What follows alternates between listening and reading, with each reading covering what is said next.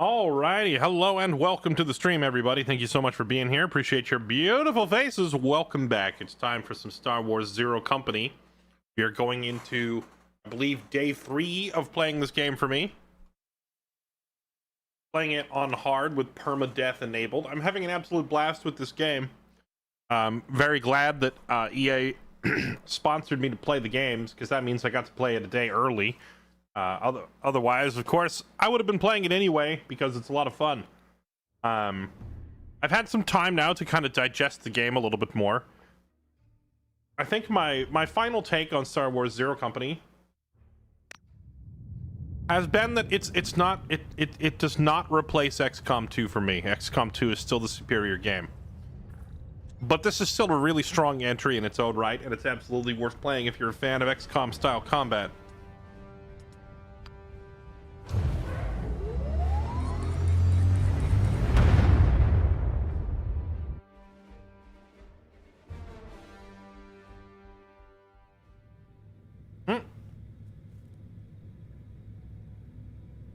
I wonder who at the studio at Bit Reactor was tasked with coming up with 30 different positions for Hawks to be laying in when you come back. Sometimes he's on the sofa, sometimes he's at his desk, sometimes he's over there playing the guitar. There's like no shortage of different spots to find him lurking. Rainbow Six XCOM game. Yeah, I saw that. They're coming up with Ubisoft is going to drop a Rainbow Six turn-based tactical squad shooter. And I thought it's kind of funny that we've come full circle, because here's the thing. People on Twitter and on social media are looking at the Rainbow Six Siege tactical RPG that's coming up, like the turn-based squad shooter thing, and they're like, wow, who could imagine Rainbow Six is like a tactical turn-based kind of a game, you know? And they're like, I'm so used to playing it as a first-person shooter. Who would have thought we'd have all of this, like, you know, the planning stages and going in and using your operators and all that, doing all the different special stuff. And I'm just over here like, does nobody remember? Like, I'm actually looking to see if I can find a picture of it on my other monitor right now. Does nobody remember the planning sequences from the old Rainbow Six games?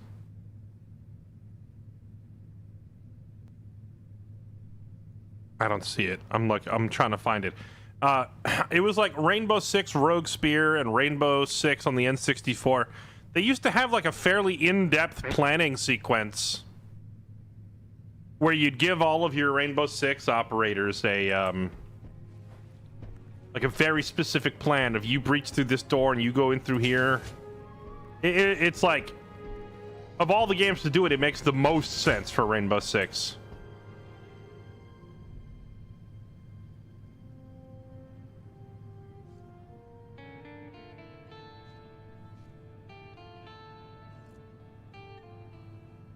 Playing the same song every time.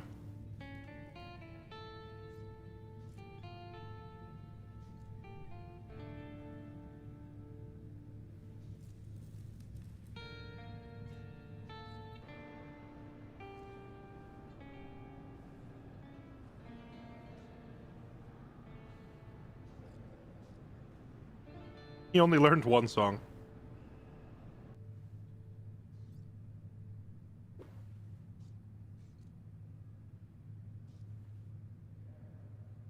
Gung VT, thank you for the 30 months. Never played an XCOM, but I bought this. Should I immediately go hardest difficulty in Permadeath? I think I should. It depends on your own personal capacity for failure.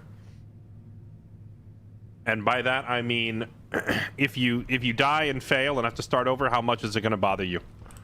Because odds are, you probably will have to restart the game at least once or twice if you try to play it on Expert Iron Man on your first go and you've never played a tactics game before. Flamin' Panda, thank you for the 60 months. Happy 5 years. Welcome back. Appreciate the resub. Y-Tech, thank you for the 37 months. The Source, thank you for 2 months. Is it the source, or does SRC stand for something else? I'm just guessing here. Thanks for the 2 months. Welcome back. Onyx Spartan, happy anniversary. Thank you for the 96 months. Welcome back. Appreciate the 8 years. Actinium, thank you for 59. Psycho Ranger, thank you for the tier 3 sub. You're a legend, sir. Good to see you. Thank you. And finally, Abe Hannum, thanks for the gift sub to Old Man Mose. All right, I think that's everyone. Thank you all for the support, everybody. Appreciate it. But yeah, don't put the game on legendary expert Iron Man unless, you know, you don't mind restarting. I know it isn't like it was, but damned if it doesn't feel good to snatch a planet back from the Seps. Want us another contract, at least.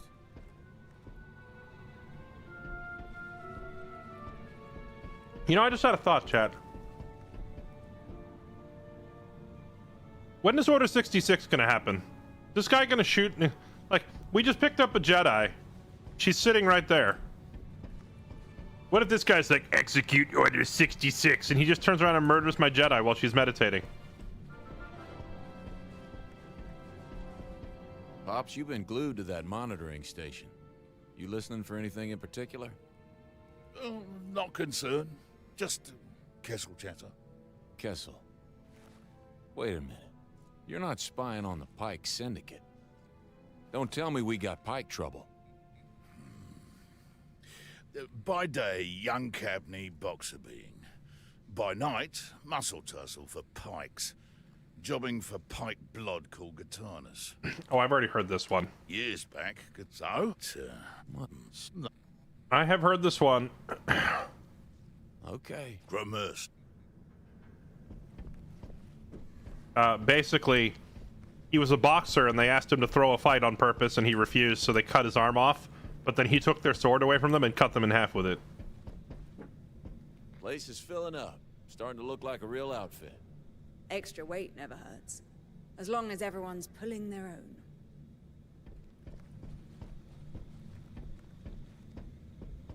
Settling in okay? Almost anything would have been an improvement on the gutters of Cortilius. But this is perfect. Thank you. Don't thank me yet. Haven't quite decided what work I'll be sending your way. On that subject, I did notice your field record database is undergoing severe binary decay. I can't imagine it's easy to navigate. Perhaps I could take a look at reorganizing? What? You're offering? It's difficult to grow up around one of the galaxy's greatest libraries without acquiring a passion for numbering schemes. Scheme away, by all means.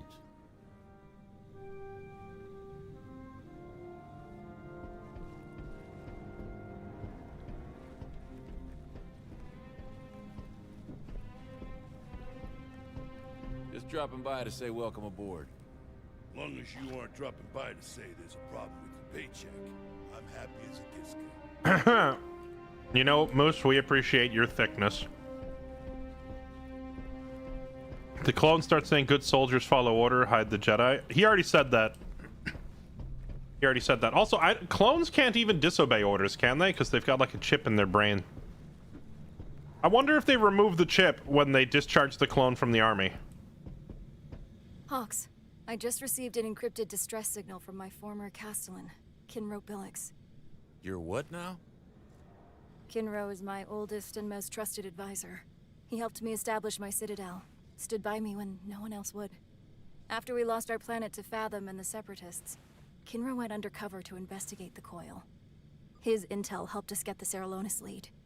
But shortly after that, he went quiet. That doesn't bode well. I know. There's a good chance this is a trap laid by the coil. Kinro is like an uncle to me. He practically raised me. If there's any chance he's still alive, I have to investigate. Will you help me? I'll see what we can do.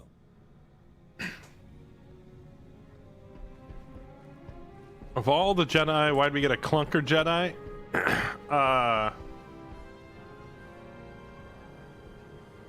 Pretty sure she's not a robot.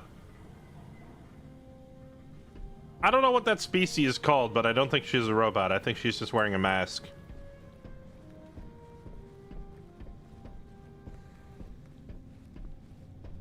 Dumb question, but it's the early access for this game. There was like 1 day early for a bunch of streamers. that were sponsored to play the game, including me. But that day has already passed, so it's just normal launch at this point. Anyone can go buy the game. Ever consider going in for some real training? Why? I'm this good already.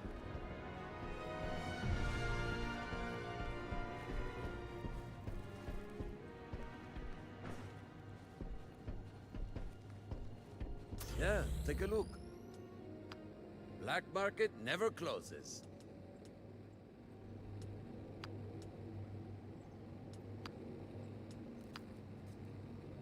Drop by if you need anything else. Yeah, you could compare her to Tali, I suppose. Okay, it's repeating all the stuff I saw at the end of yesterday's stream. I guess it didn't save that I'd already clicked on all this.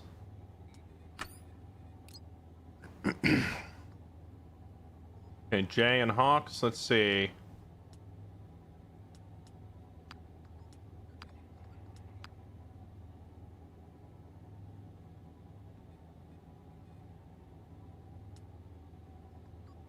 I'm trying to figure what would be the point of, like, getting extra bond XP. Wouldn't that just, like, move you towards leveling up to pick the next perk? This is just, like, skipping this level, is it not? Because you're going to max this out sooner or later anyway, so I feel like this is always the wrong choice.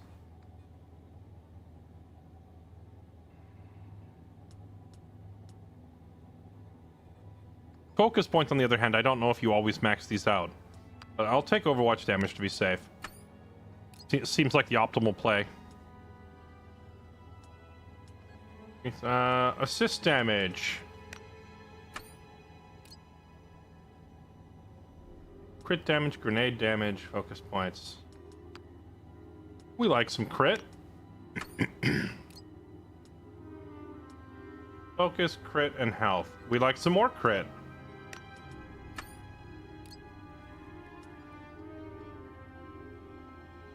Range damage, crit chance.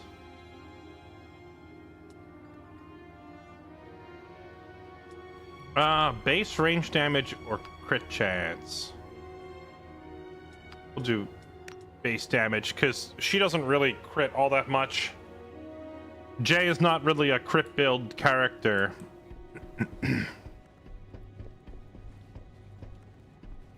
Do let me know if I can be of assistance. Okay, no one's injured. All right.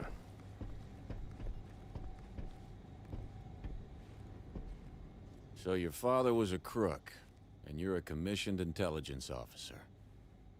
That's quite a turn.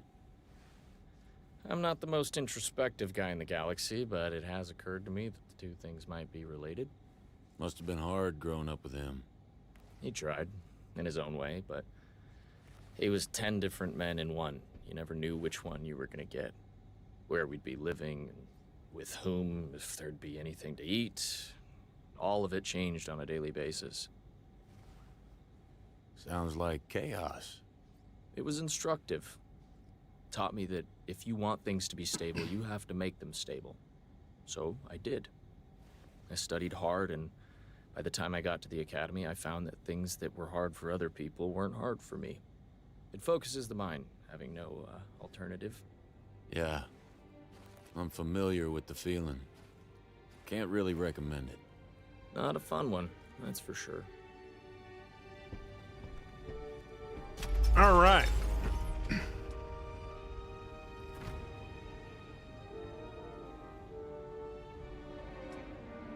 $50. It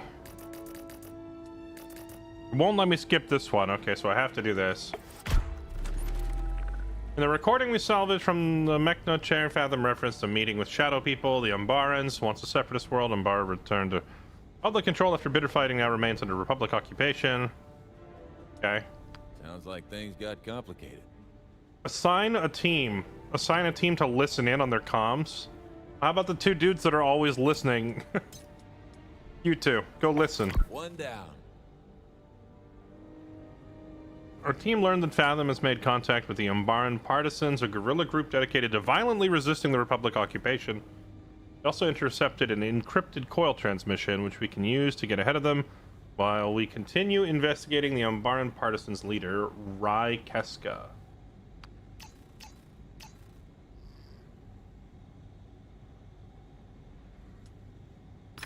Oh, we got an extra upgrade slot. That's nice. Oh boy, here we go. Dark event. I mean, coil activity.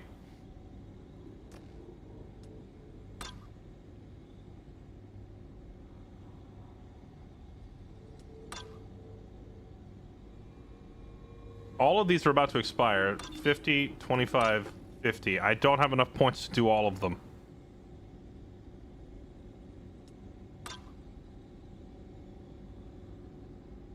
A gala event.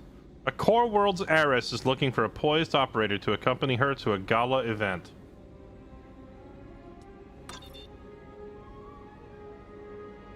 Alright, well, we can't miss this. We gotta do this one. Never forget, death is the great enemy. The plague will vanquish death, burn away the weak until only the strong remain. All across the galaxy, voices cry out. Yeah. Shut up! I can't think straight. Lives. The coil is infinite. Oh my god, shut up. Numbers grow daily. Okay, so I had to pick between preventing the basic droids from gaining accuracy or preventing the big droids from gaining more armor. Go for a spotchka soda, and don't be stingy with the spice. I went for Oh. Be more specific next time. Please shut up. A spotchka does sound good now that you mention it. Please shut up. Please. I'm begging you. I decided to get rid of the armor plating because the big bots are already a problem to deal with, and I don't want them getting any stronger. The smaller bots, if they become more accurate, that's annoying, but as long as they're still dying in one hit, it doesn't matter too much. Why? You got a frog dog locked up in a kennel somewhere in Coruscant? No, I was just thinking. Could be nice someday. Imposter claiming to be a Zero Company liaison is taking contracts meant for us. That sounds like something we should stop. But I also kind of want to see what this one is. A Core Worlds heiress looking for an operator to accompany her to a gala event.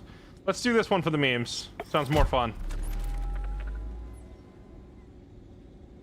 Wants a date who can hold their own in high society while she pries out information about a rival. Consider the optics. I can't bring a bedraggled scavenger. The event of the century. Nothing's ever simple, huh? Assign an operator. Alright, who do we think would be best to send to a fancy dinner?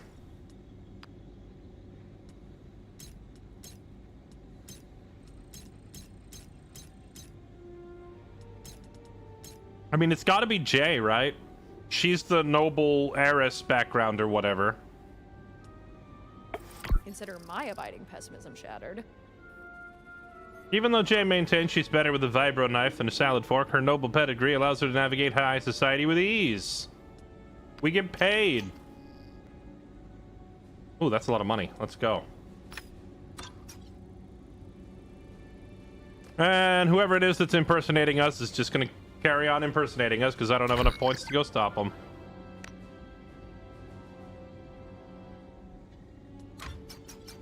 You can send the mech. Yeah, it would have been pretty funny to send the astromech instead.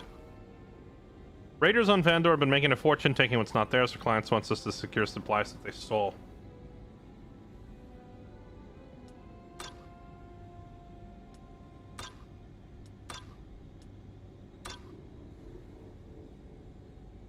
It doesn't say anything about giving us extra intel here, so am I still going to be at only 30 out of 200 intel? That's rough. Job's a job. All right, here we go.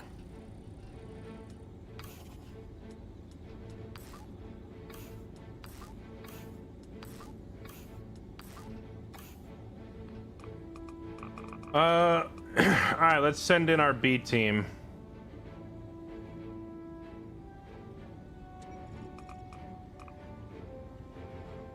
I'm putting Trick in charge of it. I trust him to get the job done.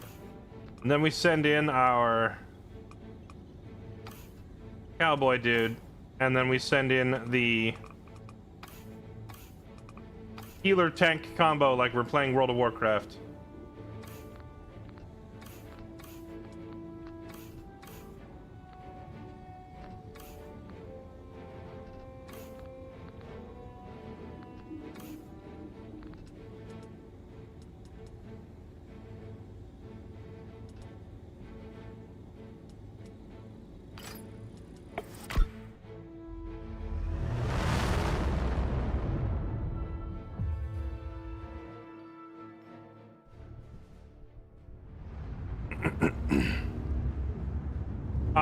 Oraxis97, thank you for the 6 months. Superwoman, thank you for the 26 months. Welcome back. Thank you for the resubs, both of you. Appreciate it. Yeah, I switched Trick back to Soldier. I turned him into a heavy briefly, but then we found a heavy and recruited him. Oh, I saw Mary doing this mission. Okay. That's what the client's after. I think it's hilarious that you still have Bennick, the Republic intelligence officer. Like, why is he on our comms assisting with this mission? When this is clearly a random merc side job, you know? It makes sense that he's listening in on the main story missions, because he's the one who's, like, pushing you to go do it. But why is our Republic intelligence assisting us on random mercenary work? No, I don't have any deaths yet. Came pretty close, though. All right, let's do this.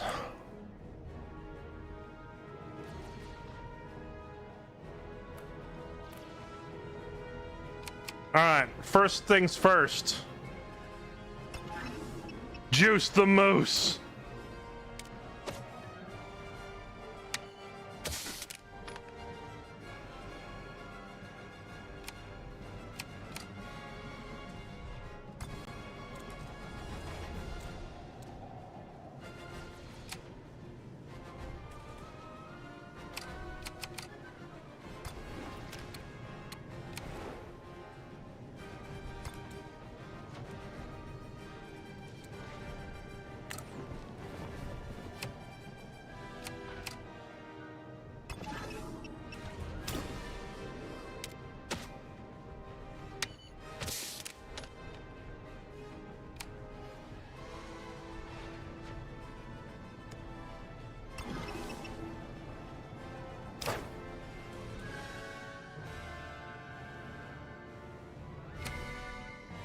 I done goofed. I thought she had a line of sight to fire from there. She does not.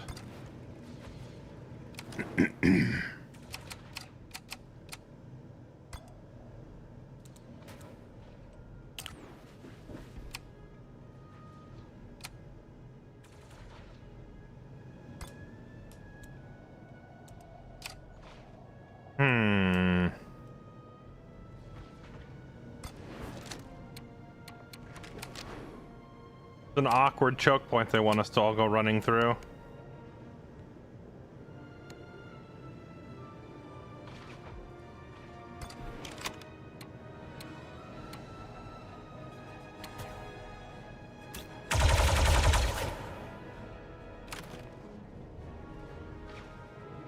You called?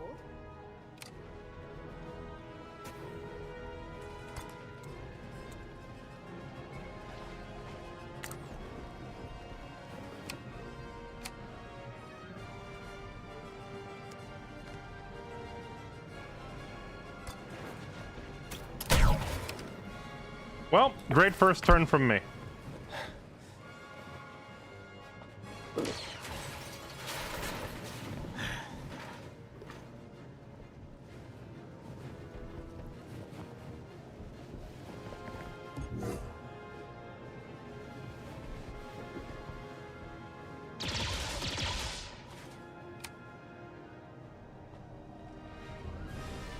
Okay, luckily they missed everything. So we're still fine.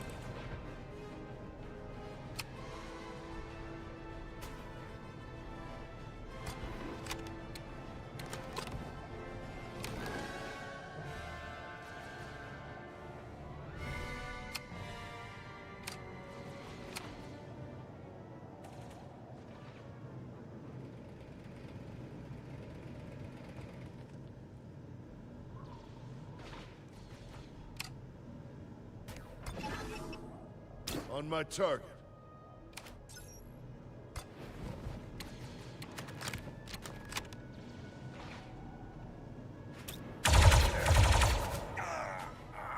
Assisting.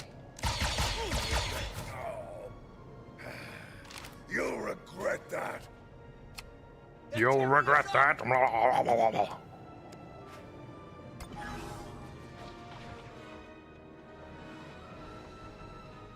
Okay, so sabotage is like the XCOM Reaper ability to blow up vehicles and such, but it seems like the version in this game only lets you target like very specific things that it's the same things you could already shoot with your gun, so I think sabotage is not a very good talent.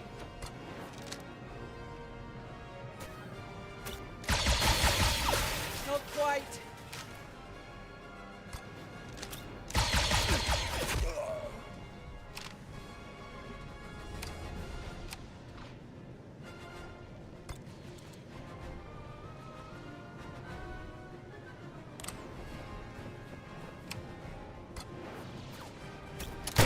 Nice shooting.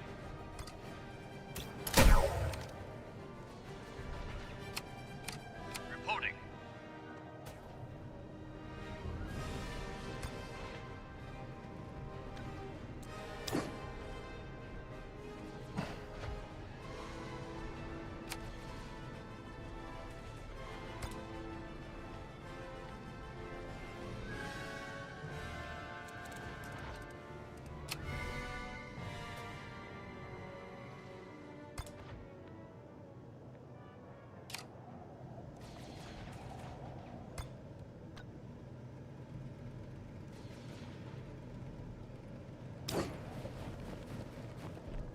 Bonk.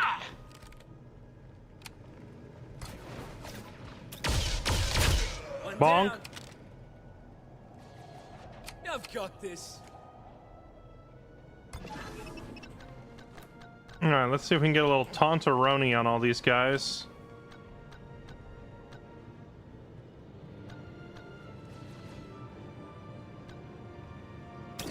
I'll tear you apart, word. Okay, there we go. Taunt all them.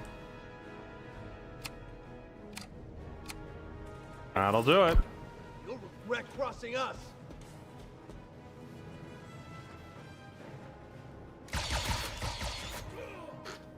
You know, another, like, the list of things that it's like, well, I feel like XCOM 2 did this just a little better.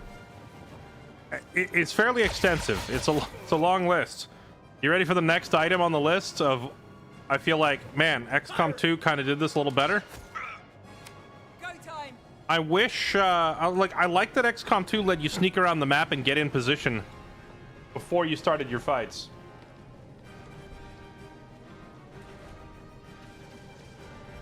Being able to sneak up and put your operators in good spots is a nice touch that I kind of miss. Always being forced to fight into like uphill choke points on every single mission gets a little old. Okay, let's see.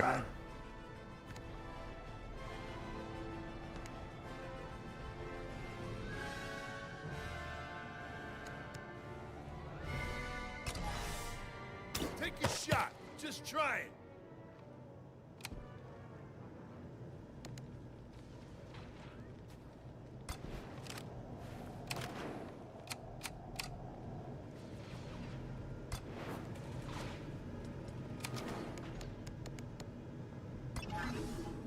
I saved you, son. Affirmative.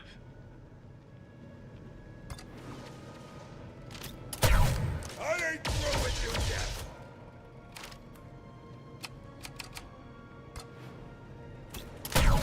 I really am the best.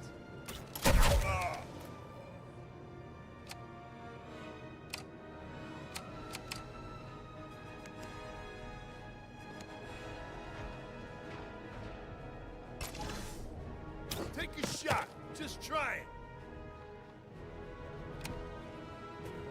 Okay, well, we're gonna give him retaliation, invulnerable, taunt.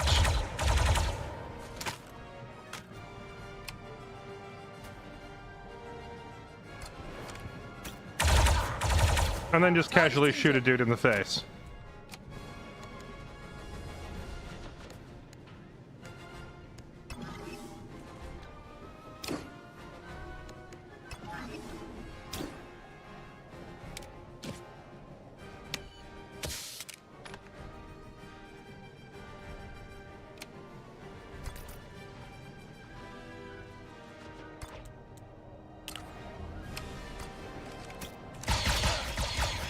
I'll fry you for that. No, there's no stealth or anything like that. Every mission starts with you like already engaged.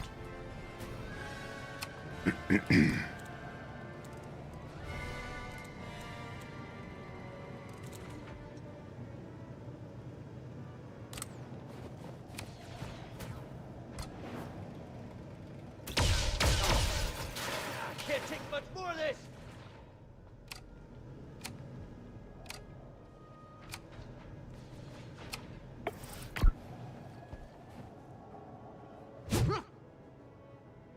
You missed.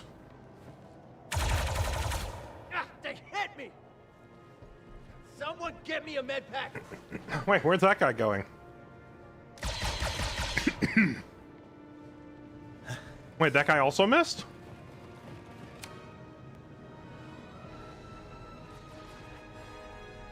What you need?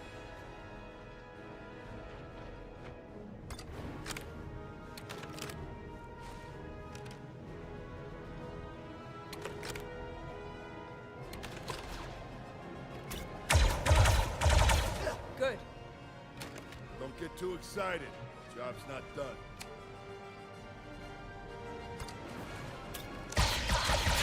Target down. It's nothing. Nailed him. Anytime, anywhere. Well done. Doink. No one better.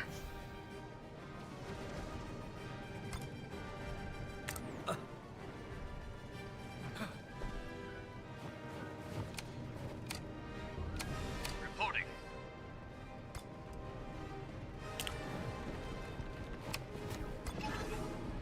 Back me up. Another hit.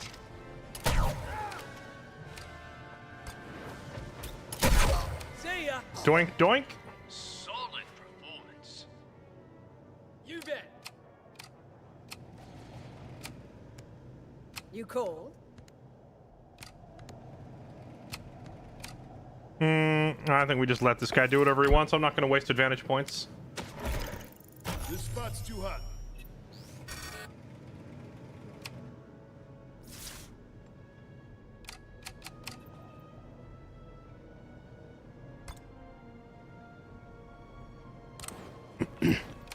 Hello. Hit again! Maybe I should start gambling.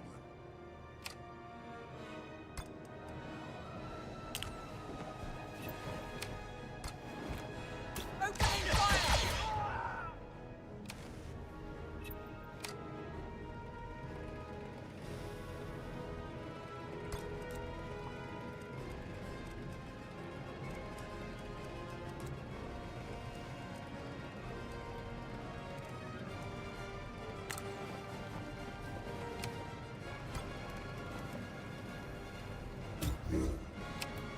I wonder if they're going to come out those doors right there.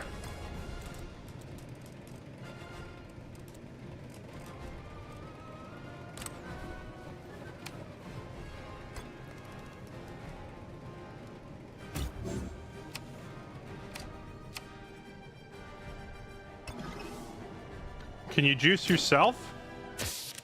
You can.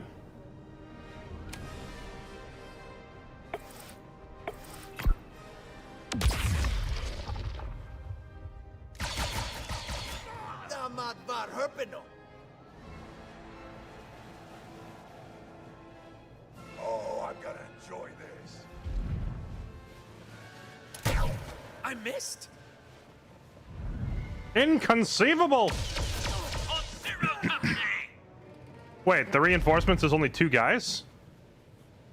Come on, we got this. Always ready.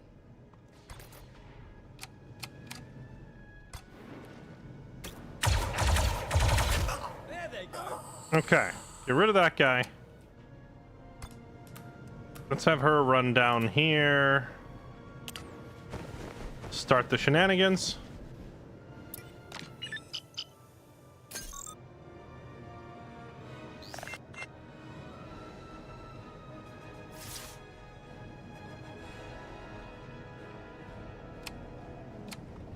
Nice. It didn't trigger more reinforcements. I thought it would.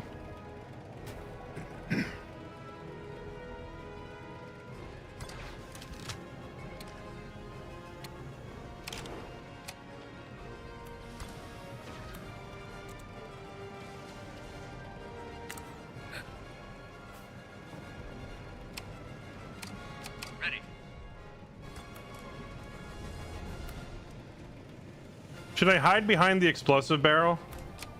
That's probably not wise. Let's take him down together.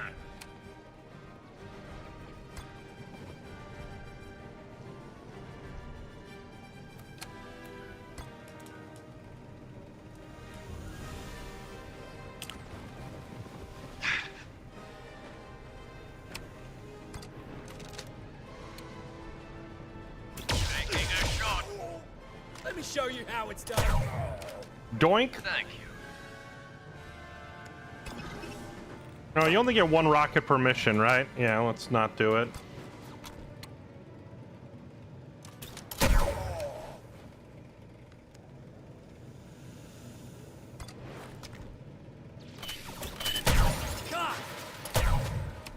Doink, doink. Taking the shot.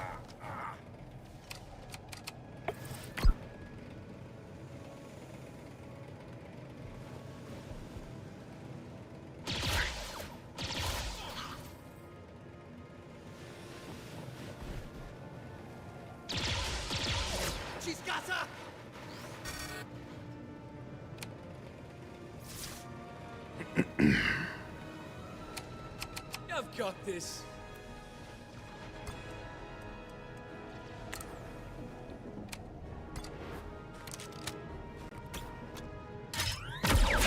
See ya.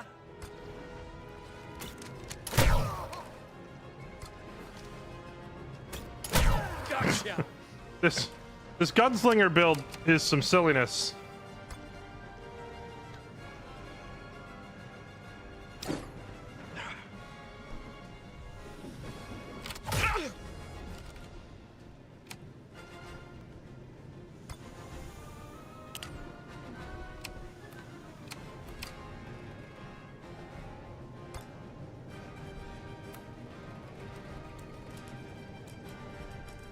Snipers absolutely suck so far.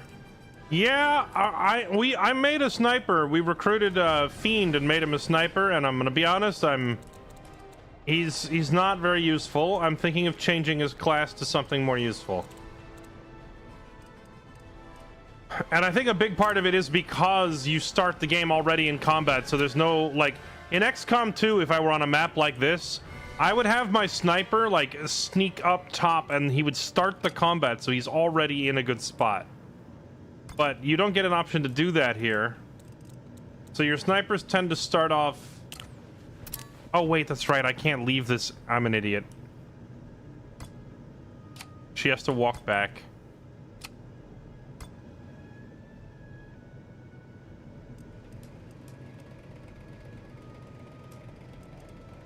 Back on the point. Securing the area. I guess we're not going to set up a little ambush.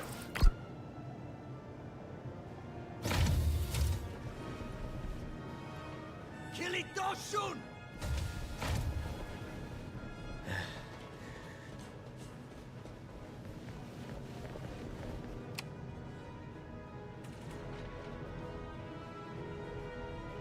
These guys really get to run out the door, run all the way around and all the way up, huh? I wonder if my concussion grenade can knock them off the roof. No, it doesn't look like it.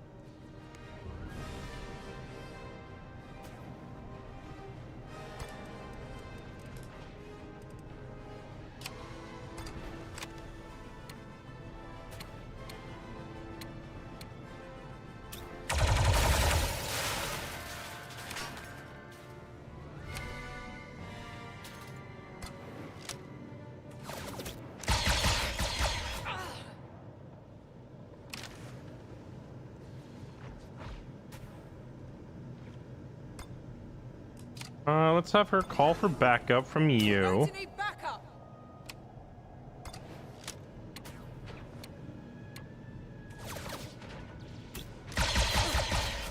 Take me good.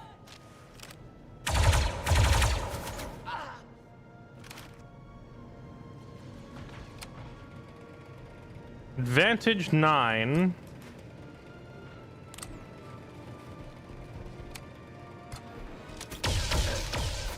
Nailed it. Advantage 10. Now we can use our rocket. Our once per mission rocket. This looks like a nice spot for it.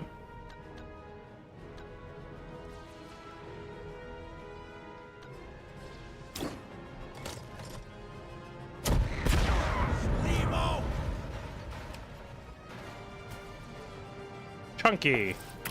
Area secured.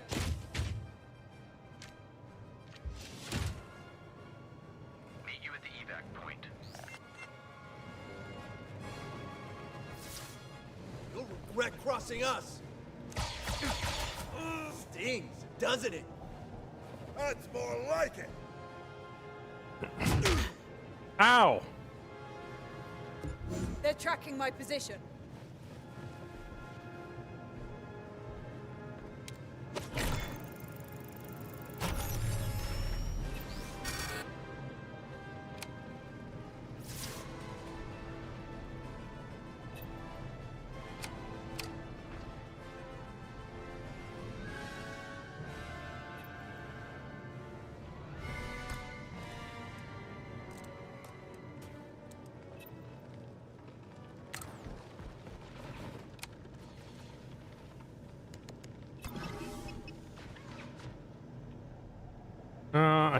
I'm trying to think whose rifle does the most damage.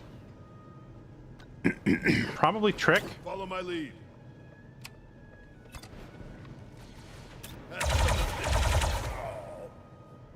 Here to help. Target's injured. Right back at you.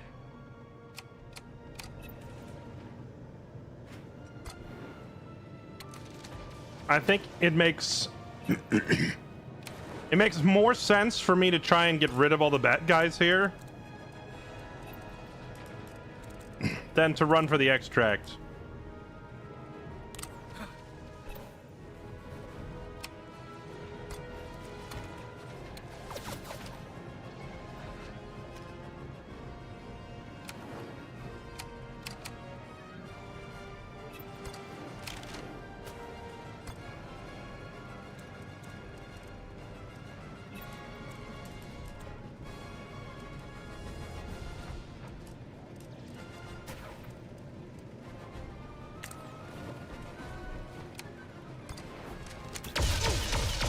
Get off of her, please.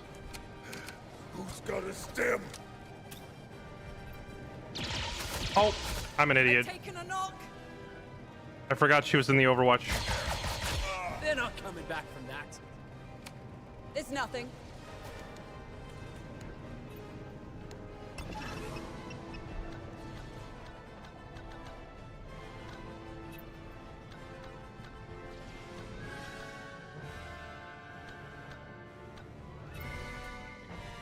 I wish I could concuss these guys off the roof, but there doesn't seem to be a good angle for it.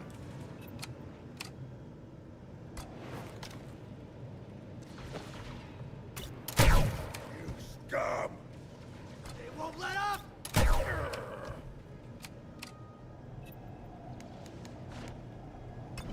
I think I have to throw the grenade because I need to build enough advantage to get our morale boost going.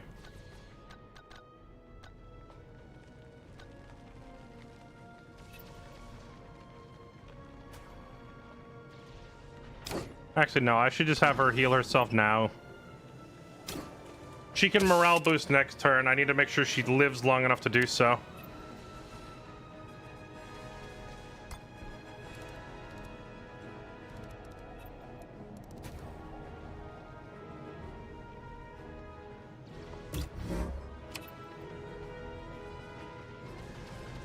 Abandon.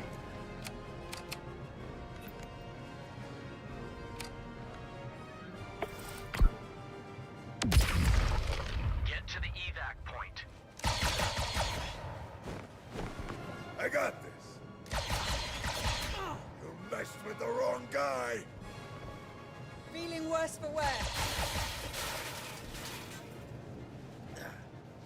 Oh, what the?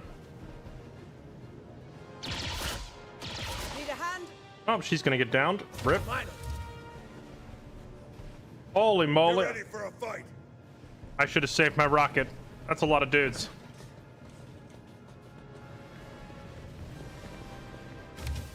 Dude, the fact that they all get to walk out the door and then circle all the way around up top is... Oh! They just permanently have cover and height advantage. This map is brutal.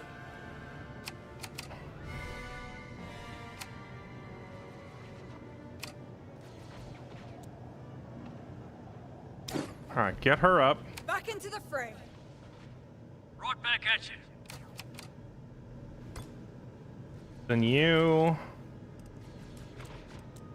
are gonna run here. And we are gonna pop morale boost and hit our whole team with it. You'll need this.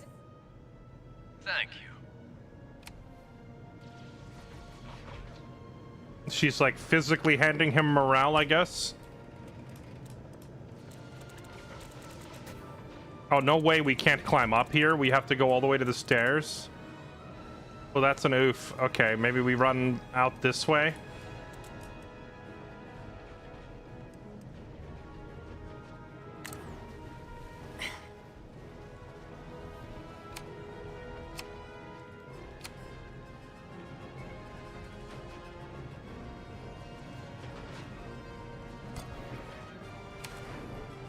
We just run. That's what we were attempting to do, is just run, but there's no...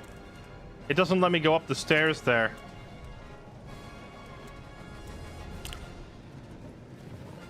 Get out if you can.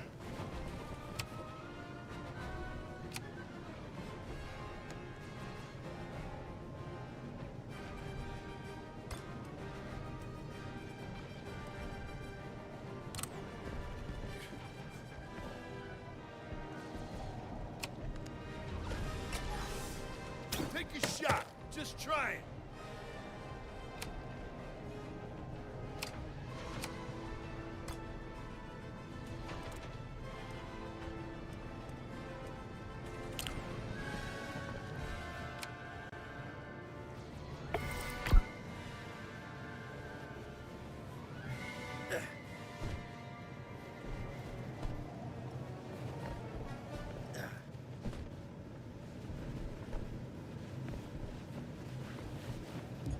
I'm under watch.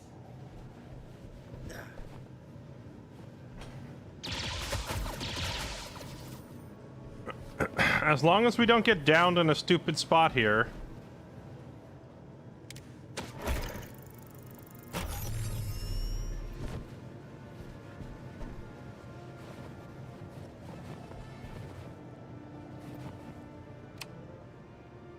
Okay, I think we're fine. I think we are fine. Actually, we're not fine. Because I just realized that his attack uses all of his action points if he fires. So I can't have him run then shoot. But I could have him run over here and then shoot.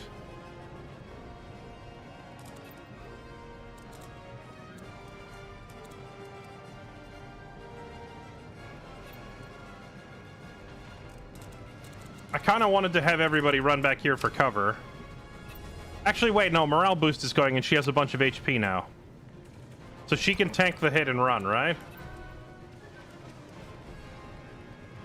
I'm just gonna have her eat the hit. She'll be fine because morale boost is giving her back a bunch of HP. Reporting.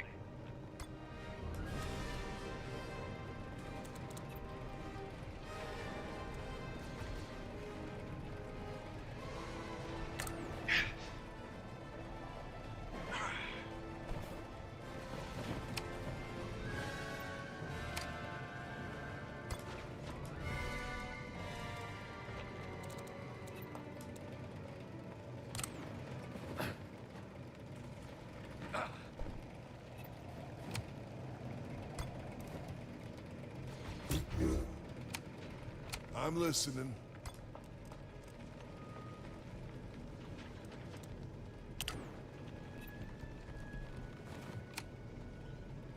Okay.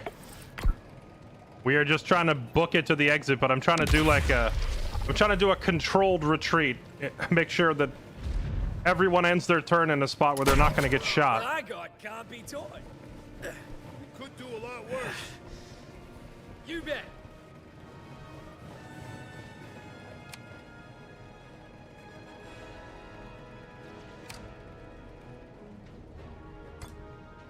We're all going to be just shy of making it out this turn.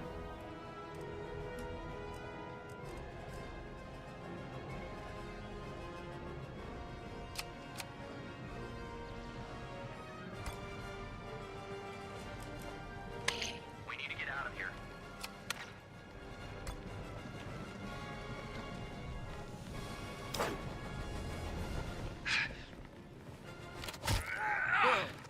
Didn't know you had it in you.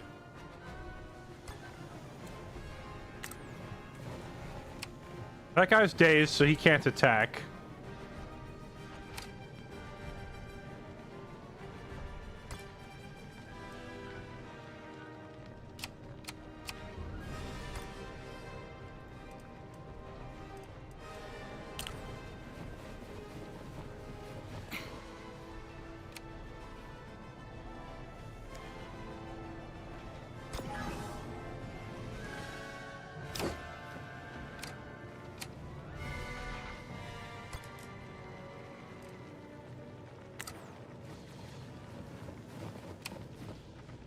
We'll put him on Overwatch. Well, this melee guy is going to chase us down, right?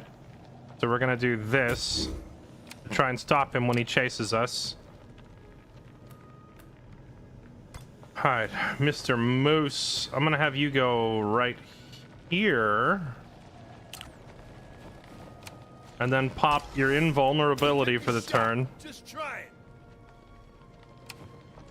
And then have you also go to Overwatching behind us. Actually, no, I'm gonna have you Overwatch. See, I don't want to waste the shot on this guy. He can't attack, but the other dude might try to run through here. So whatever, we'll do it. No one's getting past me.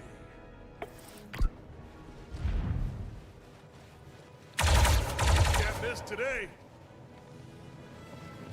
Well, I don't see an option to increase our squad size in the upgrades menu. I would love to bring 5 or 6 operators. I really am the best.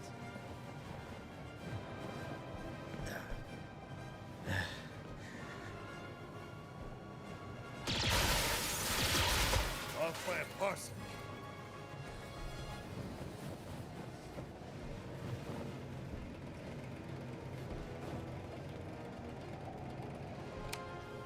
Okay, I think we're good. We did it. All right, everybody out. Let's take a hike.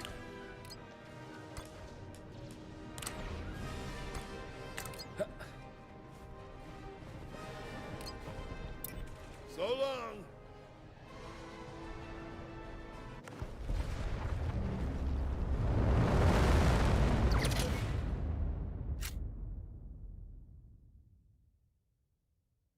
All you need is a suicidal shotgunner. If only the game had shotguns. I guess the repeater is the closest thing we get to a shotgun.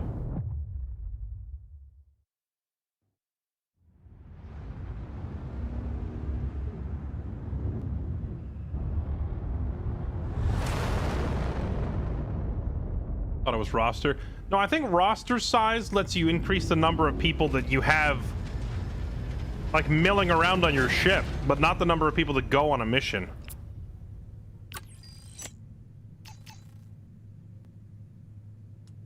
Okay, a focus point for all. Bond points up. Ender got an injury. We'll patch her up. Hey, boss, someone's here for you. Oh? I'm busy. Not too busy for this. Look who it is. I'm Kai Clairvaux, bounty hunter. Hello? I've heard of you. Oh, yes, you have. Is this a friendly visit? Or should I start thinking of some good last words? I'm here to offer my services to your outfit. Pretty sure we can't afford you. You can't, but I'm not in it for the credits. What are you thinking, Clyde? I work for you, in exchange for access to Zero Company's intel network. Once I locate my marks, you help me take them down. What kind of marks? Is this for the guild? Make no mistake, I appreciate the offer. We don't see operators of your caliber often. Ever. Ever. But if you were me, wouldn't you have questions? Do you want to ask questions, or do you want me on your team?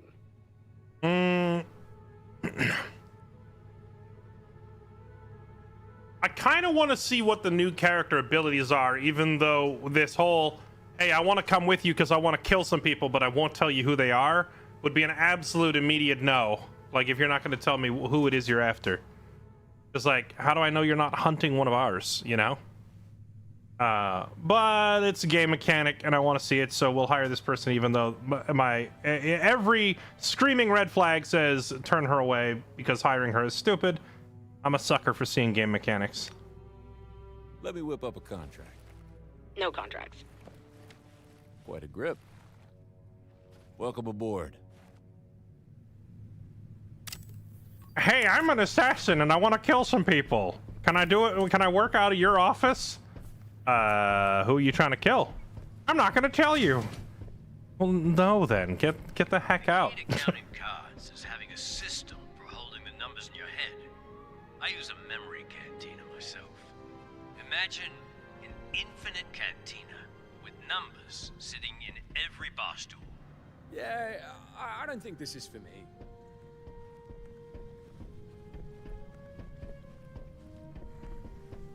Welcome to Zero Company. How'd you even hear of us? People talk. In glowing terms, I'm going to assume. I'll leave you to it then. She seems nice. Papa, I feel like I ruffled some feathers when we were talking about katanas. If you say it isn't a problem, I trust you. Pass or make cab bore. Before boxing, cabney nest making, kin having, father being. Hell, Cab? I didn't know you were a dad. Oh, not goodly father being, mind. After losing arm, Cab spendy fight winnings on kin moving. But I'm disqualified from ring. Cabney not boxing, working as merc, yeg, bouncer, any all. Cabney not well adjusting. Arguing with kin. Things badly turning. What do you mean, badly turning? Oh, Cabney angry. Did bad something. Kin frightening. Changed all. Cabney and kin agree. Best if Cabney leaving. All yesteryear. But now, Cabney catching Pike transmission. Gitanus searching for Cabney kin nest. Criff, have you warned your family? No, not risking the word heard. Only listening. But by Cab troth, Gitanus not kin harming. We won't let anything happen to your folks, Cab. Just shout if things take a turn for the worse. So that's why he's listening in on these guys all the time. He's trying to make sure they're not going after his family. Bennick mentioned the two of you been working closely for a while now. Sure. We're colleagues. No, funny, he said the same thing.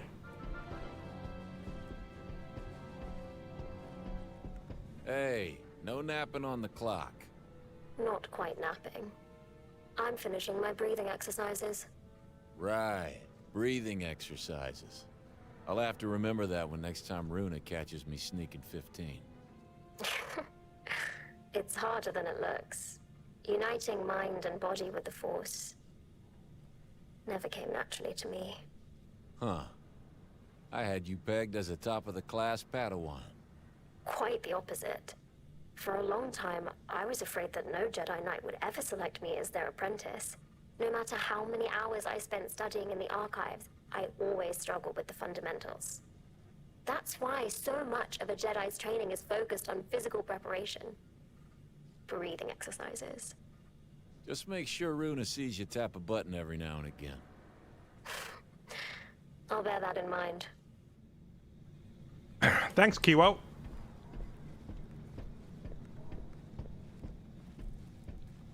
You know what I'm gonna do when I get that traggle map? Nope. That thought. Don't want to hear it. I don't want to hear about you eating mice.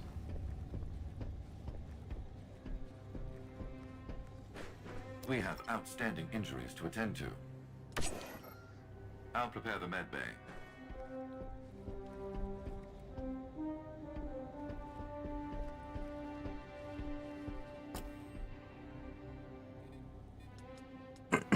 Let's see. Black market quality. Networking. Influence. Influence. Oh, I can get those weapon mod slots I wanted now.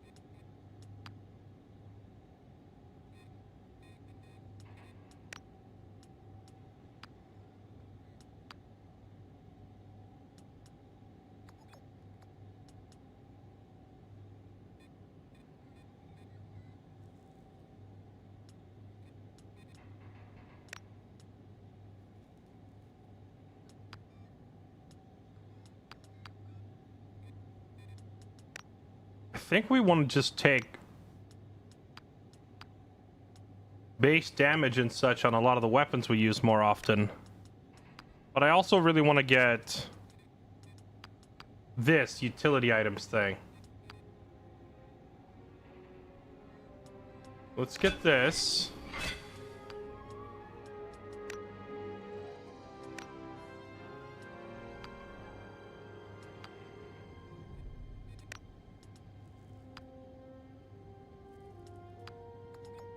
And then let's get this, because I use that quite frequently. Hope we get a Wookiee ally. I wouldn't be surprised if we do. Where's the black market? Oh, it's over here in the armory, right? Let me know if you need anything, boss. I need to buy more grenades. Check out the latest. Increased chance to hit. Okay.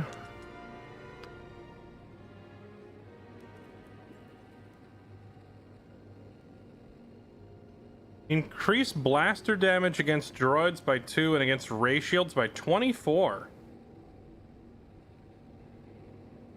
That would be really, really handy for dealing with those battle droid things. Although I never know, like, if the next mission is going to be against droids or people. So bringing the right gear for the job is impossible, because the game doesn't really tell you who you're up against.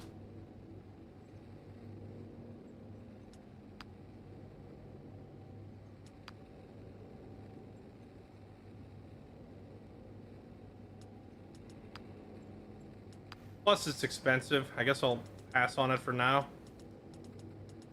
I just need to buy. I just need more regular grenades, but I never see them for sale in the armory. Hey, you sure know how to catch a crook. Word for word. And but spending time around these military. So what's standing between me and? Where to begin? You call cruise squads. You call marks targets. Oh, and your posture's too good. Dead giveaway. I'll keep that in mind. He doesn't actually do anything, right? He's just standing here because he's running that armory. Okay.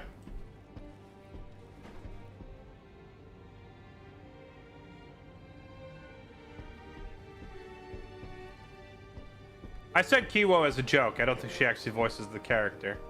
Behind every proper gang of roughs is a proper arsenal.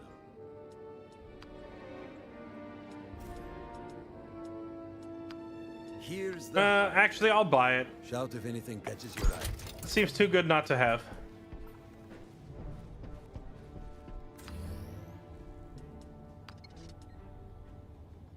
Oh, right. I completely forgot that we just hired this bounty hunter already. Let's see. Jump to a target position, pushing nearby enemies out of position, does not trigger Overwatch. Oh, so this is like, the skirmisher from XCOM 2. Okay. Increase crit damage, crit damage, crit damage, crit damage. That's a lot of crit. What's your class passive? I can't tell.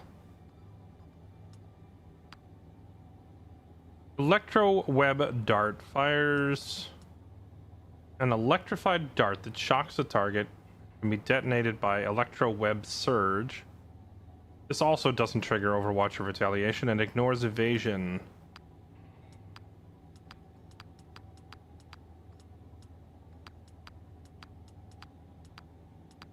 I'll have to try these abilities in combat to see how good they are. Oh, I see. So you fire the dart, shocks the target, then you detonate them all. So you run around and sticky a bunch of targets with these darts and then you pop them all.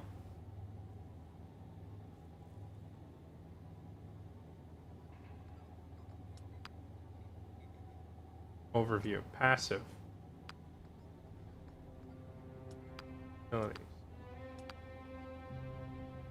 I guess there is no class passive? If there is one, it's not listed.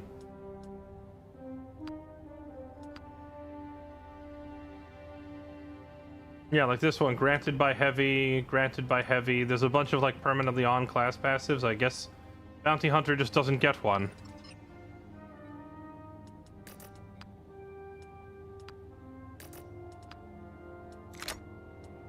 This is a pretty significant range increase with each upgrade that you put into the jetpack.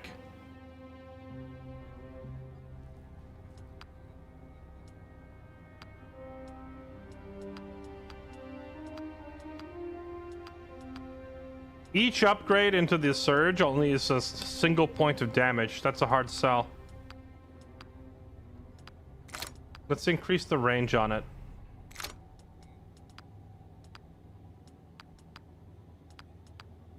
These crit damage boosts are fairly cheap. We could do that.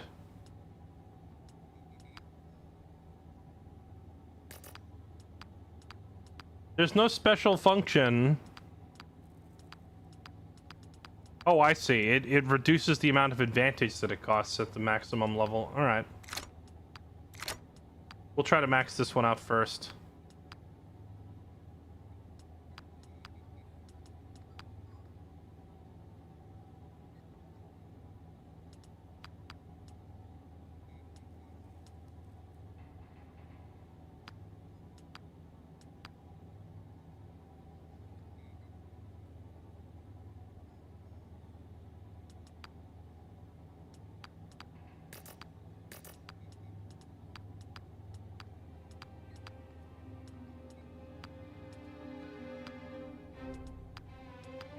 I think Padawan training here is pretty easily the best.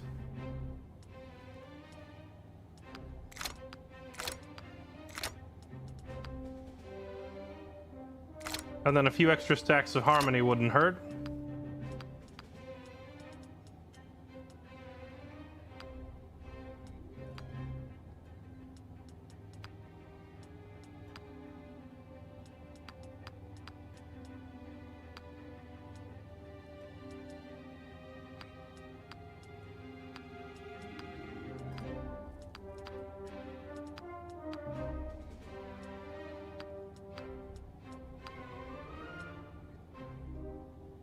What is impervious?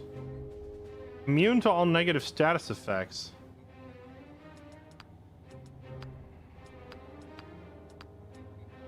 We need to just save for this. That grid 4 is too good.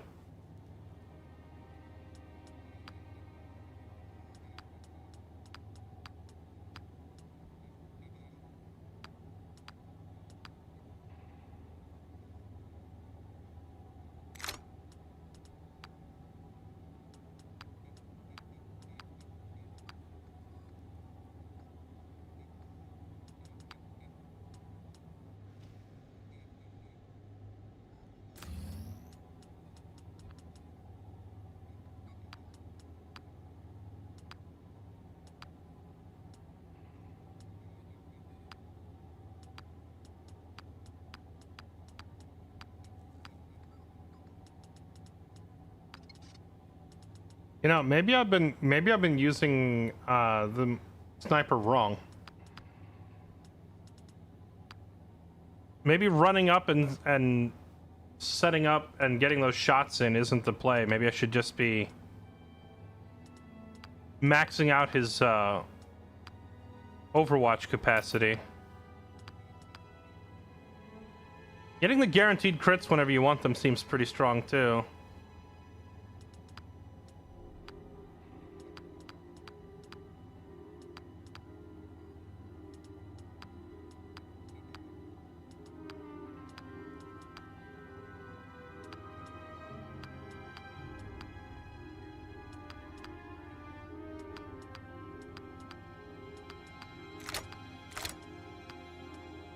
I'm gonna try like one more mission, leaving him as a marksman, and if I'm still not really getting any use out of him, I'm gonna change his class. Because I feel like the sniper class is actually just legitimately really hard to use.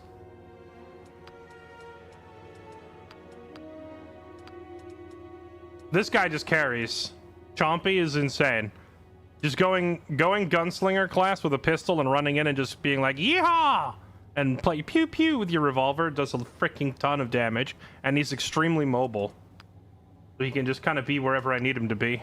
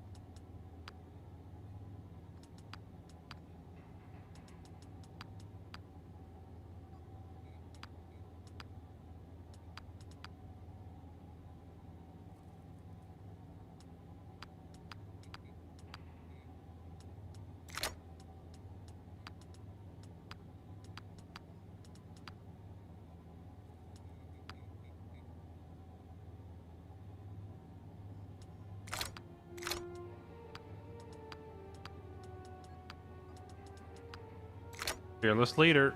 Too good not to take. Alright, I think that's all our level ups. And then we have... Oh wait, I didn't give him any. Wait, did I? I thought I already did yours. Oh right, I was saving for this. I was saving his points because we want this grid 4. Grid 4 is too good. Okay, let's do this.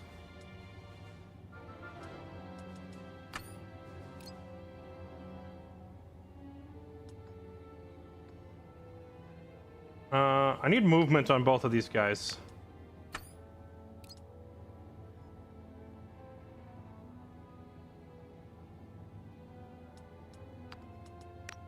She's too squishy. I'm gonna take the extra HP. Grenade, melee. Take melee on both of my big boys. Range damage on both of them. Okay. Alright, next mission.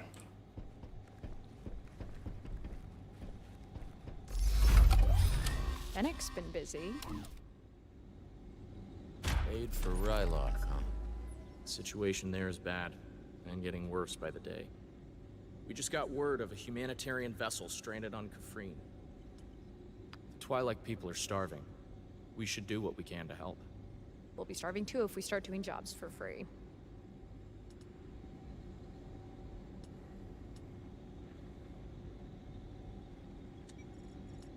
Let's see. Ignore it, it's not our problem. Our Twi'lek party member doesn't care if we let the Twi'lek starve. This seems odd. Most of the team doesn't like the idea of ignoring them. Help the crew of the relief ship pay for the repairs. Our more noble members are happy with this. Our more pragmatic members are not. Charge them for your services. Ring can be dangerous without a guide. We'll help the relief ship get its repairs for a price. Well, this makes me money.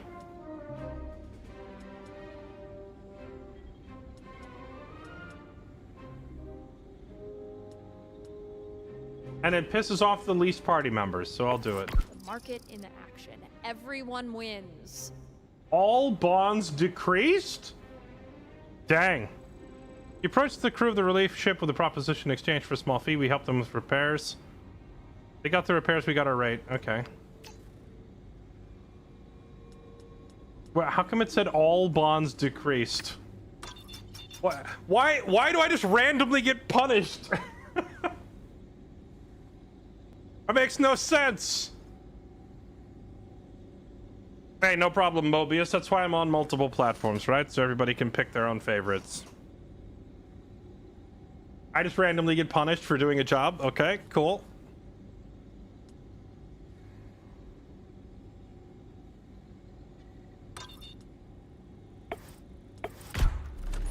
Wanted terrorist Rai Keska leads the Umbaran Partisans, band of guerrilla fighters dedicated to breaking Republic occupation. If she's fathoms Umbaran connection, they likely mean the Republic no good. How can we gather intel? Your call, Hawks. Through Bennick's military sources, Bennick can pull some strings and call in a raid on one of their bases. Or with money. Everyone talks for a price. I pay 500 and gain 5 influence. Or we just go in hot. You know what? Frickin' let the young officer call in the big guns. Have some fun. Coming in hot. Here we go. Operator took an injury, but they're stable. Okay.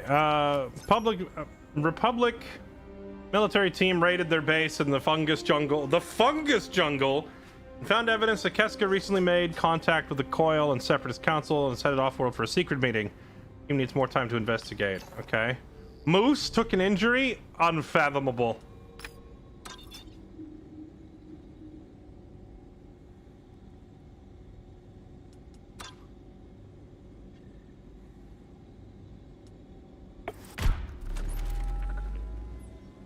Our team flies out to the stranded Republic medical supply ship and repairs as a grateful crew is offering us a choice of rewards.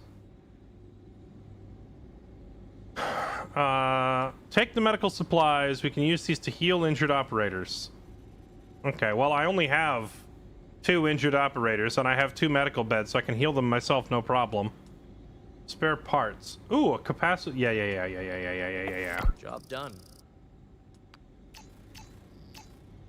Definitely that. Moose will be fine. Moose was literally hired to be a punching bag. We have outstanding injuries to attend to. Here, heal him up. Prepare the med bay. Okay, let's see what we got. Oh yeah, thank you for reminding me. Our medic, formerly Neva, now known by her codename of Ender. I completely forgot. Yeah, this sabotage talent is freaking useless. Well, let's find her something that is less useless. Extra intel on every mission she goes on. The ability to turn invulnerable.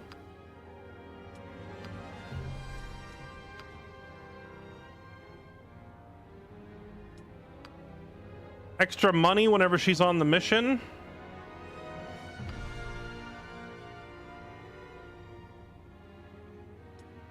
Health and defense, taunt, vicious, evade, extra range. I think I'm just gonna do. Health and defense. It's like it's 5 health and 1 defense, but when you get it maxed out, it's 7 health, 2 defense, 4 melee, and 4 crit. Actually, no, that's not. Like she never melees, and she doesn't crit very often. So that's really just 7 health and 2 defense. That's not that great either. I could just have her farm me extra money. Extra cash just for existing.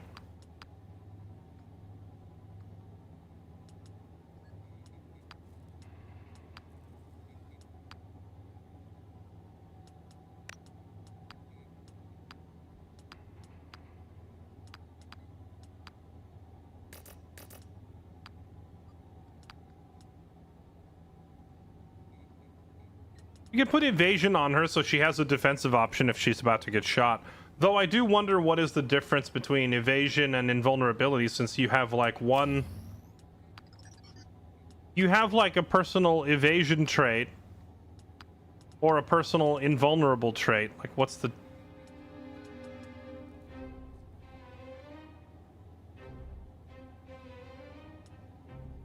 It feels like invulnerable is better than evasion. What do they look like at max level?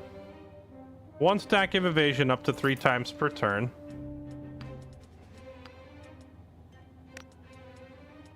Versus...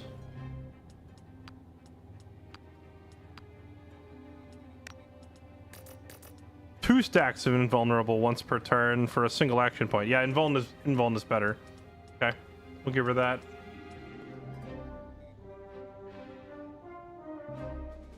You can't get on-hit debuffs with evasion.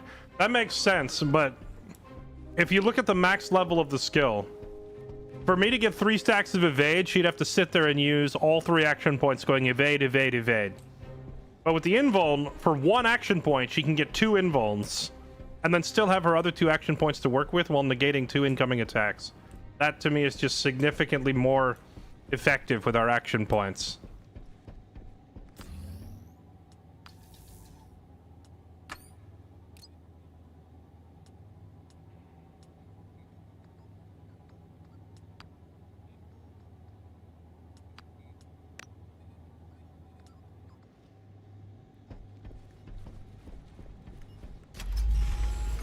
Fennec's been busy.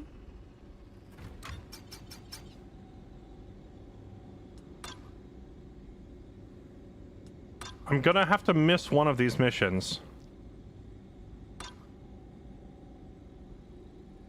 Nothing special about this one. Separatist clankers are encroaching. Pays a lot of money. I like how the random side quest that says it doesn't matter much pays the most.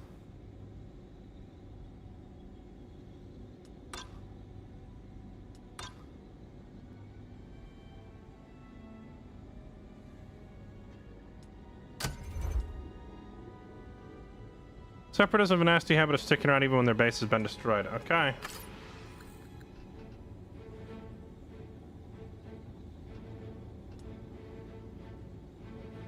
Okay, I'm gonna do a different squad lineup this time. I'm gonna try... I want to try bringing in the new people. I want to try out Cly.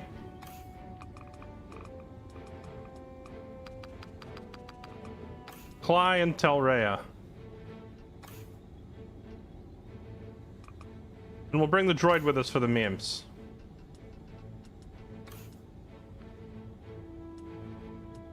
Behind every proper gang of roughs is a proper arsenal.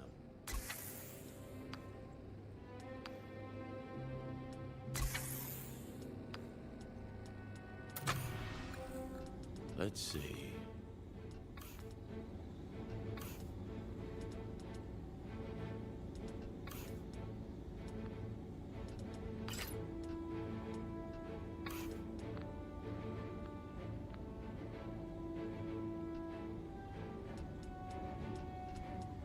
Let me know if you need anything, boss.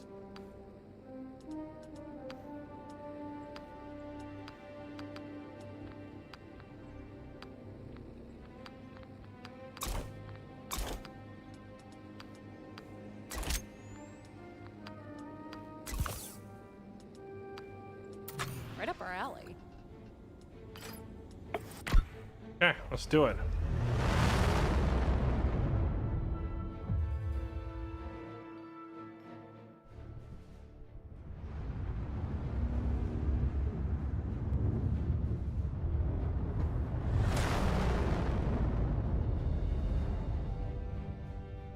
I don't normally play droid. It's by far the best class in game. I'll decide which class is best once I've actually seen all the classes. We just got the bounty hunter. This is the first time I get to play her. Targets identified. I don't know how long the game is, but I feel like we're not that far in. We've only had the Jedi for 1 mission, and we're just now getting the bounty hunter, so I want to try all the classes. Let's see.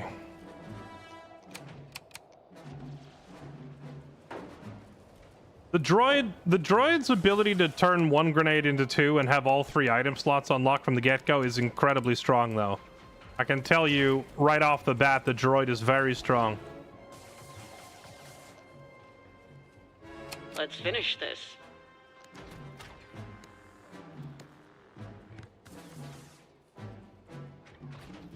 Oh, interesting. So her own personal talent costs advantage. I think all of the other, like, personal talents, like, none of them actually cost advantage. So Clyde's unique in that sense that she can't use her own talent until you've built up some points.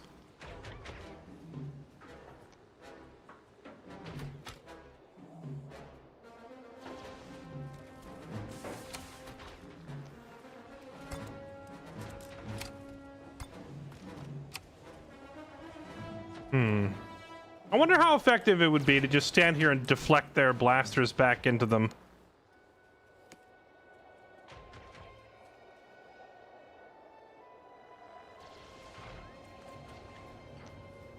Well, hey, at least they don't have high ground and cover for once.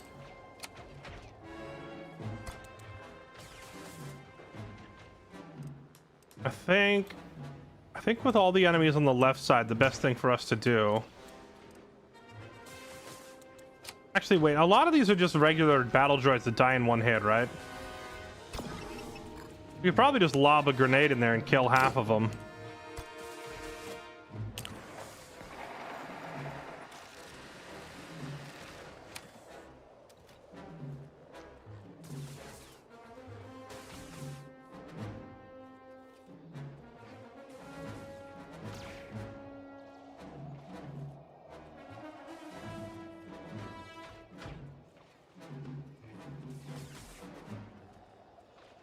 Oh, that's cool. Every once in a while they shoot and she just passively deflects it.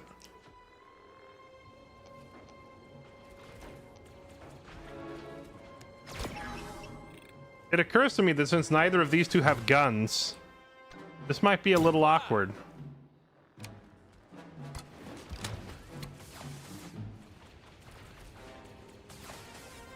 %5 chance to hit. Assisting.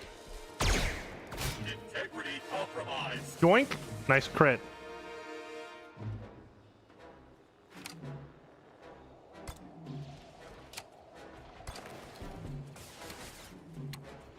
They're too far out of range for her pistol too. Alright, well, we're just gonna have to start slowly working our way up there.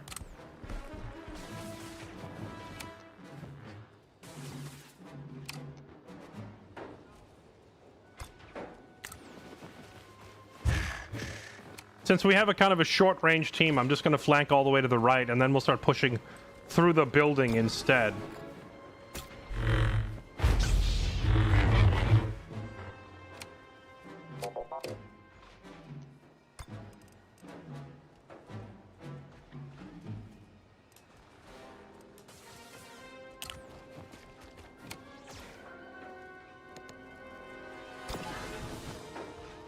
Can I get close enough to hit you both? Give me that.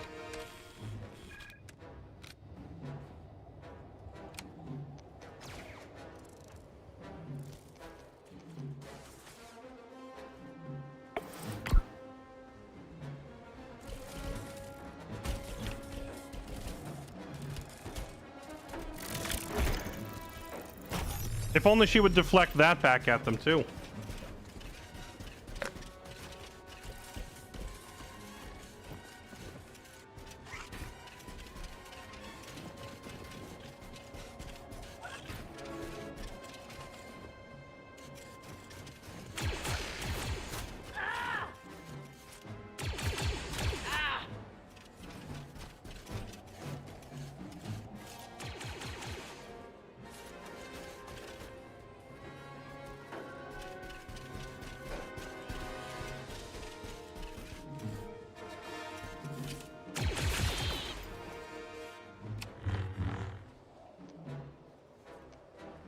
Okay.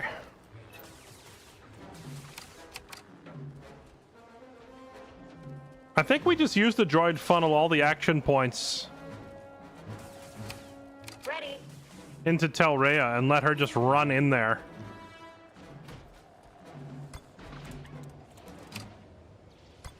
Well, actually, no, that doesn't work, because she only gets to swing her lightsaber once per turn. It kind of sucks that she's limited to swinging the lightsaber only once.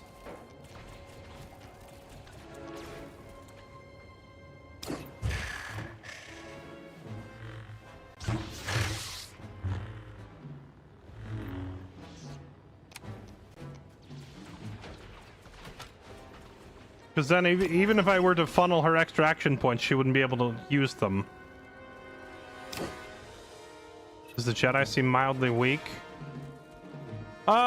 She seems like a little bit weaker than the other characters, but I also haven't had as much time because we just kind of unlocked her and this is only like the second mission I've been able to use her on.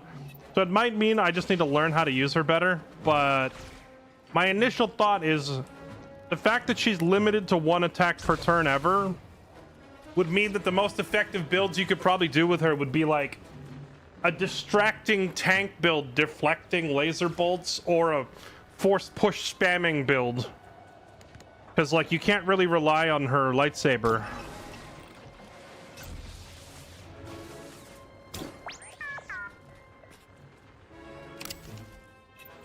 Let's do this.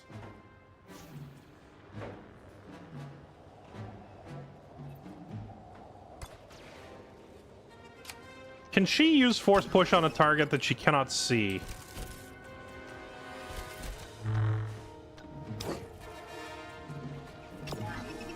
I'm not sure. I guess we're gonna find out right now.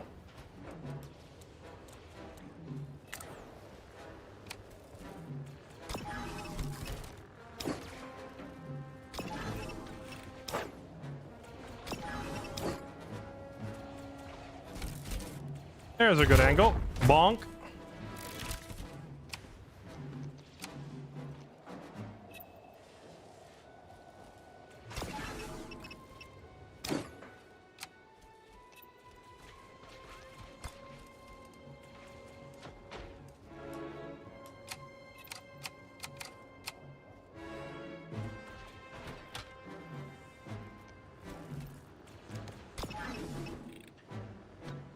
Well, so what happens if you call for a backup shot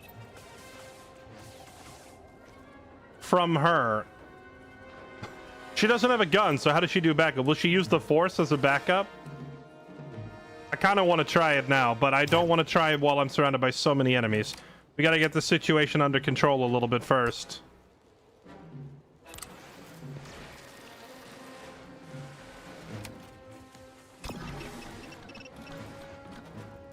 Let's go ahead and thin this out a little bit. One down.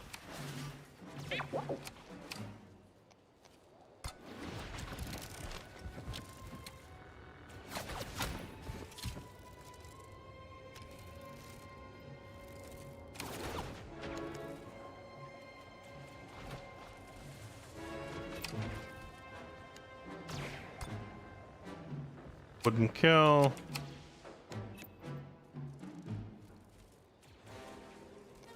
See, and even if I give her another action point, she can't swing the lightsaber. That's so tedious.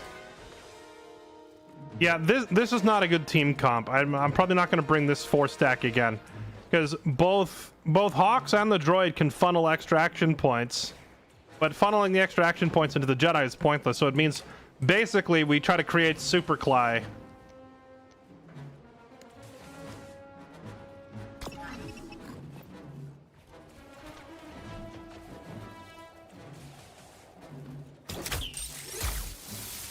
Have a dart.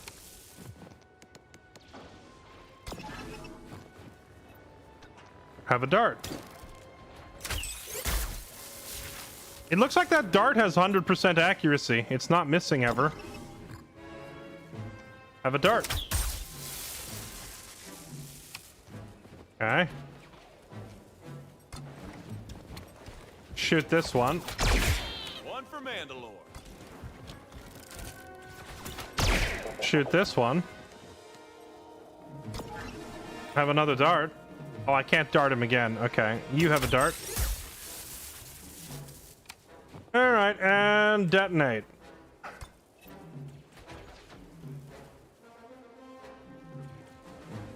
Am I blowing myself up with this?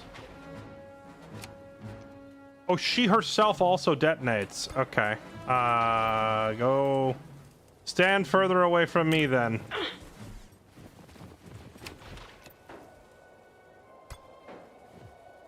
It's gonna hit Telrea. She regenerates. She'll be okay. Do it.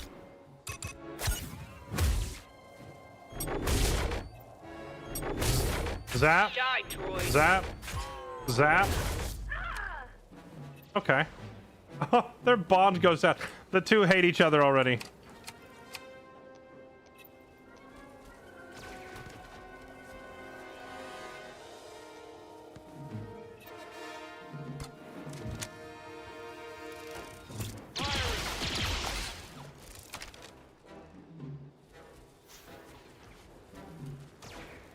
I could throw a nade here to make sure this one dies so it doesn't shoot her in the face.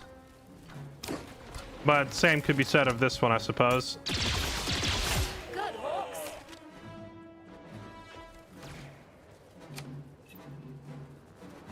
Do you have an angle on this guy to hit him? So I could give her another action point right now. It's probably worth trying it, see if she hits, see if she lands the hit. I don't know what her percentage to hit is going to be from here, but actually it doesn't matter because she still has her backup shot, right? So let's have you call for backup from her. All right, Jedi. Understood. You face a fool. Appreciate it. Ah, she does do force push. Okay.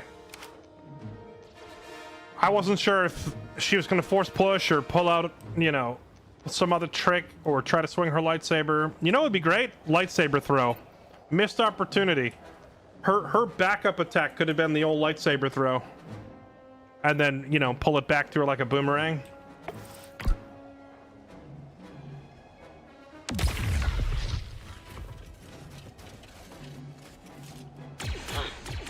Took a hit.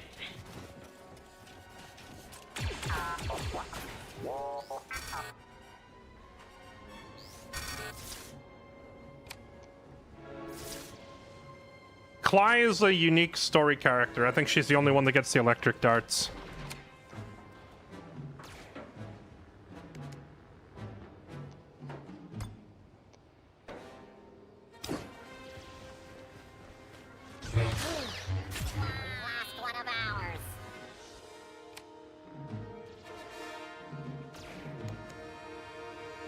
How do you call for backup as a melee character?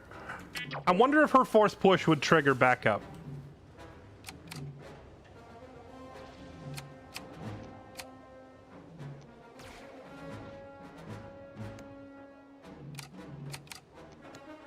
Okay, whatever. I'm just gonna get rid of this thing with a grenade.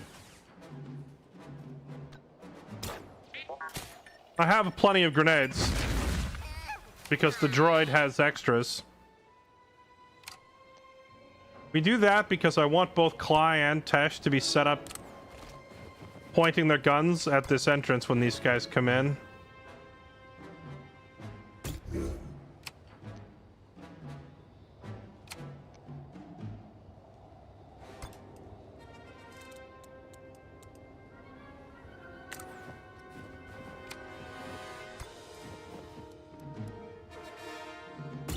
I have eyes on them.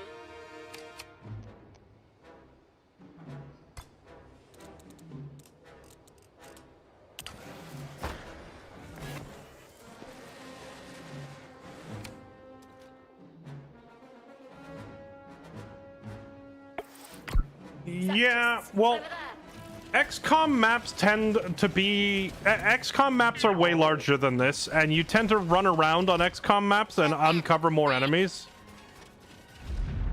On this, with this game, you tend to start the map already in combat. And the enemies come at you in waves. So it's a little different compared to XCOM's, like, move around the map and engage each group separately kind of a deal. Who's next?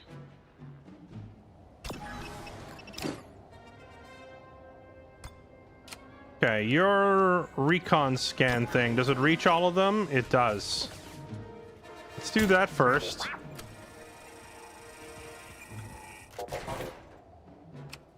Because we know the scan removes the defensive values on the super battle droid.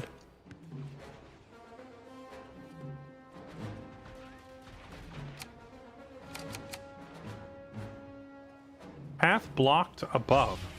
Wait, what? It says the path above her is blocked. She's standing outside. There's nothing above her. What do you mean it's blocked?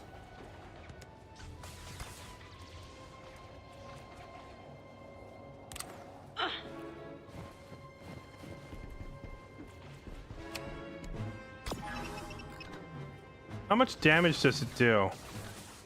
When she lands, it pushes them, but it doesn't do any damage. It does a little damage if you push them into each other. If there's any more of those maps we fight, like the sewer maps, for example, where you can shove them in the water and they all die instantly, she could kill a lot of dudes by just jumping around with this thing. Wait, it only takes 2 advantage. Is there a limited number of times per turn she can do this? Or can she just jump, then jump again, then jump again until you run out of advantage? Because if she could, like, chain shove people. Huh?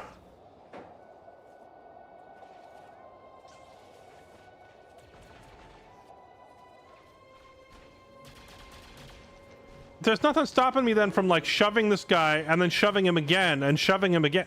Like, if I had an enemy that was here and then, like, a bottomless pit over here, she could push him, then push him again, then push him again. Like, you could move someone across the map and throw them off the edge if you really needed to. That's some actual silliness. She's very strong. I mean, yeah. Those are some busted abilities if you can do what I'm describing. Let's start by doing this.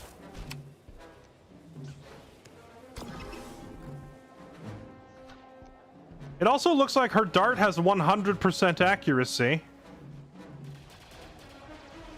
So if you have line of sight to the target, it's a guaranteed hit. Yeah, she's kinda maybe a little busted.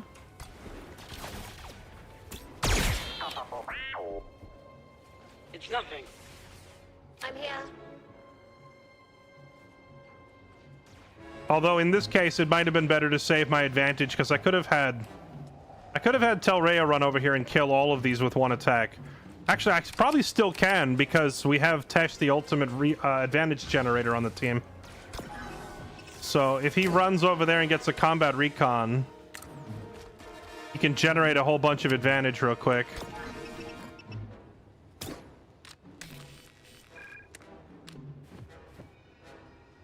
And then, yeah, so Tesh... Hawks, that is. Hawks and Cly together could be quite freaking strong. Well, any character in Cly. Hawks just happens to be my scout class, so... Since scout class farms you advantage points, you then use said advantage points and detonate them or set them off with combat jump. How much damage would that actually do? The electric thing doesn't really harm the super battle droid all that much, if I'm being honest. I think it would be better for Telrea to run over here and just take out all of these.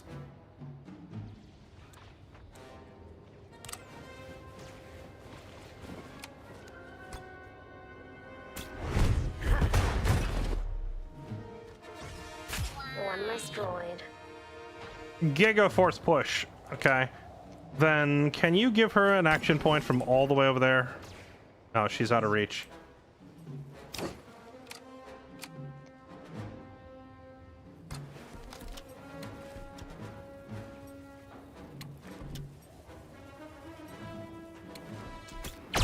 Finished one.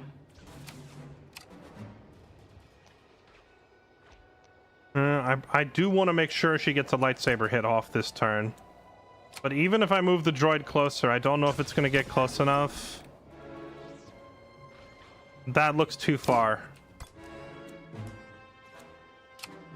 Yeah, that is too far. So instead, we just give the action points to... Actually, what we do is we give the action points to her. And then when she fires, it'll generate enough advantage that Hawks could then give the action point to her, and then she could run up and lightsaber this thing, maybe. It might be slightly out of reach. We'll see. For Verminoth.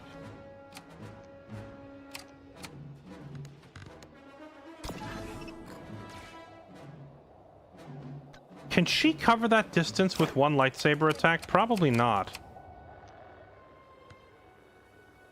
I wish it would show me the range. I think this is too far.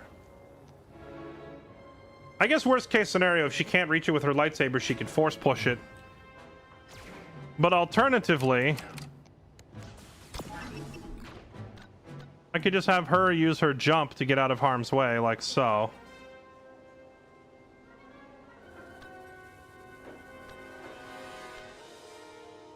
Her jump doesn't do enough damage to kill the basic droids.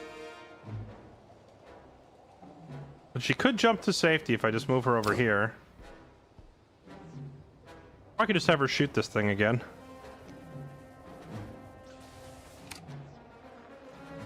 That actually, that is a valid point. All right.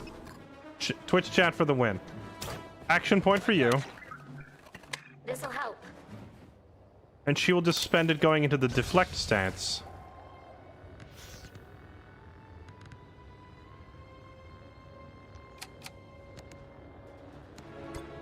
Yeah, she can't reach, but she can do this. Just deflect.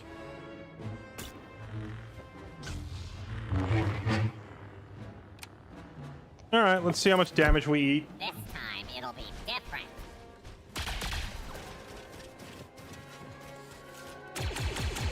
I'll get you next time. Dang, y'all suck.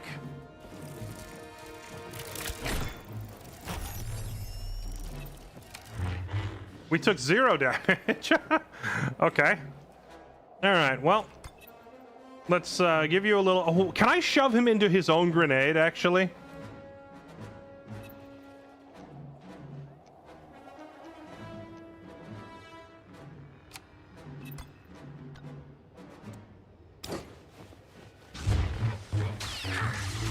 That's cool that if you click behind them, it gives her a different attack animation where she jumps over. How about we force push you into your own grenade?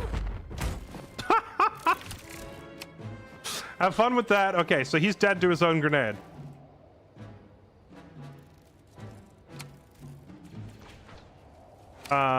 Then Cly...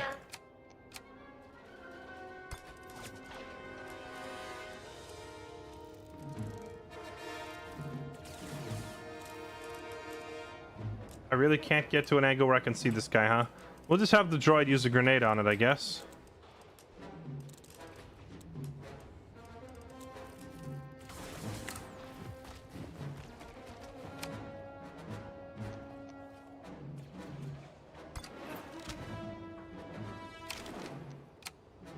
Alright, Clyde, start doing the thing.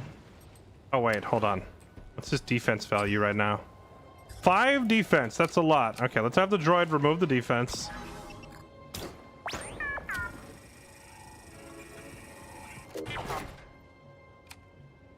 Ready. Okay. That's more like it. Bonk. On target. Bonk. Pop the thing we already put on it. Taser deployed. Shoot it again. Who's next? All right. Give her another action point. Thank you.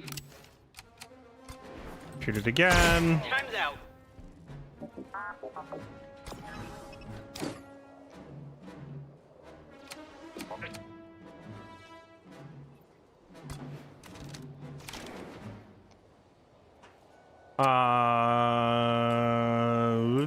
I could use advantage and drop on this thing's head, but that wouldn't kill it. He can't give her another action point this turn because I need 3 advantage to do it, but she would spend her advantage jumping over there in the first place. I could give her another action point Does she have a shot from there? She does. Okay, we'll just do it that way. Appreciate it. Bonk. And then this guy just dies to his grenade.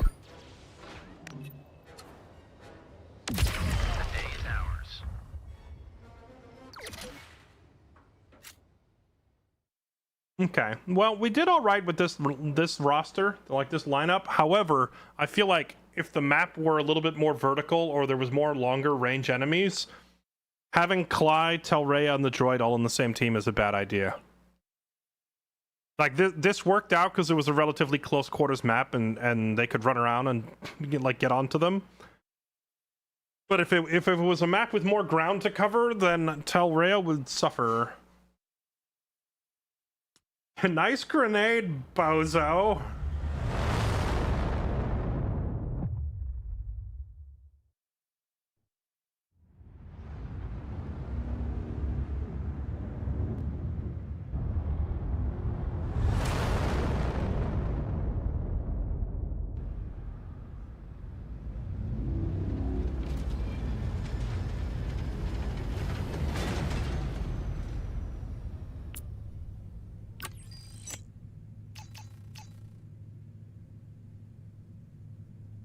Okay.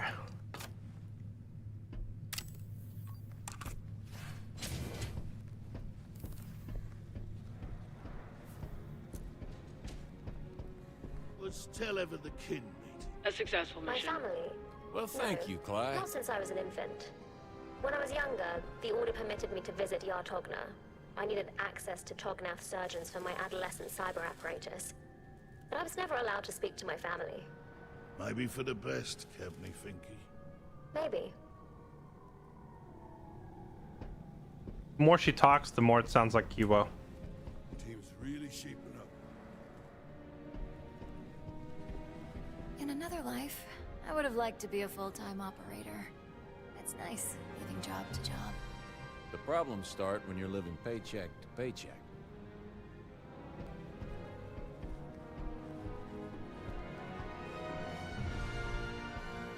Alright, so now all of our characters should be healed up since we had a successful mission with no injuries. Alright, I gotta ask. What's going on between you and Jay? Nothing's going on. Why? Did she say something? Bennick, I'm not getting any younger. Gossip and spotchka are about the only things that get me out of bed in the morning. Between you and me. Is there something there? No. Come on, an ore baroness and a guy like me? It's never gonna happen. Why not? Why not? She's titled nobility, Hawks. Beautiful, sophisticated, raised from birth to be deadly and brilliant. I'm a guy from Klendar who's really, really good at reading intelligence reports. And what's in those reports? Dispatches from a war where sorcerers lead clones into battle against an endless sea of killing machines. Yeah, and? Point is, stranger things have happened. And there are worse fates than getting turned down by someone you like. Oh. Thanks. I guess that's true. Can I ask, do you have someone? I did. What happened? Truthfully, I still don't know. It was a good thing for a long time. I have a lot of regrets, but never about going for it. I'll bear that in mind. I'm a proud dad.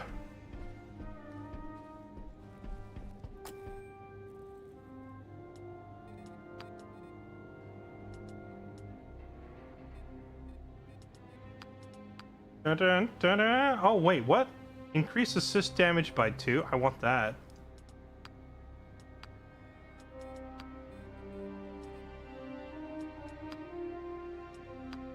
Quad begins with advantage.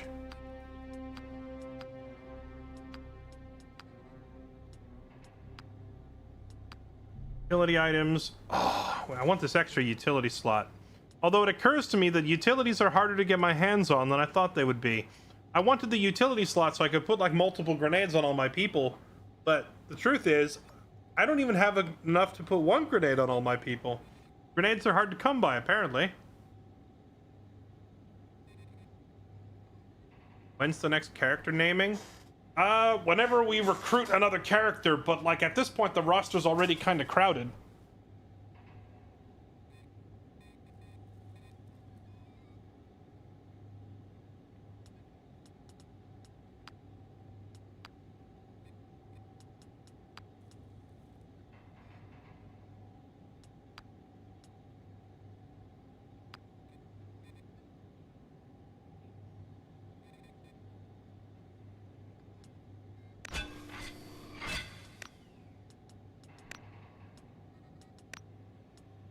Dun, dun, dun, dun. We gotta check the black market after every mission and hope that some more grenades come up for sale. Just say the word, boss. Oh, hey, speak of the devil.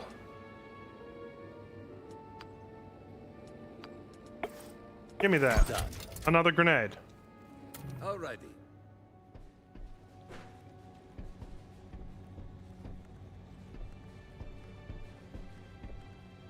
Yes. Grenades are hard to come by. The Jedi outlawed them just like shotguns. You can't deflect them. Is that really a thing? The Jedi outlawed shotguns and grenades? I don't know about you, Because they're not deflectable?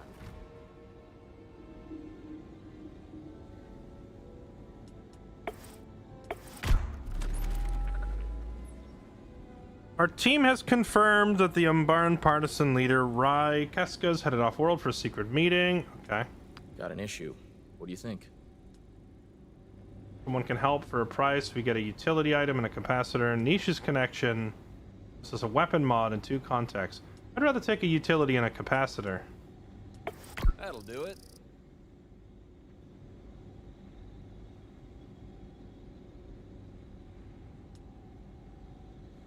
Team needs time to find a way to infiltrate the storm basin. Okay.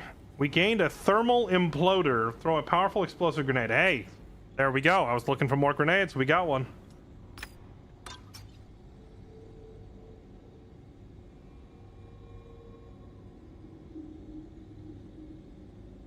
Received a meeting request on one of our old private frequencies from someone claiming to be a friend of a friend. Story thing for Jay. Alright, let's do this one. This could go sideways.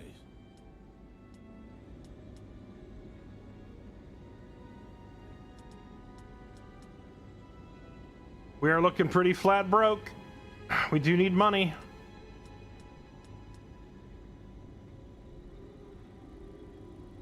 But more intel means less missed missions. That'll do it.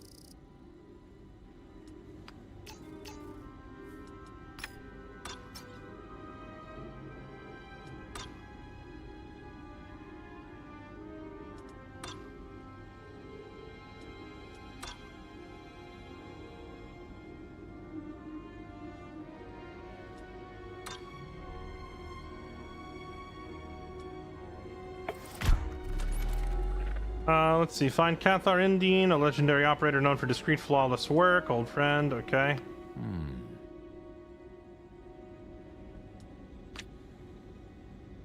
She offers mentorship in an area to an operator. Yeah, I need to think this one through.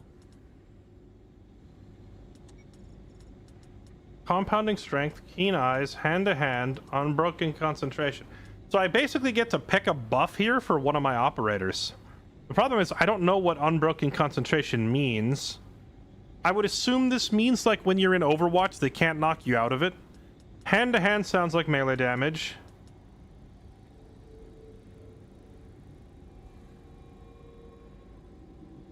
Keen eyes just sounds like hit chance. Compounding strength, I have no idea what this would mean.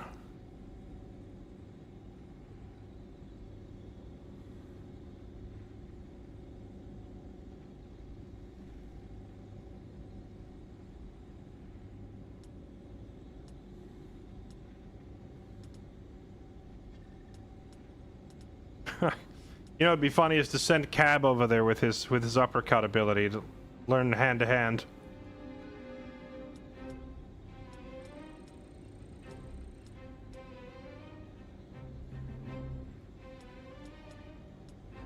Hand-to-hand Omega Lull. Or I could send Trick, because Trick has that one... he's got his melee thing that dazes enemies that's very handy. We're all set.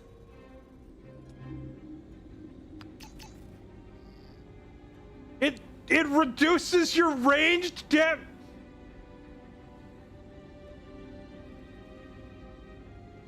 Bruh. So he trained in hand-to-hand combat and it magically made his gun weaker. Okay.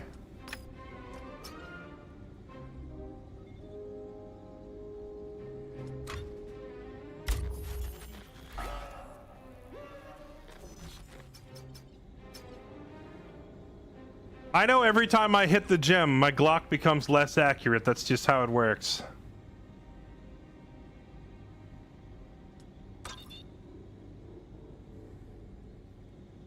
Gun reports of a souped-up coil unit at one of the floor outposts. Need to make sure it doesn't spread. Sniper shots ignore defense. Mines used by the BX Commando now inflict burning on affected targets. I don't care about landmines. I just won't step on them. Let's prevent these penetrating rounds. Plus, that's a lot of money, and we're broke. So, YOLO. Keep the power couplings running another day. You know, I really hate that this game shows, like, you have 2 missions, and each mission has 3 days remaining. So I say, okay, let's go do this one, and then I'll get the other one. But then when you come back to the mission screen, suddenly it's like there's 4 missions, and they all need to be done today, and you can only pick one. Like, the timeline is not consistent. It feels very random. And I really dislike that because I'm trying to plan out my movements so that I don't miss operations. Like, I don't want to miss missions if I can help it. But since the amount of time remaining seems to randomly change with no rhyme or reason to it, it's really hard to plan your schedule.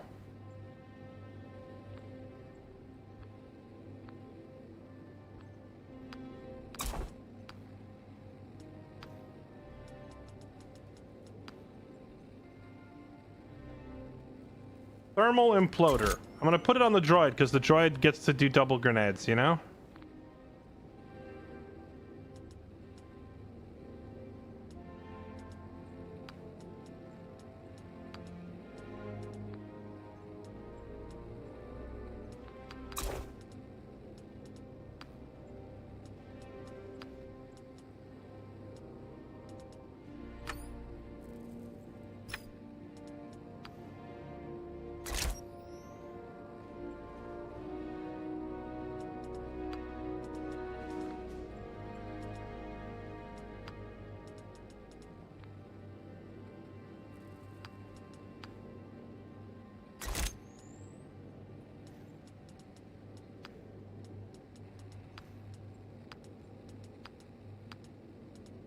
Bum bum bum bum bum bum bum.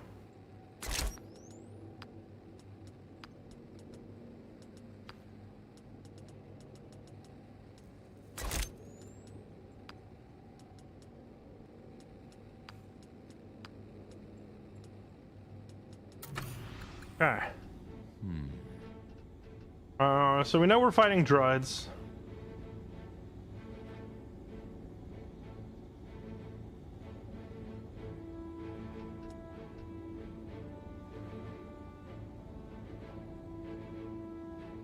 Yeah, I don't think this squad works as well as it could. So let's toss the Jedi.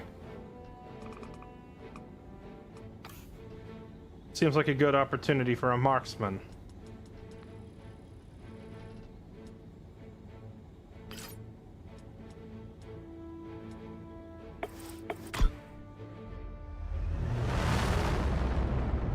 Seems like you're supposed to not get every mission in one game. That much I'm fine with, but I feel like I'm missing almost as many as I'm going on, you know?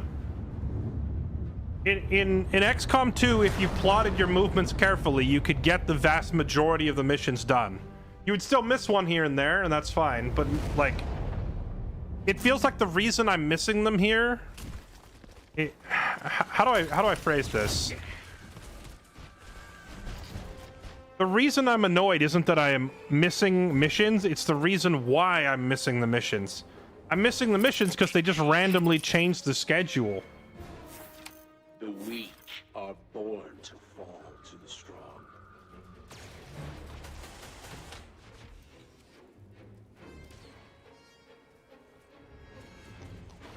This is looking a little rough. Coil. I thought Coil was the cult units that passed their buffs back and forth.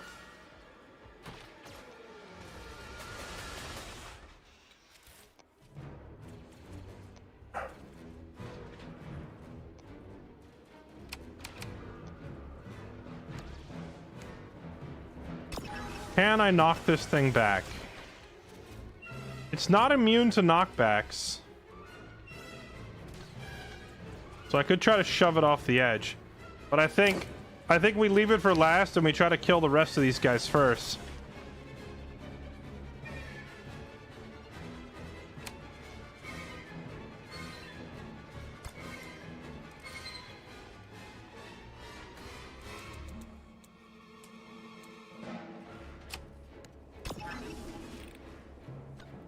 Starting with all these guys way over here.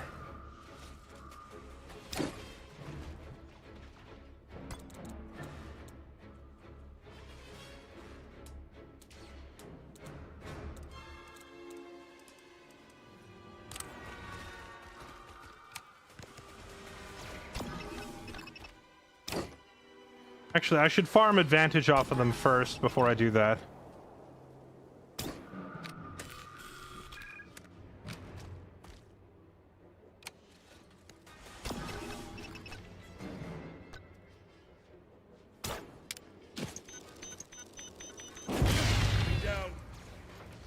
No problem.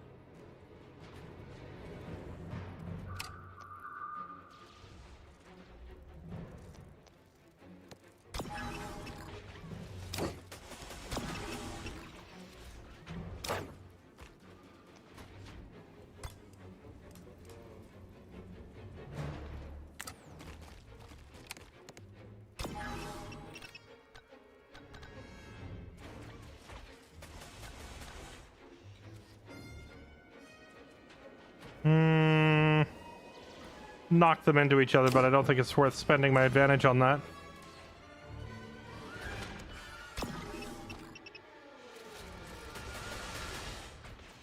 Actually, it probably is worth knocking this thing off.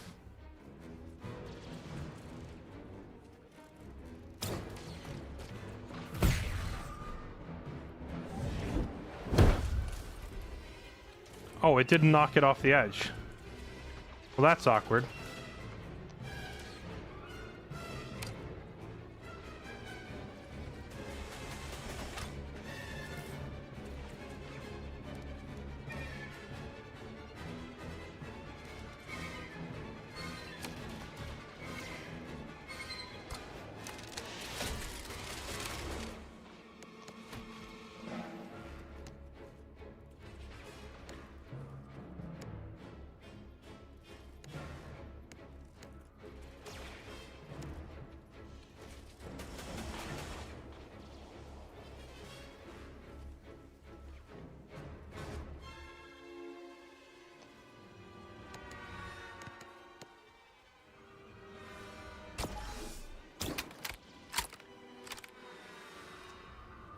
Have him to zero in.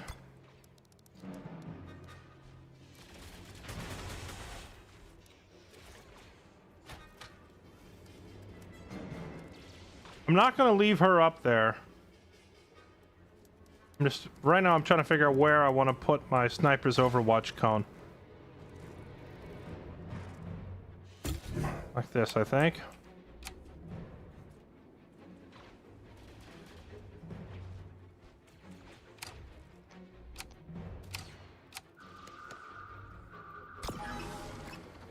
You put an extra action point on him. All right.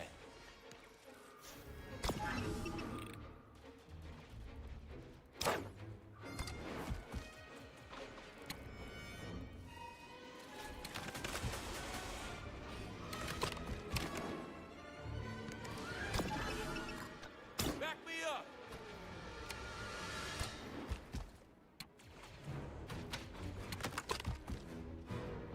He doesn't have an angle on that guy. Does have an angle on that guy, though. Okay. Didn't kill them. Ready.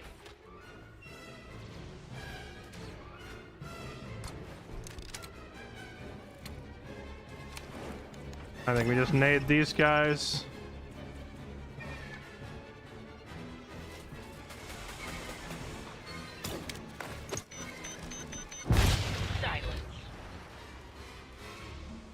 You think her electro dart thing does extra damage to this thing's shield?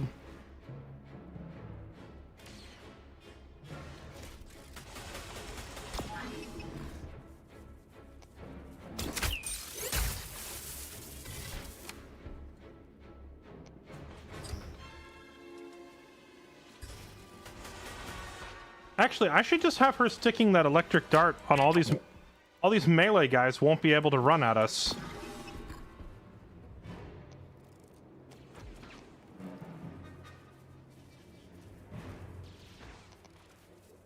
Oh, she can't dart this one because of the bubble. Interesting.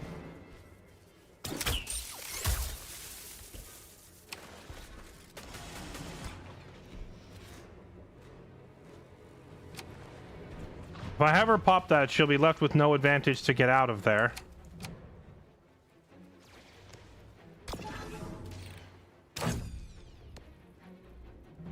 So I could just give her more action points to walk out.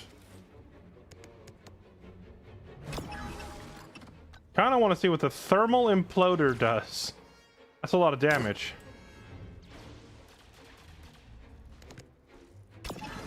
Sure, why not? Implode this guy. Wasn't enough. Holy chunks.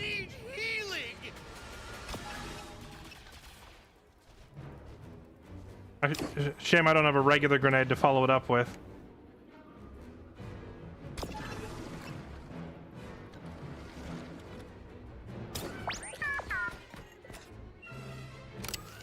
Give her the extra action point.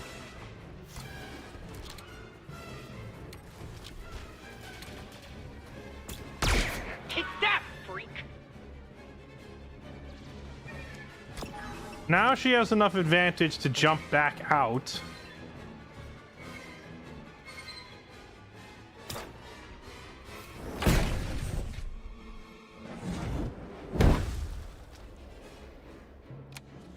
And then detonate the stuff that she put in place on everybody. Wait, did she not put one on this guy? Excuse me. Need you to die.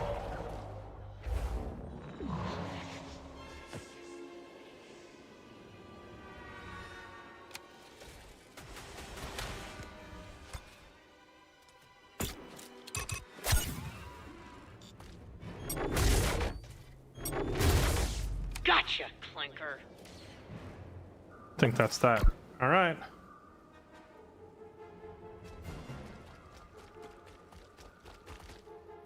Oh, that is an uncomfortable amount of movement range that those guys get. Hit the target. You are strength. All right. Oh, he chunked that thing actually.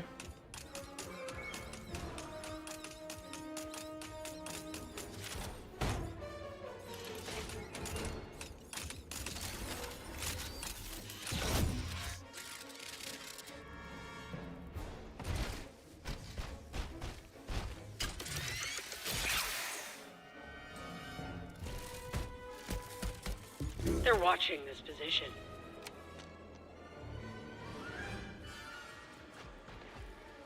Okay.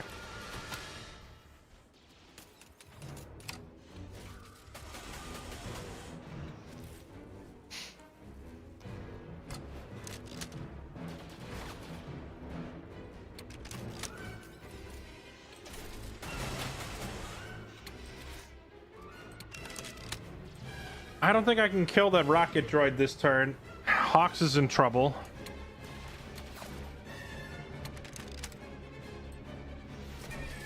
Yeah, I realize now why the sniper felt weak, but I understand now how to use them.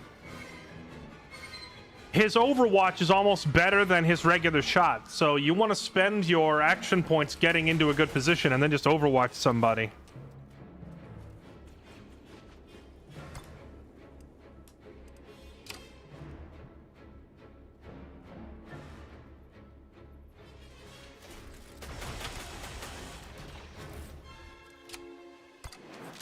Right now, I'm just trying to decide which of these threats needs to die first. That sniper droid back there is a pain.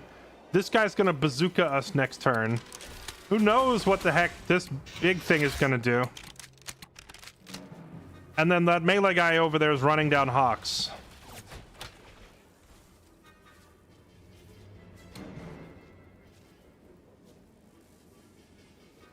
Anyone have a fix for the constant crashing? I haven't had any crashes yet. Or any performance problems, really. It's just kind of working for me. Which is, I know a lot of people are on Steam complaining about performance problems, but it just hasn't been the case for me. How come the enemy Overwatch is so much longer range than mine? Look at that.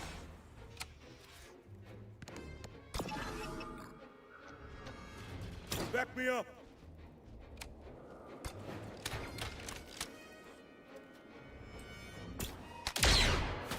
Confirmed hit. Okay, that gets her out of there.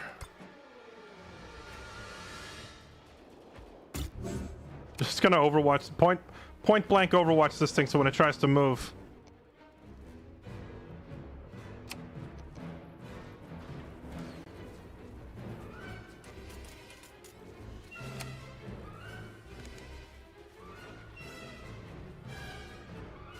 Here.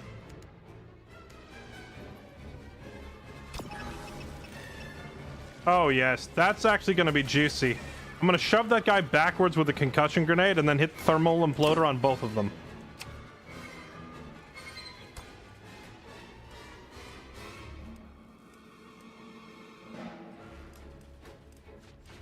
You think I could use a concussion grenade to knock him to safety without hurting him?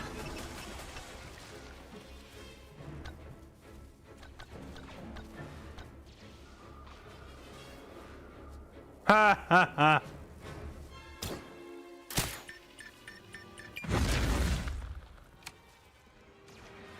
Nice. I separated them with a concussion grenade. Hawks didn't even take any damage. And I put these two close enough together to catch this fat one.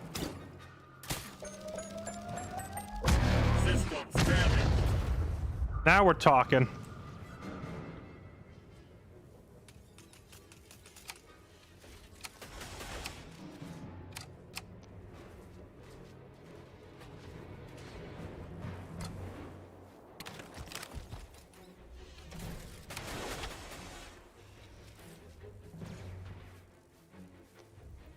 I could dump my ambush points, my advantage, into this guy to get rid of him.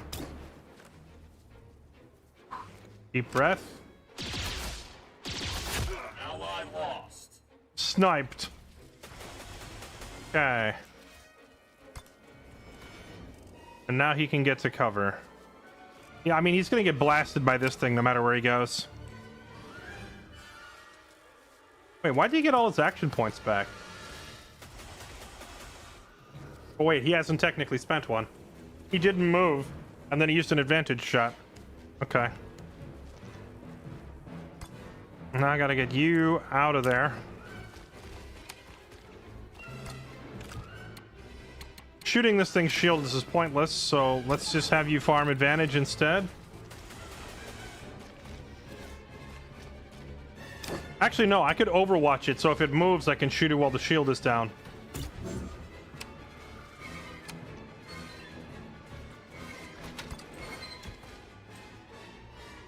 Target locked. This unit was hit.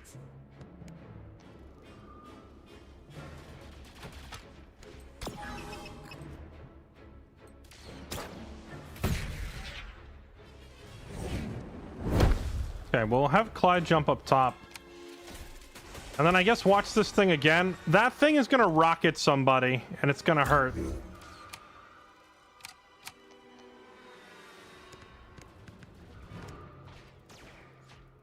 Oh, right, I forgot. I totally forgot I put medical stuff on the droid.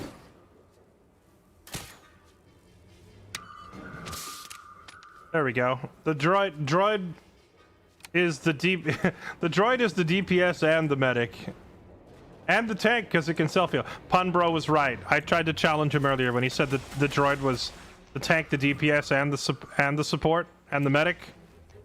Nope, he was right. I just said he wasn't a DPS because he wasn't doing enough damage, but now that he's carrying double thermal imploders, he does an ass ton of damage.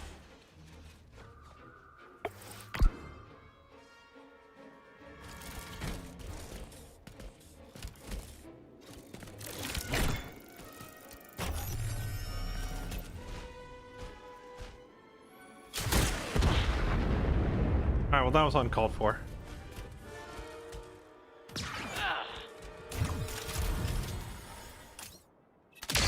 Nice shot.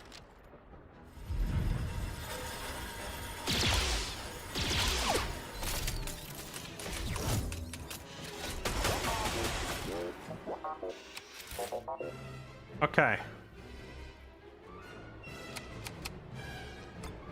You have an angle on this thing? You do.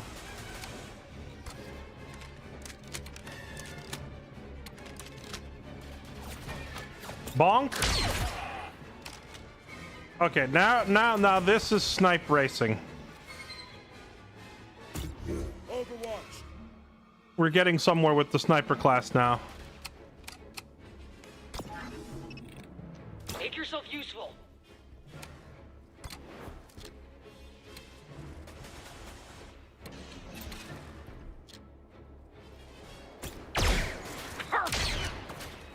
Light systems compromised.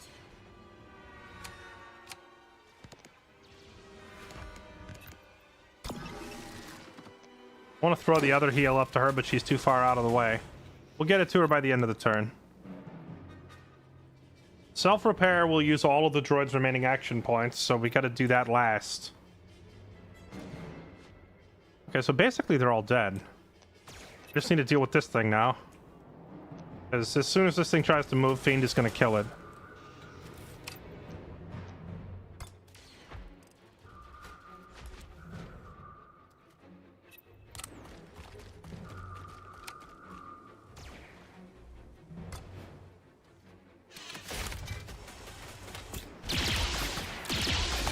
Scored a hit. So when he shoots that thing, he tags it, and then he can follow it up with his own ambush shot to capitalize on the tag. But I need to build up another point of advantage before I do that. Have you farm an advantage point for me, yeah? No need for that.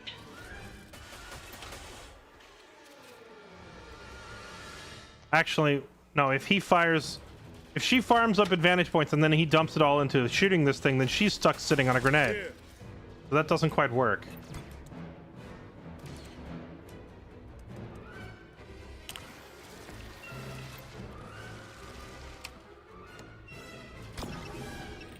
See if we can heal her first.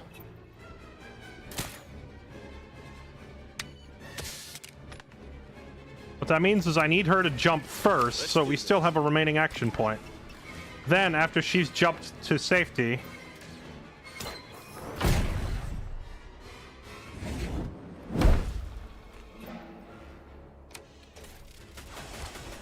she can tag this thing one more time. So generate another action point.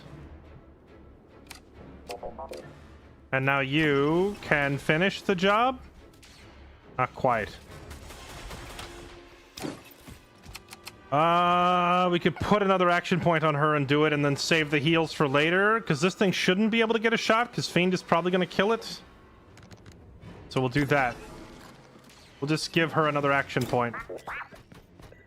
Obliged. Let her put one more bullet in it. Now, Hawks should be able to finish it with his big shot.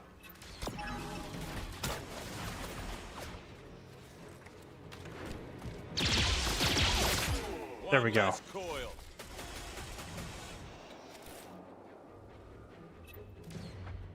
All right, we're all out of advantage and action points. That's the turn.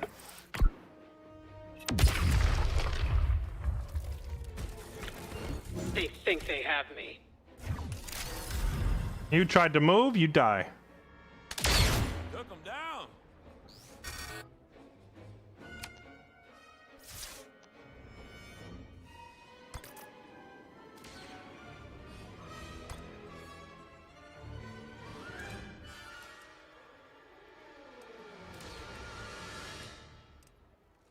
Five % shot, huh?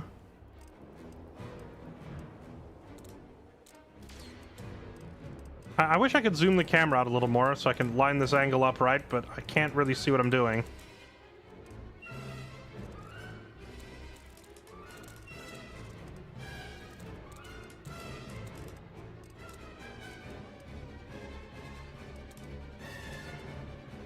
I think that works. It does. 5%. Ready.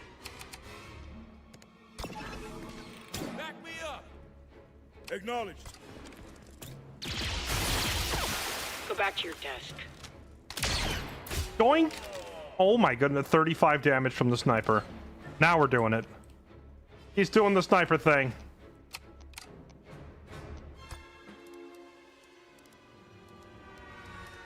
I think all they're all going to come down from up there, yeah?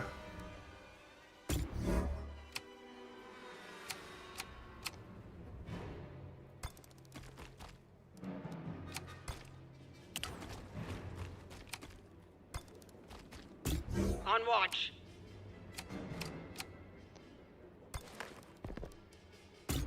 I got my eye on you. Got it.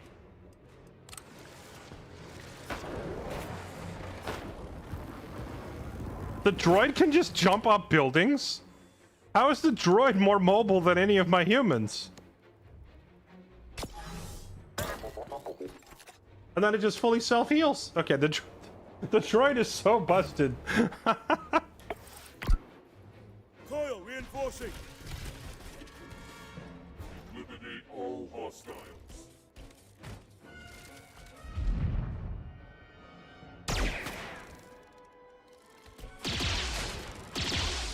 All that talk.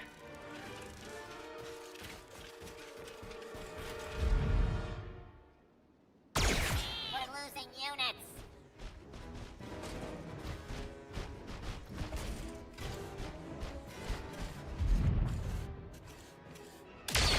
I could do this all day.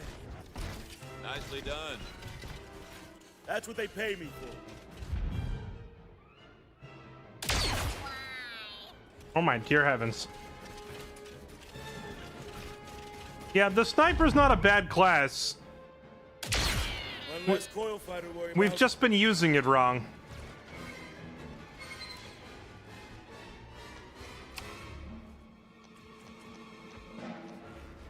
Dang, I cranked out so much advantage there.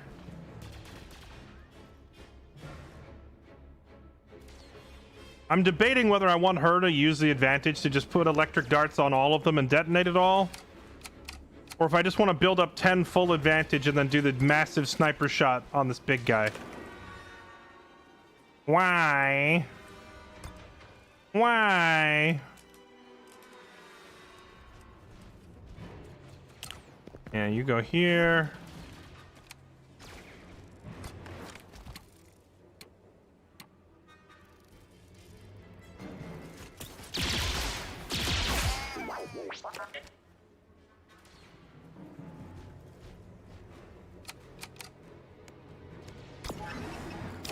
First we scan, remove their defense. Dart's probably more effective. No, I need all the damage concentrated in this big guy, so I think it's actually more effective on Hawks at the moment.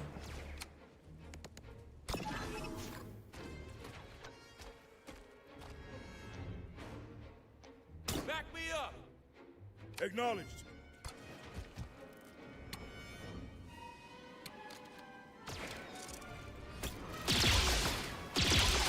Target damaged, but still operational. You got it. Got more where that came from. Okay. I've completely come around on the sniper. He does so much damage.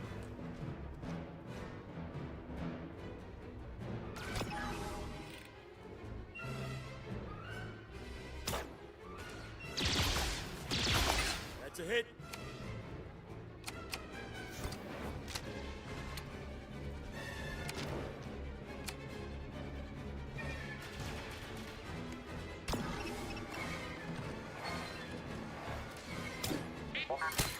Boink.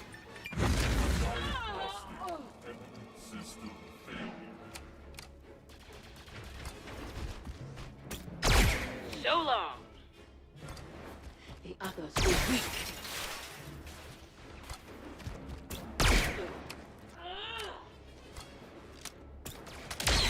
That's it.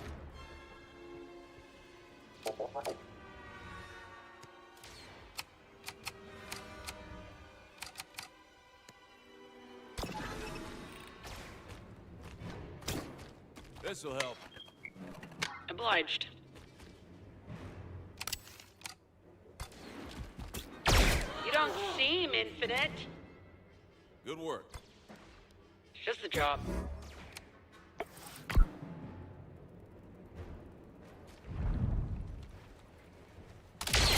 All clear. As expected.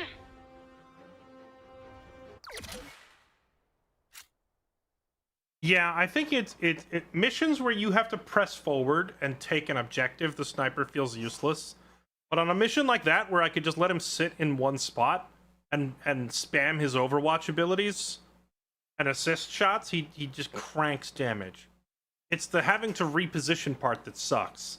So maybe I just need to focus on more of a movement speed build for the sniper so he can actually get it where he needs to be.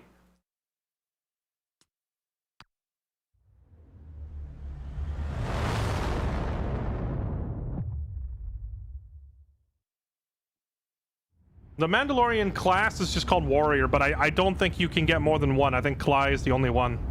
Klai and Tel Rhea are both unique so far. Well, actually, every story character is unique because every single one of them has a talent that can't be replicated. Like, Cab's uppercut is one of a kind. He's the only one that gets the uppercut ability. And Trick's like self-res. He's the only one that does that.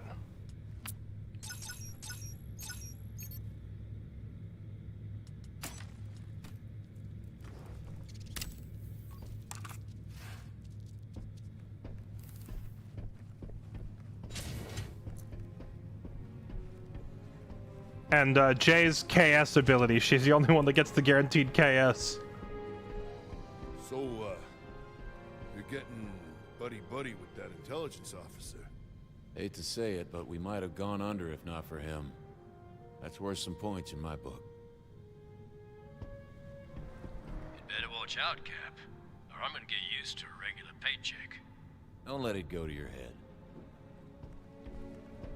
The crew seems to like having money. When we do apprehend Fathom, what's your play? Quick kill, capture and interrogate? I'm more concerned with winning the hand than counting the pot. But knowing Fathom, I guess we're playing for keeps, one way or another. I've always wondered, how does a hard case like you end up with a passion for opera? Cabney's sprouty stouty tot on Rexus Prime. Junk colony. Much clangy din makes temper thin. But opera, oh, balm and calm. Ray. This guy. Killing of Kirk Mandrell, oh, smoothie, soothy overture. Battle of Quaid, 8-9, voice divine. Killings and battles. I'm feeling more relaxed already. Ah, surely Hawksy must be some opera liking.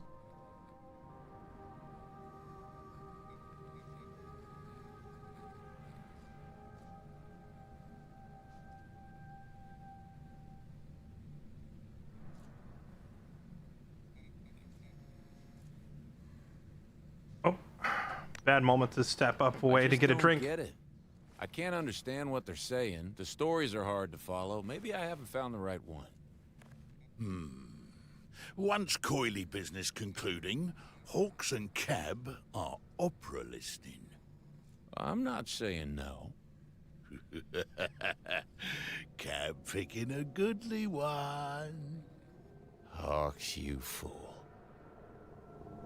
Is this Loner from Vermintide 2? Actually, yeah, I think it is. We looked it up on day one because I recognized this guy's voice from somewhere else too. And he has like 50 different games under his voice acting profile. Chat, does anyone remember day one who it was that I looked this up to figure out who it was?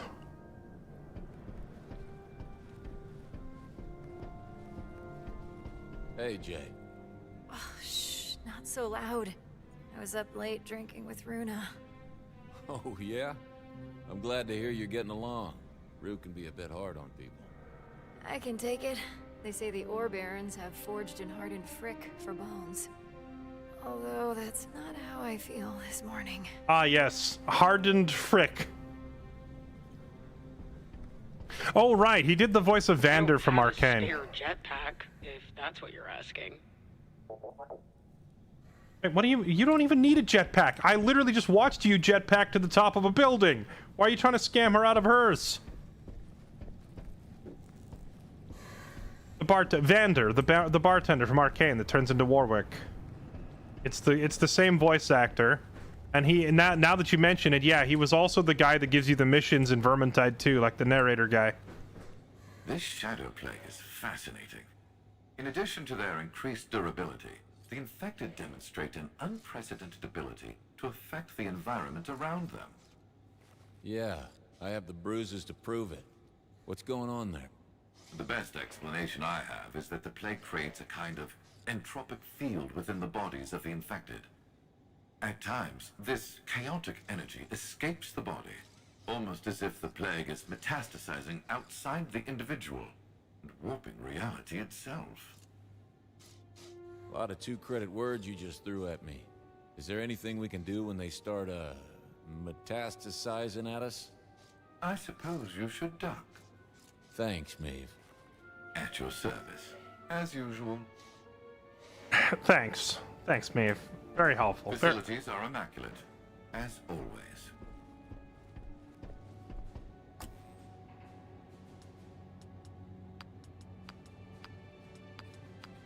I suppose you should duck.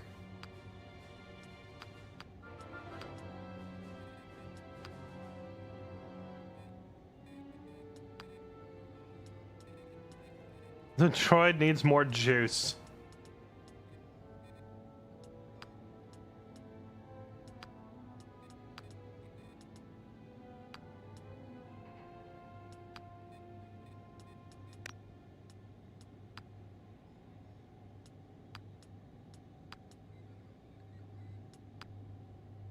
Still want this, and I still can't afford it.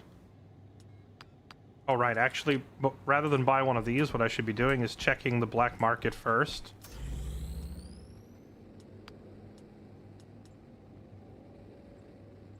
Burn immunity and shock immunity while worn. That seems pretty nice.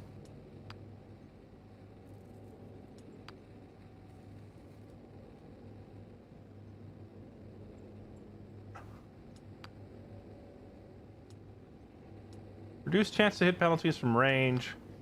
Fire a short-range, wide-angled blast that damages everything in the target area, dealing 18 damage. 2 action points. It's a shotgun. It's literally a shotgun. I thought the Jedi outlawed these because they can't be deflected.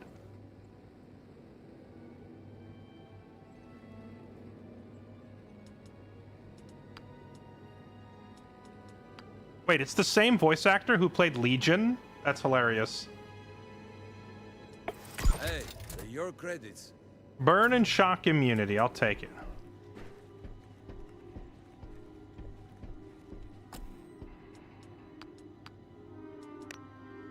And now we're broke. Our rations taste odd. Did Niche get them from one of those shady Outer Rim resellers? Truthfully, that's the best case scenario. Huh.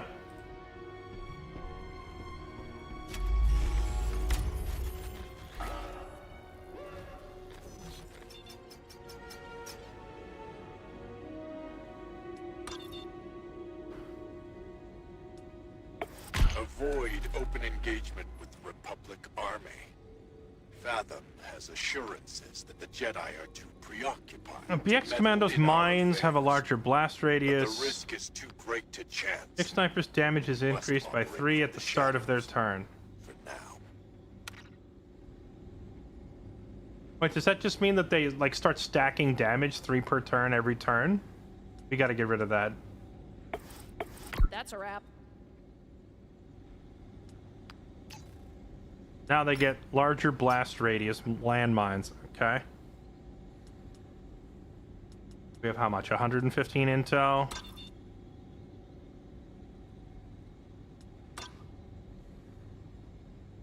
Think you can outfly Mevo.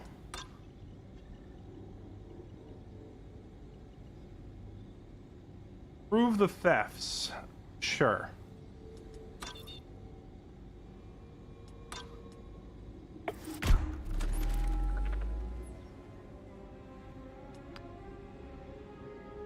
Assign an operator to catch the embezzler. Fiend, go trail this guy. That'll do it. Situation handled. Oh, he just gets a permanent defense point. That's really nice. I should have put that on one of my tanks instead of my sniper, who's usually safe out of the way. Think you can fly better than Mevo. Some operators believe they can handle the ship better than our resident droid. Mevo invites anyone who thinks they have what it takes to try and beat his time through an asteroid field. If they damage the ship, he takes it out of their check. Need your input on this one. Let Bannock try. Let Jay try. Let Telrea try. I mean, canonically speaking, Jedi do just magically make great pilots even with very little practice, right? Fine by me. Kel couldn't beat Mevo's time, but she was still a very proficient pilot. Not only did the Jedi Order train her well, but as usual, she put in the hours to hone her skills. Dang.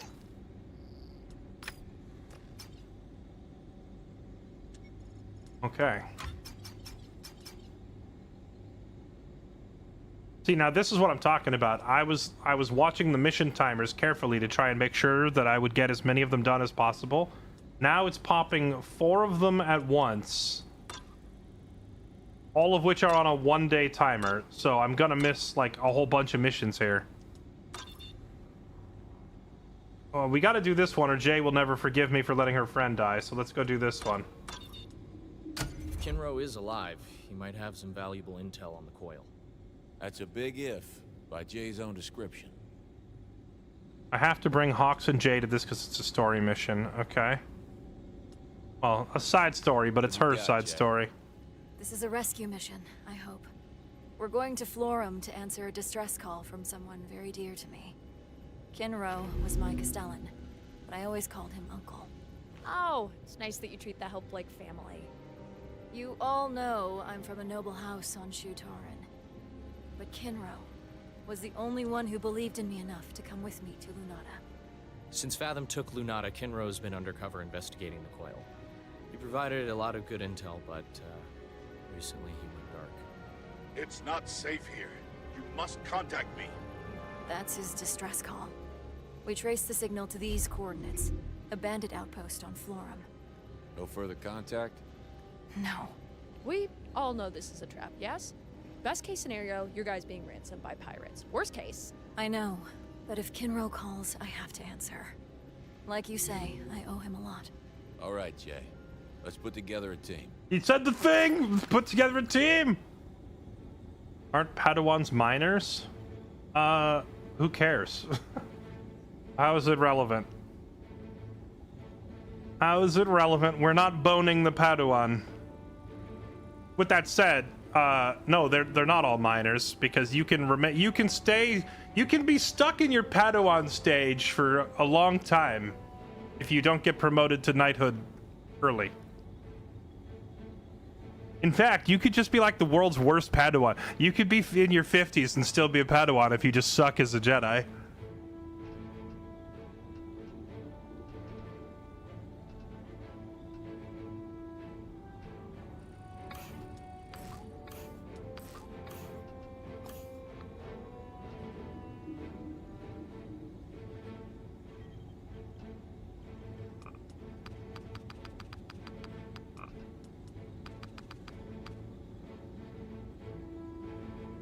Whom to bring? Let's juice the moose.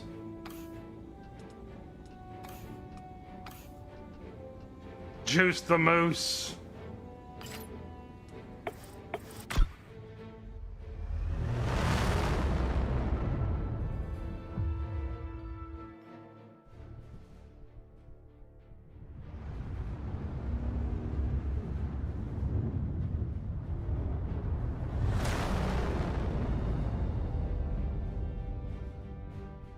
Never seen a 50-year-old Padawan. So you came after all. What a dutiful child you've always been. You've also never seen oxygen. You've been infected. Uh-oh. All those years in exile with you on Lunata, what a fool I was. I thought that because I loved you like my own child, I could bend nature. But you are your mother's daughter. Heartless, grasping, weak. At least she has the strength to face who she is. You lie to yourself. Uncle, please. Come back with us. We can try to help you. You sent me to die. Now it's time for me to return the favor. I don't think he's okay.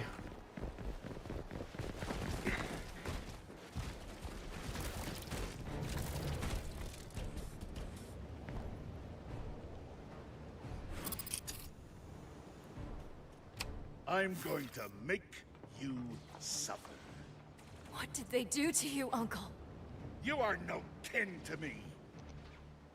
Well, I don't think we have any way of removing that crap from him. Yo, this is actually a difficult mission. Look at all these... Look at all these guys with the resonance buff.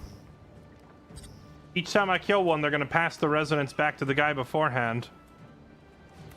And I have to kill them all. I can't just like gank the boss.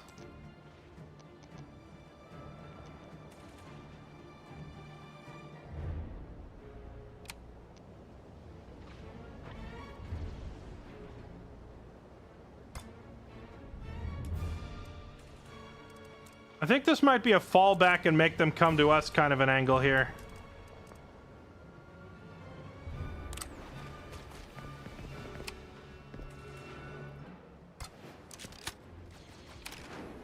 Good to go.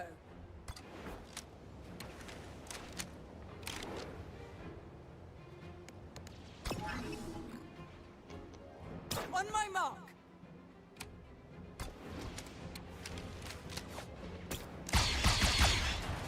Miss. It's not over yet.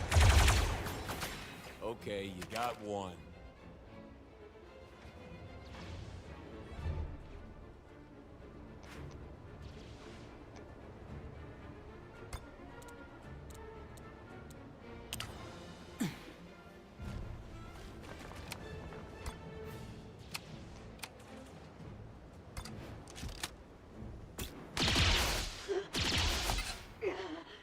Doink.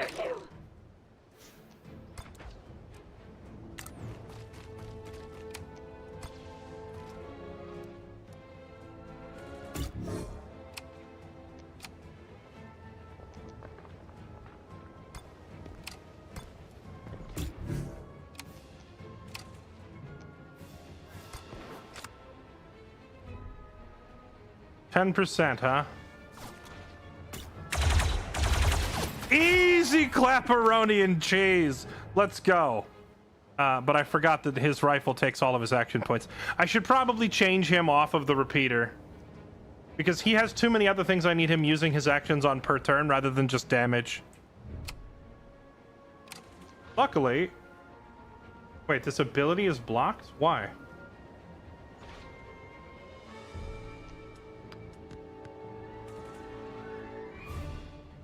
Operators cannot have more than 3 action points, and this cannot affect locked operator. Oh, it's because I put him in Overwatch, he can't use Pico. That's never been a situation so far in the game that I've run into. Well, that's awkward.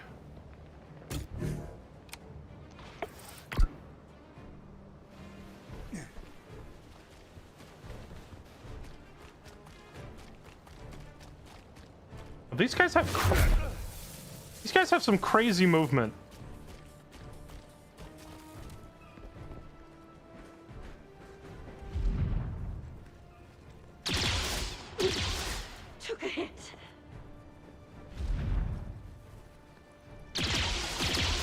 Unbelievable. Do better. What? He can run? I know. Okay. These melee guys are getting really, really scary with this insane movement speed.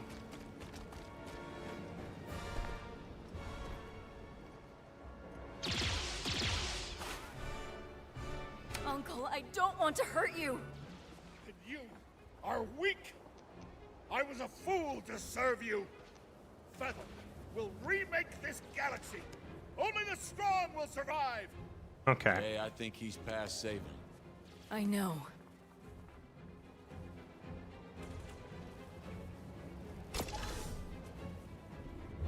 Take your best shot, but you better make it count. Oh. I thought he was making himself invulnerable. My medic just invulned. Oops.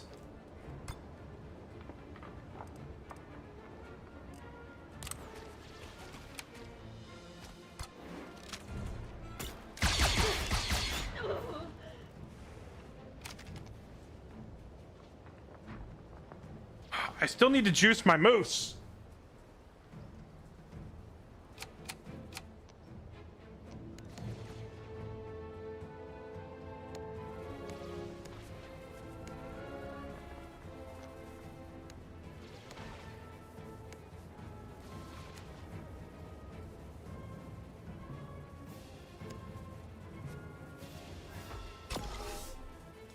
Take a shot. Just try it. All right, let's give him retaliation. Let's give him invulnerable.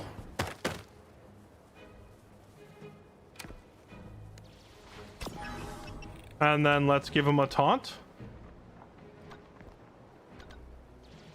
Before we have him do that. Actually, no, I need him to shoot first.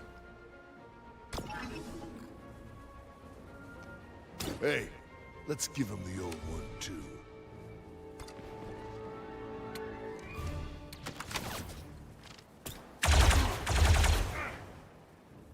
Let me get in on this.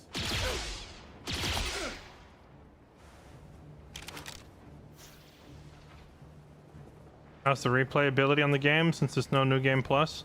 I was told there is a New Game Plus, but I haven't beat the game yet, so I couldn't tell you.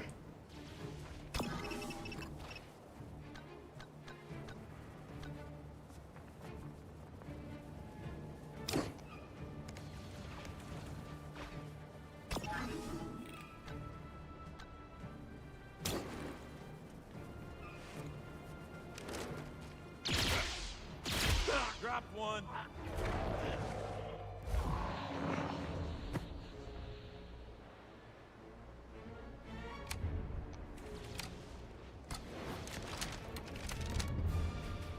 Taking the shot.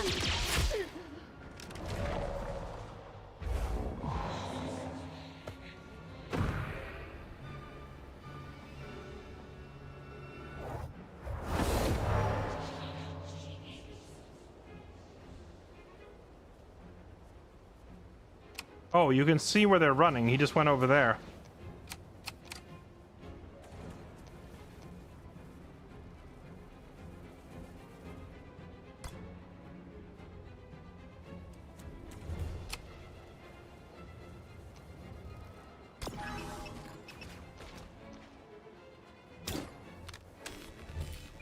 Scan these guys.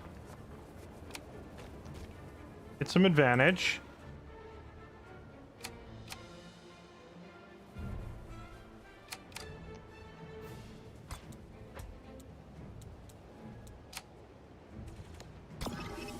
I'm gonna put the... Oh wait, she still has 2 action points. I'm just gonna have her do this again. On Overwatch. And cover while he moves over here. Oh. Didn't see you, did you? They can Overwatch interrupt you. Okay. That is extremely bad for us. Alright, then I'm gonna have to give the advantage to him. This'll help. Or rather, use advantage to give him an action point. Because I need him to shoot this guy, which will cause his passive to go off, which will taunt the guy off of me. I'll make you pay. Now he's taunted. No, no. So when you try to run, if you accidentally run through these invisible guys, they pop out and they root you in place. That's actually really bad, because he caught us in the open.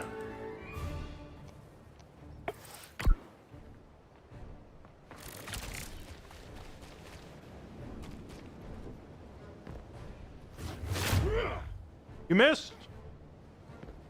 Retaliation.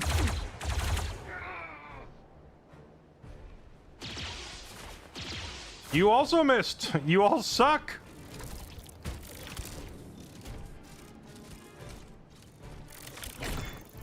Well, thank goodness he decided to throw a grenade. You missed. Plot armor. Steady on.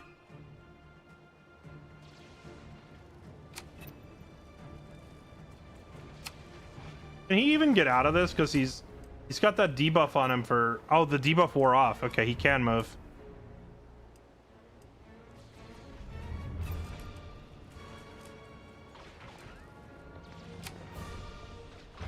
Well, these guys are all standing right next to each other. So I could hit them all with the old combat recon, which would give me 3 advantage. Then I could throw the grenade, which would hit all 3, and I could use my final action point to get behind cover. Although this landmine might blow up my cover, which will be a little awkward. But this is a good opportunity to farm a ton of advantage, so we got to take it. Okay. A lot of advantage points. Actually, she can hit a nice fat nade right there. Shot by shot, step by step.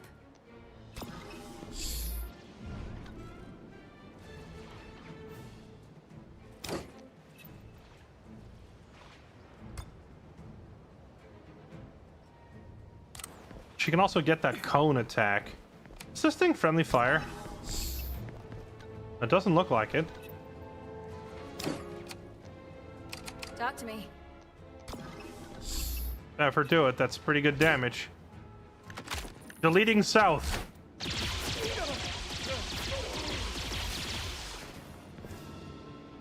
Look at that, you hit one. Okay, now nade time. Hit all 3 of them. Maybe blow up that cover he's hiding behind.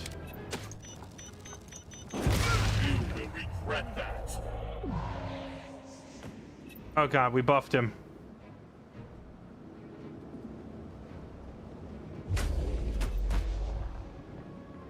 Unnatural resilience. What does he do?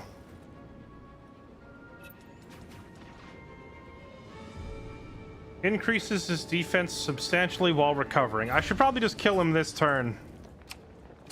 Good to go.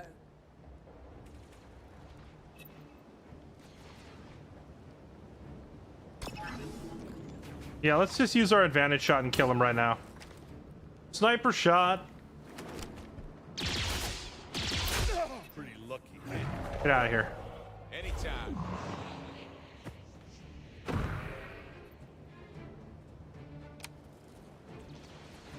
Okay, now back up. Get off of that explosive.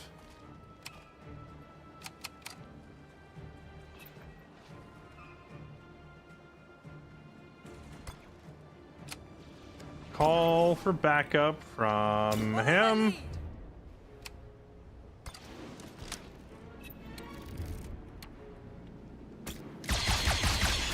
That's on target.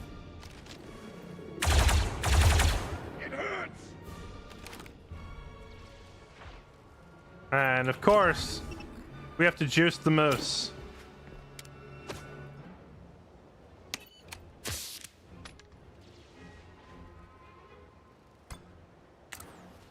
Get out of that landmine. What's our next move? So long. Okay, we now have a lot of the threats already dealt with.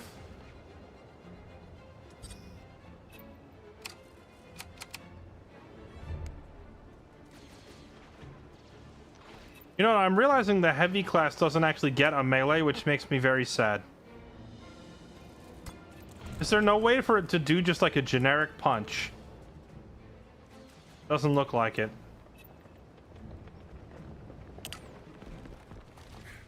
Just push up here.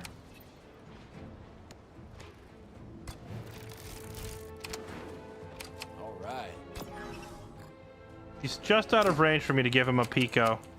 It's unfortunate, because if he had a Pico, he could kill this guy right now.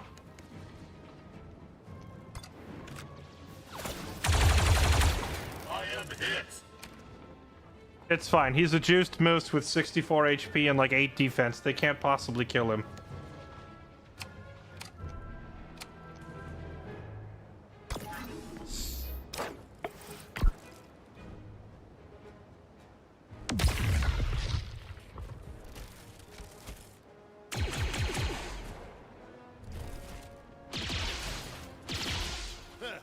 Nope.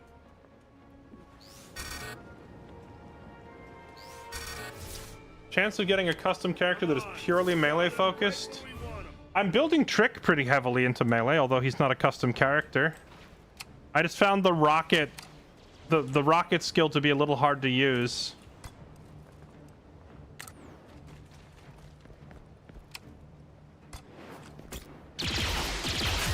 Show us how it's done.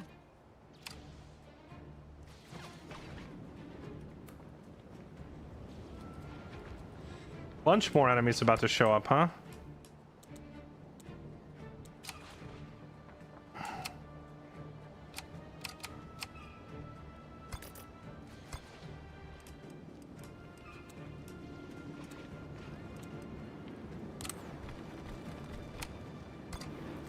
Hello, sir. Oh, this will trigger an enemy retaliation. All right, I'll just make myself invulnerable first, and then shoot him. Not bad. I'm not done with you. Missed. He missed. Wait, why did it say damage prevented and missed? If he missed, then I didn't prevent any damage.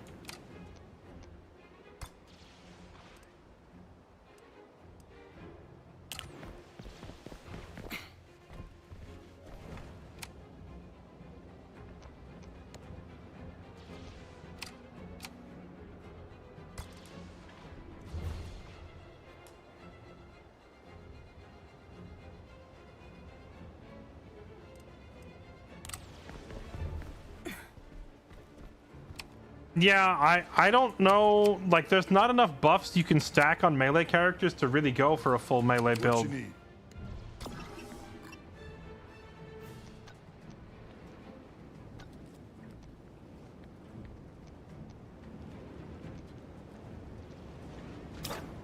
This'll help.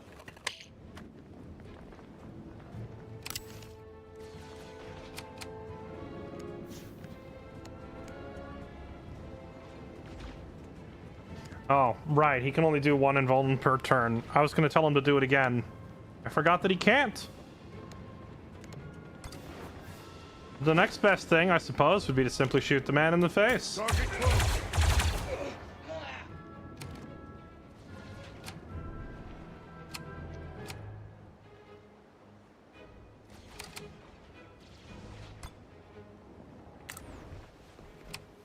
All right.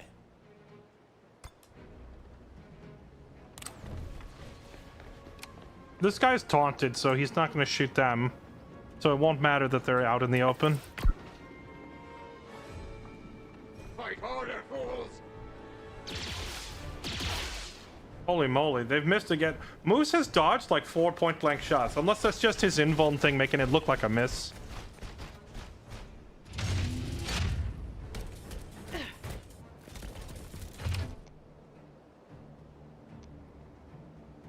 Good to go.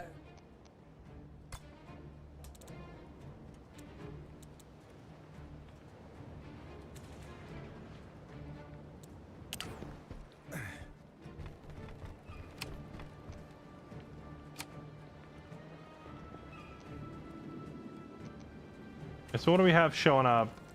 Sniper droid, melee guy, couple of regular droids, regular droid, and a super battle droid. Okay, this is pretty easy then.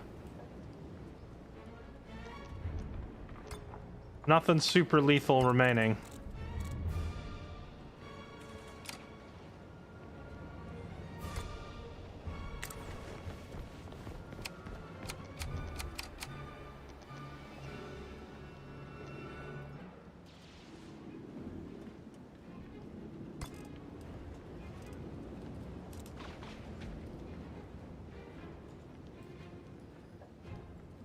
Dun, dun, da da da dun, dun, da da da dun. Can you reach him with a Pico? You can. Nice. Here. Appreciate it. Alright, we juice our moose with some more action points, followed by putting an invuln on himself, Just try it. followed by taunting all of these guys. Actually, he can just use his passive taunt by shooting one, right? Shoot the melee guy. Hey, Ugly, I need to make sure we taunt that guy so that he will run at my tank and hit him, because I don't want him hitting anyone else. Those melee guys do a lot of damage.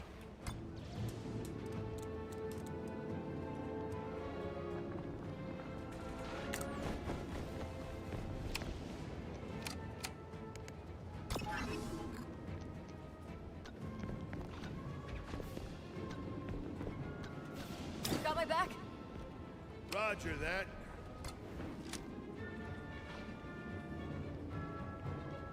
Will trigger enemy retaliation. Oh well. Take that. Hit one of those creeps. I'm almost done for. Wait, he didn't retaliate. It said he was going to retaliate.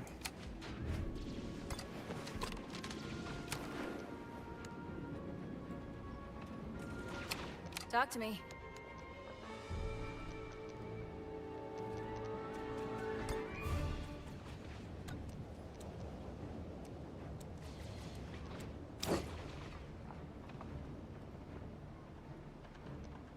If I shove him, we can kill him this turn.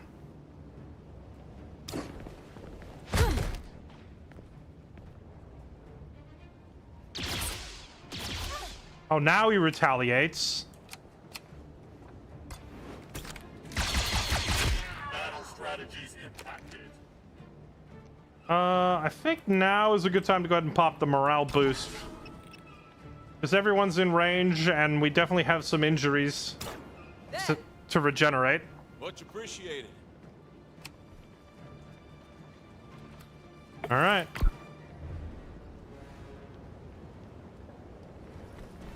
Run up and hit my invulnerable guy.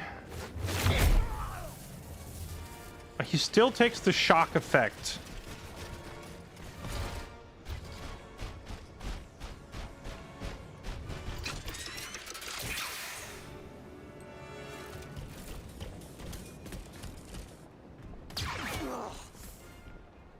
Oh, really? He shot her. Interesting. Good thing morale boost will just regenerate all of that. Okay, now we need to kill the heck out of this thing.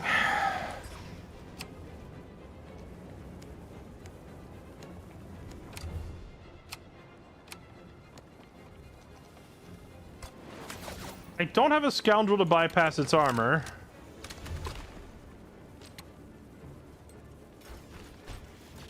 I could do half its health if I dump the entire repeater magazine into it.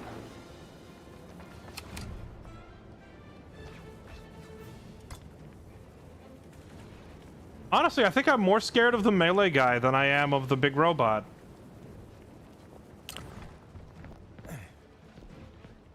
The robot just does like a little bit of AoE damage. The melee guy hits like a freaking truck and debuffs you. Then again, the melee guy's pretty easy to manage if I just keep taunting him and making him hit the invulnerable tank every turn. So yeah, we'll just deal with this guy first.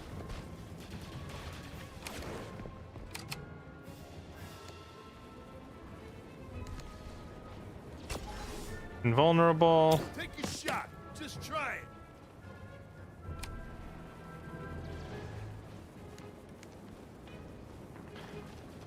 If I shoot him to taunt him, that's all my action points, and then I can't shoot this guy. Alright, I guess we kill the melee guy first. Target close. I didn't press the backup button because I'm a moron. Life is hard when you're stupid.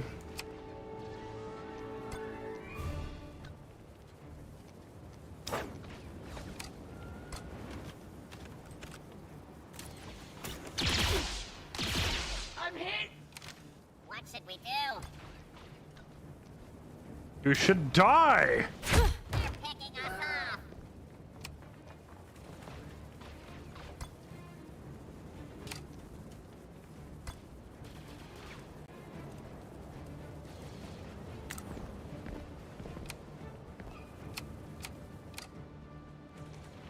Yeah, life is hard when you're stupid.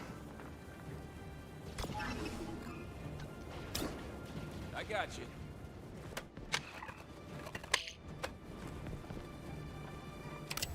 Actually, this worked out really well. We were able to kill the other guy, and I'm still gonna get to taunt this thing. Life is easy when you're a genius. Roger.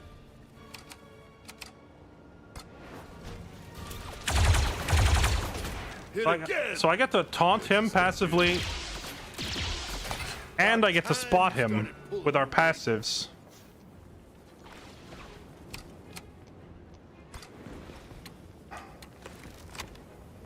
I would love to get rid of this thing that's about to shoot me in the side, but the sniper doesn't do enough damage to like overcome our morale boost regen every turn, so we can ignore it as well.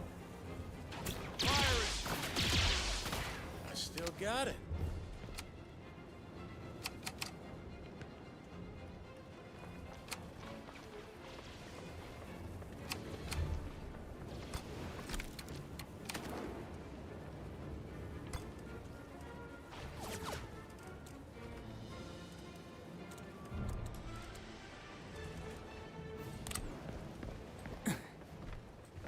Surely they won't annihilate my medic for standing up here, right? This is what skill looks like.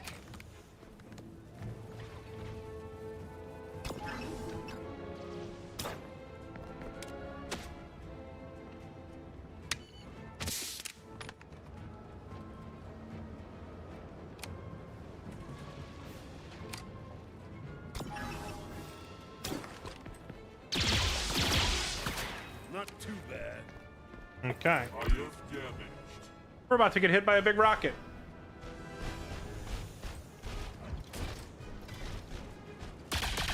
Oh wait, no, it's taunted, so it didn't fire the rocket? I am terminating your life.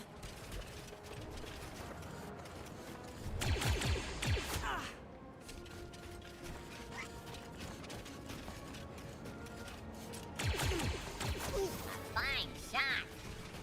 We're unstoppable. Into the fire. Okay. I guess when they're taunted, they don't fire their bazooka. Because it just walked up and took a regular shot, so we didn't really take any damage. Our medic got shot multiple times, but her morale boost thing is just continuously healing everybody, so Keck W.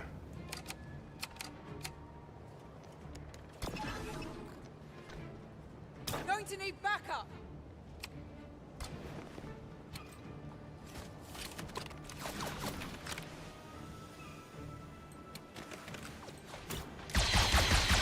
Take notes.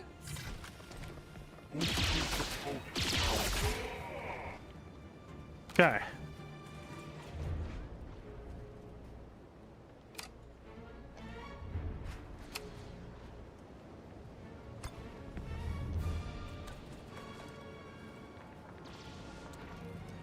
Oh man, I can't get. I would love if she could get far enough in there to push the thing out.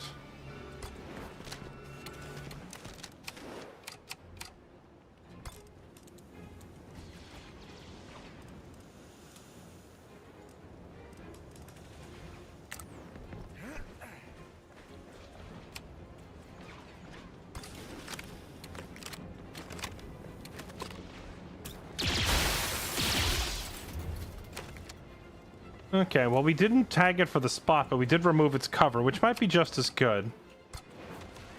Because now I can just unload on it.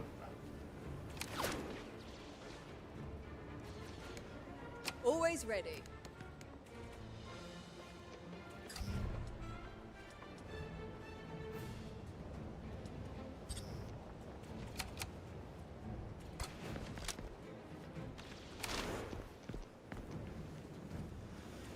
Okay. What if we have Jay do Jay things? Just have her run and stand in the open like a boss.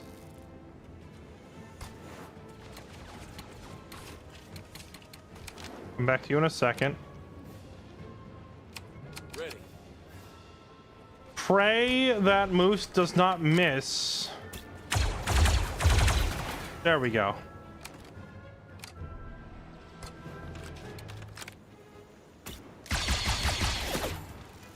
Now that's unfortunate.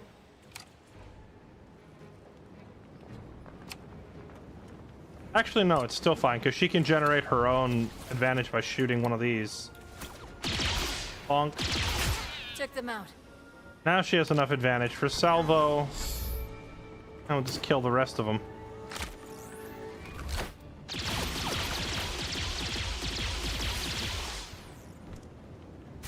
One more down. Okay. My moose!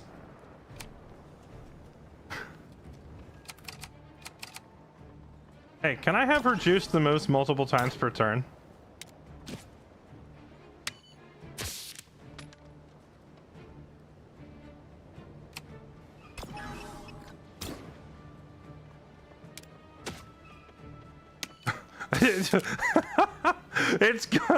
It's gonna blow!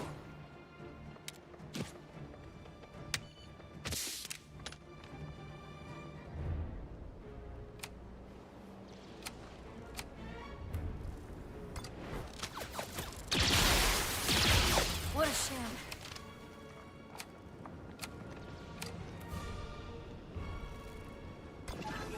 Wait, I thought there was another droid over there. Did I kill them all? Is this the last one? Yeah, this is bond farming. That's precisely what I'm doing. Although I noticed that there was like a yellow alert warning thing in the bottom right when I went to go do it, and I want to see what it said, so I'm actually going to just pass my turn one more time. Because I want to see what it said. Because I want to see how that mechanic works. Alright, here we go. Yeah. Farm. Juice the moose. Okay, so what was it said? Target already has this effect. Got it. But I still farm bond points by doing it repeatedly. She's basically his supplier, and he's an addict. Just okay. Anyway.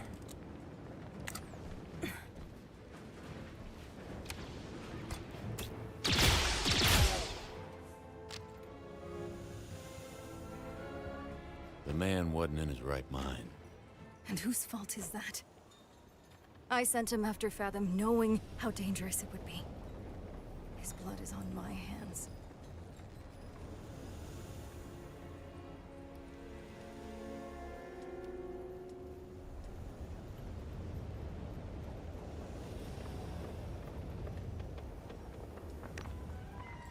I know the feeling. But that's leadership. He trusted me, Hawks. Yeah, they always do. That's the weight you have to carry. I'll take your word for it. The Kinro I knew would rather have died than hurt me. This plague changes people. Yeah. More deeply than we realized. I won't stop until Fathom pays for what she did to him.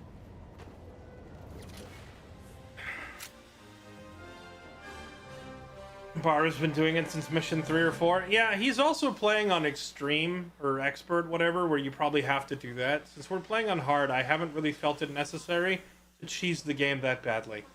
But with that said, if you really wanted to omni cheese, which is like the next step above giga cheese, if you want to omni cheese this, you could take turns having your characters be medics. Like you could swap their roles for one battle. And then as a medic, have them spam juice somebody to, like, get hundreds of bond points in one fight. And then after the fight, switch them back to their usual roles. That would allow you to basically one at a time max out your bond meter with every character. That is what there's like cheese, and then there's like super cheese, and then there's like giga cheese, and then there's omni cheese levels. That's the omni cheese. It's just take turns being a medic and max out bond with everybody.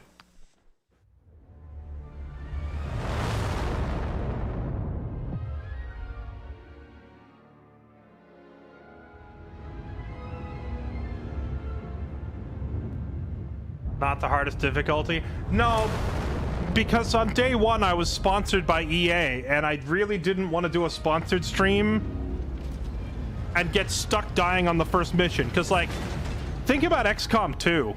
The Gate Crashers, like mission 1 of XCOM 2. You can get stuck on that mission for hours. Or I guess it depends on how willing you are to accept a negative result.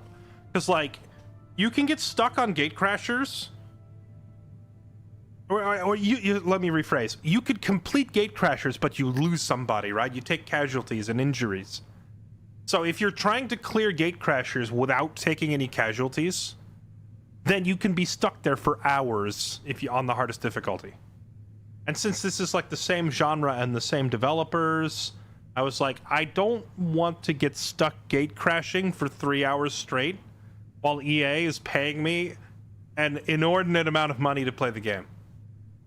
So yeah, I dialed the difficulty back because I didn't want to take that risk. I thought about starting over on Expert, but I didn't want to redo 7 hours of progress the next day. So I'm just going to beat it on hard first, and then we'll do an Expert Iron Man run afterwards.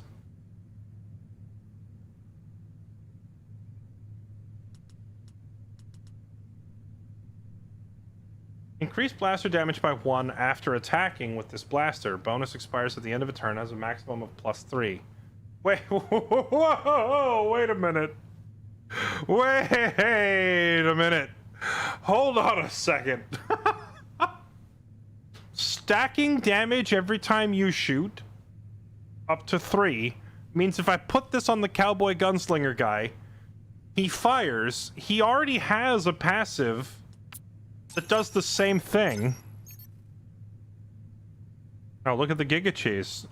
They jumped all the way up to neutral 4 from...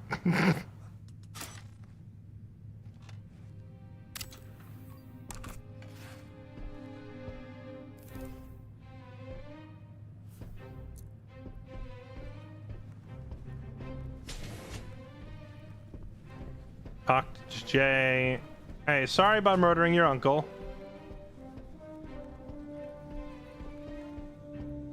That was a difficult mission. How are you doing? I just keep thinking, if Kinro hadn't cast his lot in with me, he might still be alive today. I'm sure he wouldn't have seen it that way. Not the Kinro I knew. But the one we met on Florum was different. I never knew him to be so cruel. What did he mean when he said you were your mother's daughter?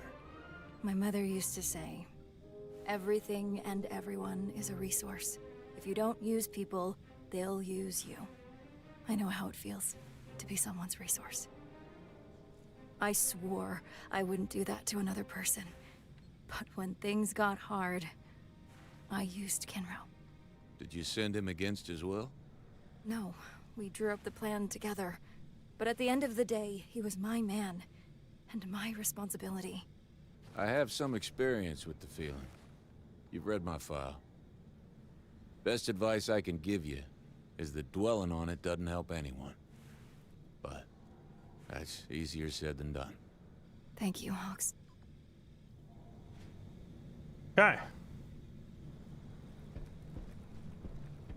How many times did I gate crash? Like the last time I did XCOM 2, we played Legendary Iron Man. What's your read on the coil so far? Nasty piece of work. Nothing we can't handle, though. It was probably like 11 or 12 attempts. Excitement continues to build!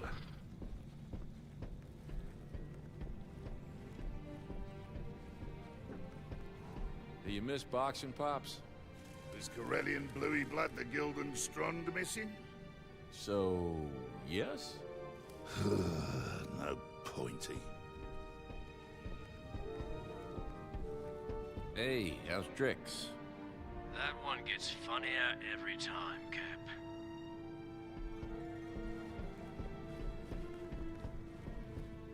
You know, I keep forgetting that what's-her-face is right here. She's so quiet and tiny. I'm surprised to hear that you struggled at the Jedi Temple. It sometimes felt like I had to work twice as hard as the other Padawans to get half as far. Seeing the way you fight, it looks like all that hard work paid off. It's a welcome surprise to find myself accepted here. Some at the temple were kind to me. I will always cherish their support. But on the whole, I had very few friends in the Order. But you proved them wrong. Held your own. In a sense. Just when I'd lost all hope of being apprenticed, Salvarine Hadrick selected me for his Padawan. He was an older knight, never chosen for masterhood. An iconoclast, I suppose. His interests, like mine, lay along more academic lines. And those academic lines led you straight to the plague. Right. To the plague. I best return to my work. Of course. Yeah, that's true.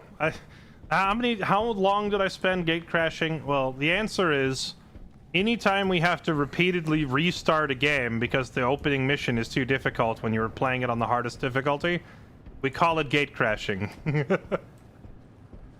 Even if we're not playing XCOM 2, we still call it gate crashing. Why? Because excitement continues to build as you restart the game over and over and over and over, trying to get through the first mission.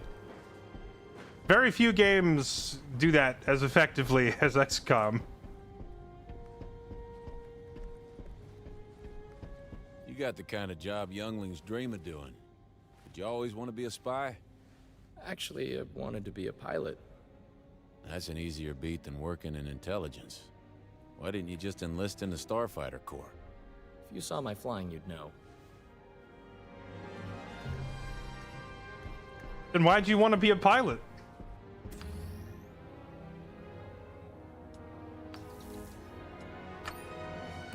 Buffs! Let's see, HP, focus, or defense. Defense is a very strong stat once you stack it.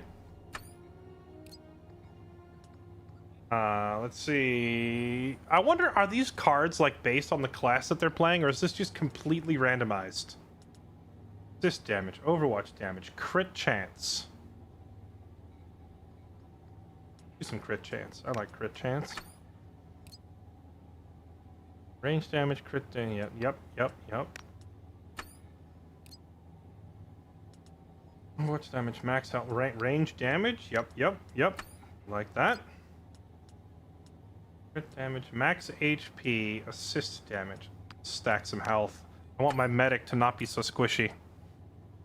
Max health, grenade damage, crit damage. She seems to crit a lot. She was critting over and over. However, she's also made of paper, so... You know, with all that fancy Mandalorian armor, you'd think she'd be a little tougher, but she's not. Let's give her some health. Overwatch damage on my Overwatch sniper seems like a good thing. Grenade crit chance? I've never seen this card drawn before.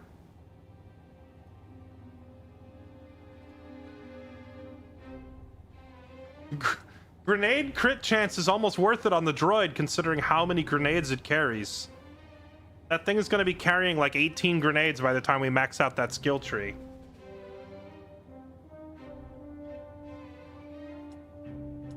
But since it has a percentile-based heal, health pool is also a very good stat. And she's made of paper, as I just finished saying, so we'll do the health. Probably better than the, you know, tiny percentage chance of a grenade critting. Oh, nice. He has the focus points to get the double invuln. This is such a silly ability. Double invuln is crazy.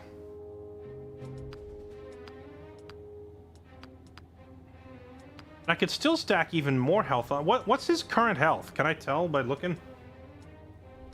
Where's his stats? Here it is. He's at 65. Oh. I don't think he needs any more HP. What else can we get for him? Retaliation attacks.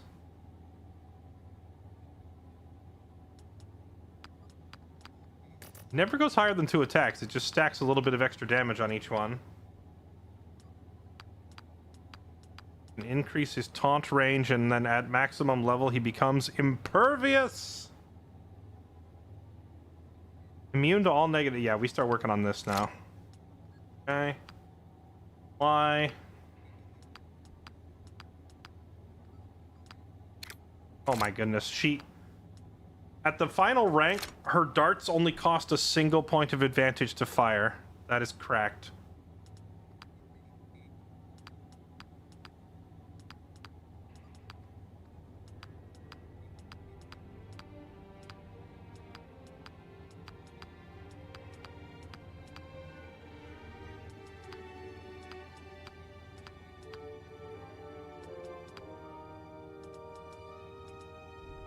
Kind of want to just save for her jetpack mobility, but her jetpack costs advantage points to use, so it's competing with her darts, so it's probably better to all in on one or the other. And since I've got so many points put in on the darts, I think we just finish that. As funny as it would be for her to max out her jumping ability, it just doesn't make sense here.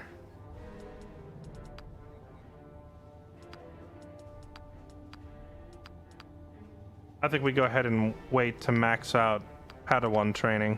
Actually, the only thing that gives me is a 10% higher chance to deflect, right? Because her third meditation wasn't very strong.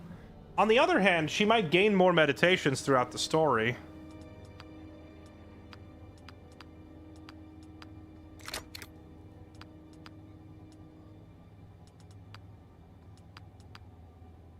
Harmony stacks is also very good for her.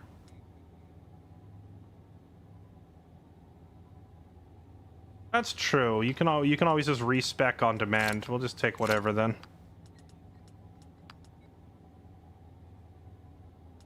Oh, nice.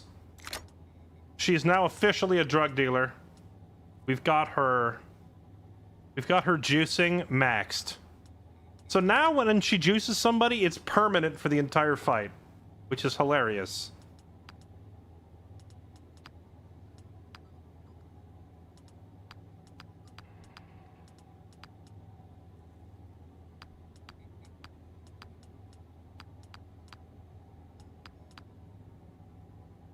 This is so stupid. 6 advantage to give all operators 2 action points is so dumb. It's a good thing it's limited to once per fighter. I would break the game with that.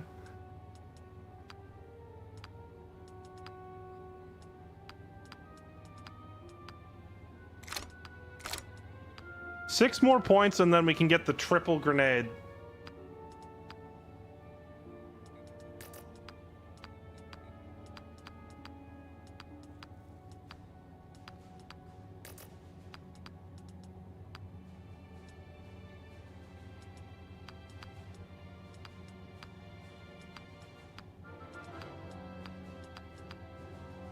I think we just wait. We want to max out this tree, pick them off.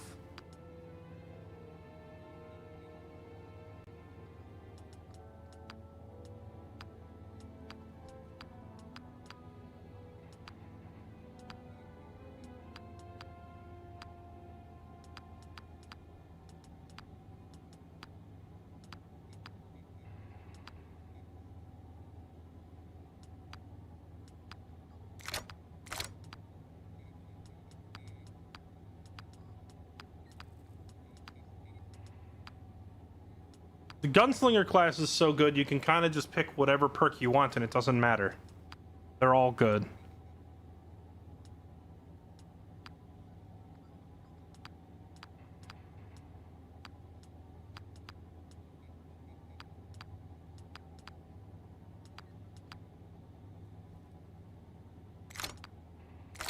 I think I'm going to take her melee increase just because it extends the reach of it, which allows her to cover large distances on the battlefield and get in position.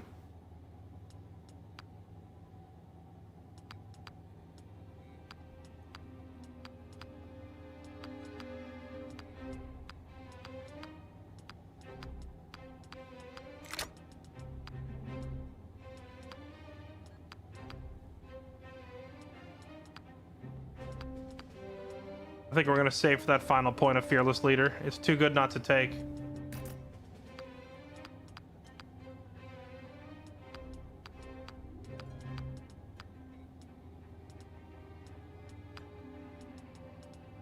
Okay.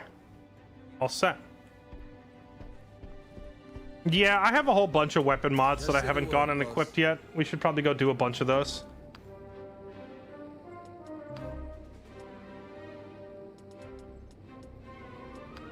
Black market never closes. Wait, ergonomic stabilizer. Isn't that the same thing I just got? Targeting visor. Increased chance to hit by 10 and crit chance by 9. That seems really, really, really nice.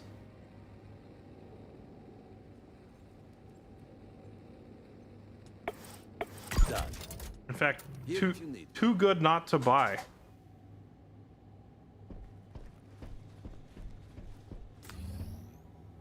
Yeah, Crash Cat. You'd have to use custom characters and name them things like melee soldier. You'd have to give them names of what you wanted to build them into so you wouldn't forget. Yeah, take a look.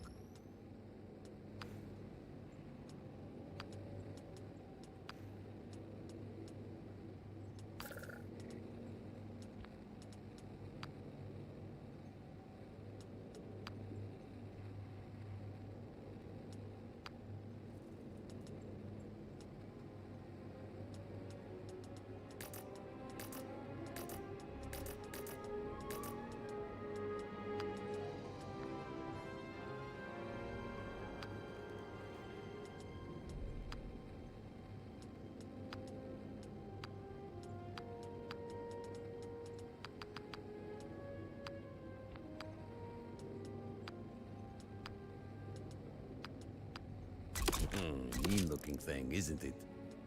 Tracking scope.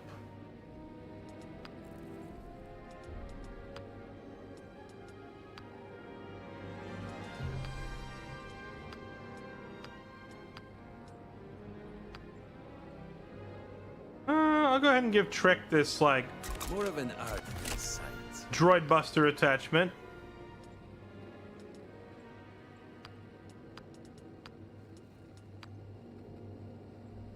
Increased damage by 2 when firing at close range. Increased damage by 1 after attacking, and it just keeps going. Yeah. Yeah, I'd use it. If I could get both weapon upgrade slots on this thing and put that plus that other piece, where was it? This one. Second generation amp. If I could put that amp and stabilizer on his gun, Chompy would be like the highest DPS in the whole company, easily. Because he can just walk up and shoot someone in the face like 11 times. It's gonna be insane.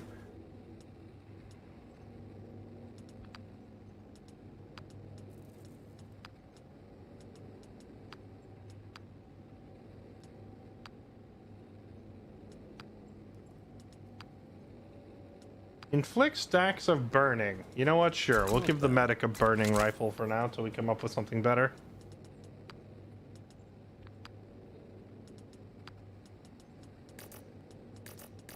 Telria cannot equip weapon mods. Bummer. Oh, but she can. Cly's gun. We should definitely have this thing juiced, right? We'll give her the close range buff that Chompy was using before. Alright. Check out the latest. Hawk's gun? No, it was Moose's gun I was thinking about changing. Yeah, I think I will change Moose's gun, actually, now that you remind me.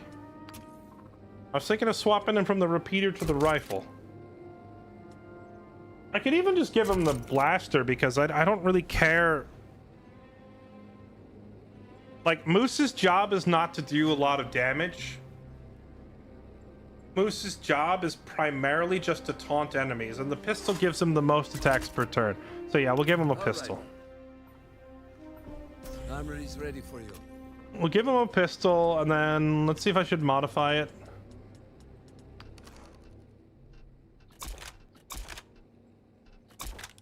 Which one of these screams taunt me the most? Oh, wait, you can paint them. I didn't realize you could paint them.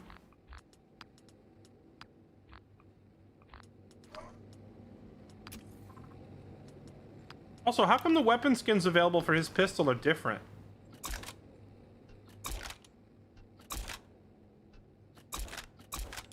See, we've got this thing that looks like a Glock with a frame on the top of it. We've got this thing that looks like a freaking toothpaste jammed on top of a thing. We got this that looks like an old Colt Peacemaker. We've got this that looks like a what's that AR-15 handguard called? It's got the same look. And then he's got this kind of like Magnum revolver look. But if you look at Chompy's weapon, no, it is the same one. Never mind. I thought it was different. Never mind. They look the same. They all look the same. I'm gunist.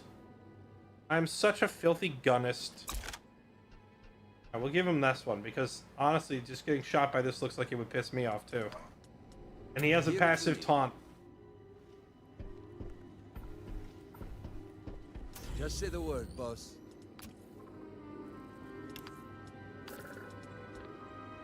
He still has his evasion mod. Drop by Okay, if good. you need anything else.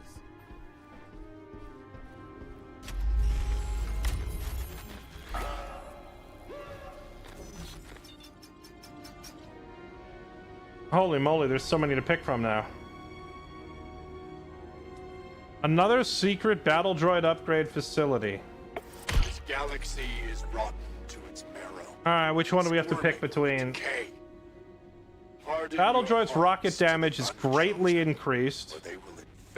Marauder's attacks reduce the target's defense by 2. Only in the coil do we find strength. Only in Fathom do we find the silence. The rocket is hard to evade, so I kind of don't want this to happen. Because the rocket can hit a large area. The rocket can hit a large area, it never misses, and it can hit multiple operators, so this is kind of bad. On the other hand, I usually kill these things before they get to use their rocket, and now, in this past mission, we learned that if you taunt them, they don't fire the rocket. They angrily run at you shooting their laser. So if I can just deny the rocket, it would make more sense to get rid of this one. But if I ever make a mistake and they get one rocket through, it would probably kill us all. So I gotta do this just to be on the safe side. Another day, another credit.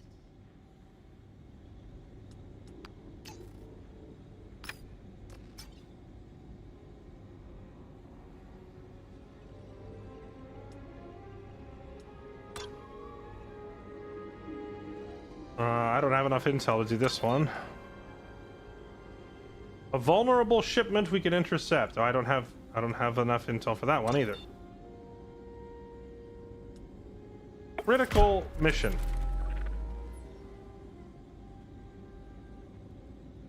Need your input on this one. Tell them there is a threat to the Republic delegates. Tell them there's a threat to their citizens. Fine by me.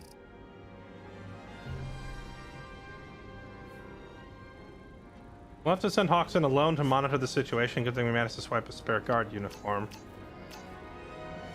Oh hey, it gave me bonus intel.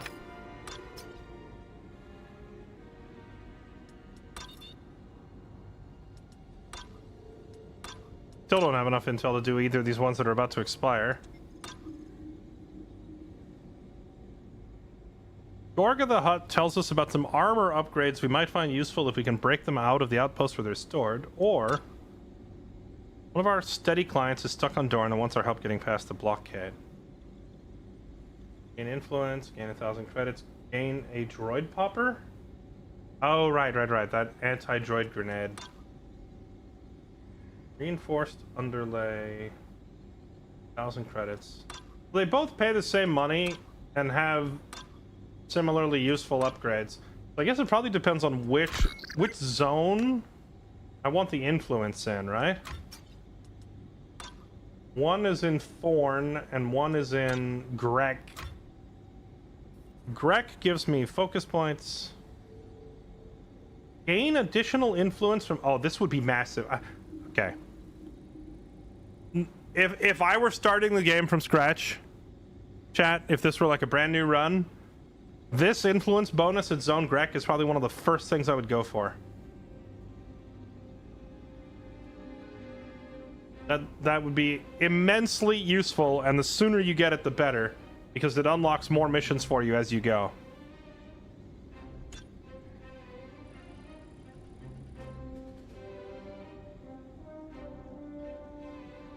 This one, Zone 4, has the extra weapon slot. Oh, it's so tempting. They're both so good.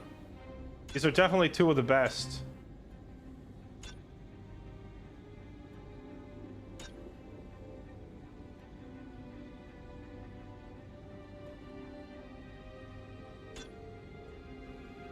I have 2 contacts, and if I send each one, that's 14 points. Would put me up to tier 3. Not enough. I'm gonna go here first. Zone Grickety Grack it is.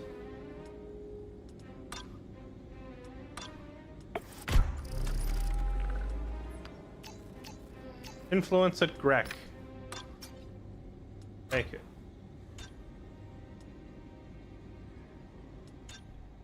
Can I go spend my money to get an upgrade on some influence? Core zones, mid zones, outer zones. Hold on, I need to look and see what do these zones look like. What are we looking at? So I assume these are the core zones, and then these are the, what was it, the middle zones or whatever? And then these are the outer zones. But some of them are hard to tell. Like, is Zone Leth an outer zone or a center zone? Is Zone Grek a core zone? Or is it a center zone? Because it's like, it's behind these two. I actually can't tell. Zone Grek. I'm at 6 out of 20. I guess we'll find out right now, because I'm going to go buy this upgrade.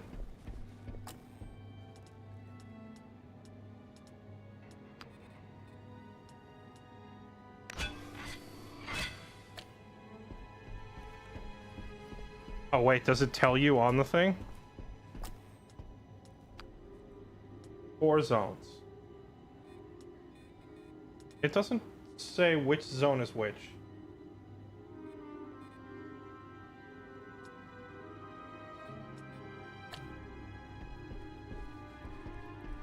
It divides to give each zone 4 locatoins. 1, 2, 3... 1, 2, 3, 4... I think outer is fairly easy. Yeah, that would put Zone Grek as a core zone and Foreign as a mid zone. So we're gonna focus the core zone because I want this rumor spreading thing as fast as possible. Zone Crash would be another really good one. Plus 5 extra intel per mission. Getting all this extra intel would mean that we would never miss side quests anymore, which would in turn generate a ton more resource, because it would mean, you know, none of the side missions are slipping away with their bonuses. Take a look at our latest intelligence. Saralonis. Wait, we're going back to Saralonis? Separatists have had their eyes on Saralonis for a while, but this planet ain't big enough for the both of us.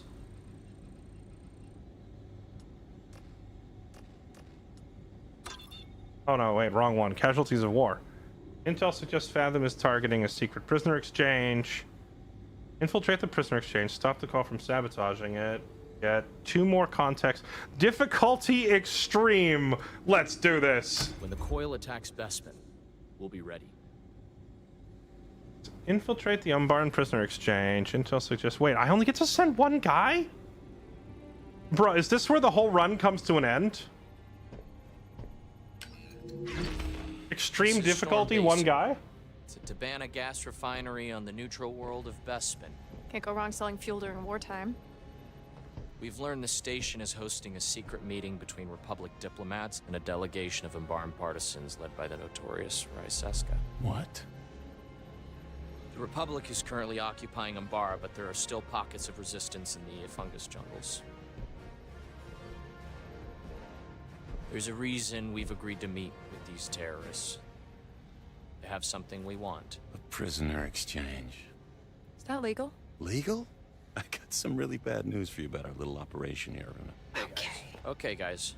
We know the coil is targeting prisoner exchange.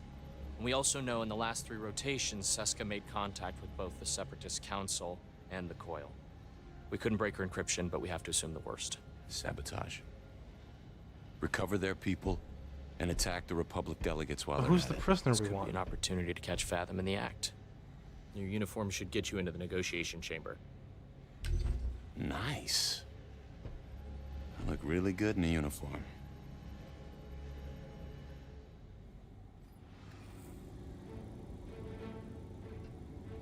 Should I change off of Scout class for this? Somehow I feel like Scout is not the ideal. Well, I've got a grenade. That's all we get. Do this.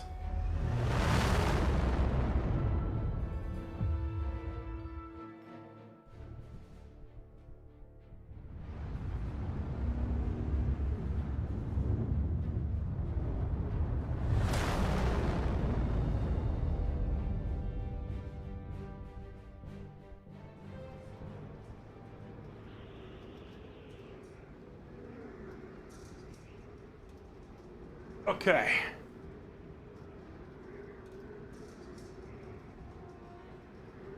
Had to go grab a drink. All right, let's do this. Don't think I've ever changed off Gunslinger. Gunslinger is really freaking good. Gunslinger just oozes damage in every situation. It's really, really good. This is Storm Basin. Please don't say anything out of character. Who, me? Maybe don't say much at all.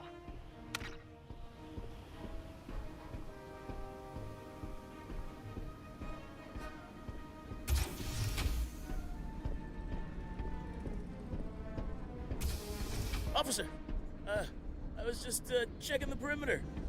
At ease. How was that? You are an artist. Now turn off the comm.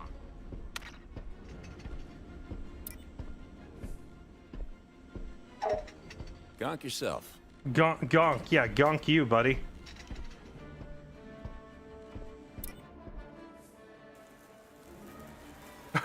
You click the button, it just teleports you. They don't even give you an elevator animation. What? I better find somewhere high I can run a little recon.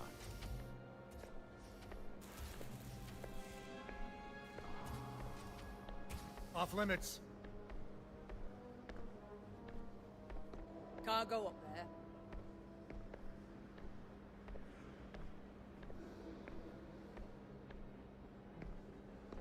Now I really want to go up there.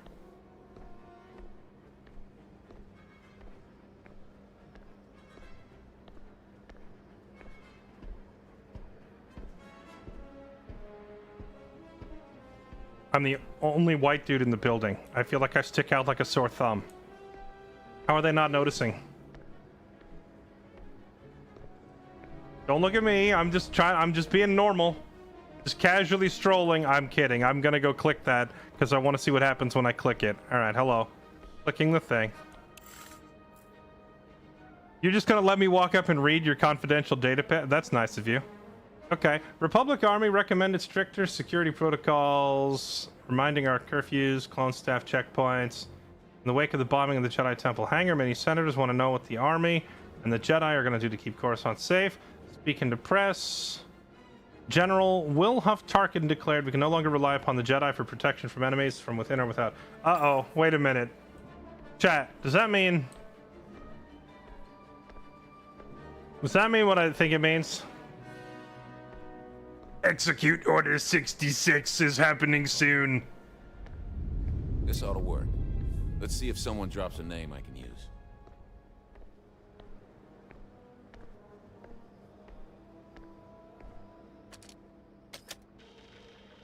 It's a class Do bet. it. No one goes up there without Major Striker's personal approval. He's really milking that promotion.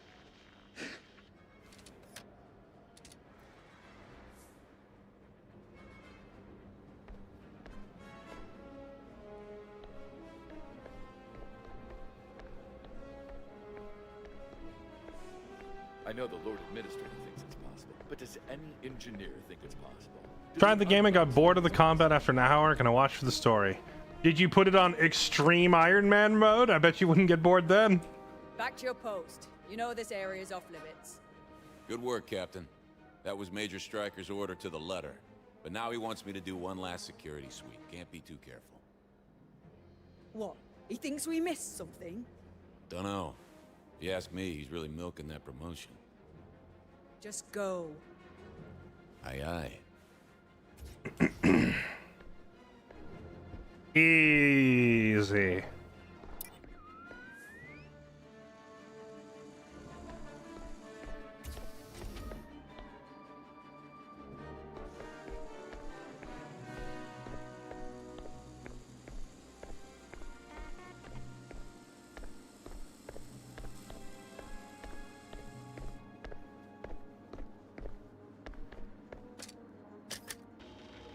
That looks like the Republic delegation.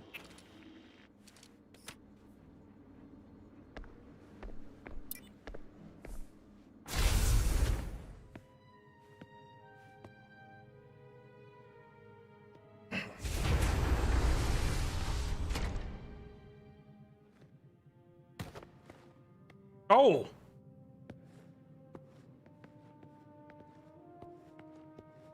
General Skywalker. Dozen, are you all right?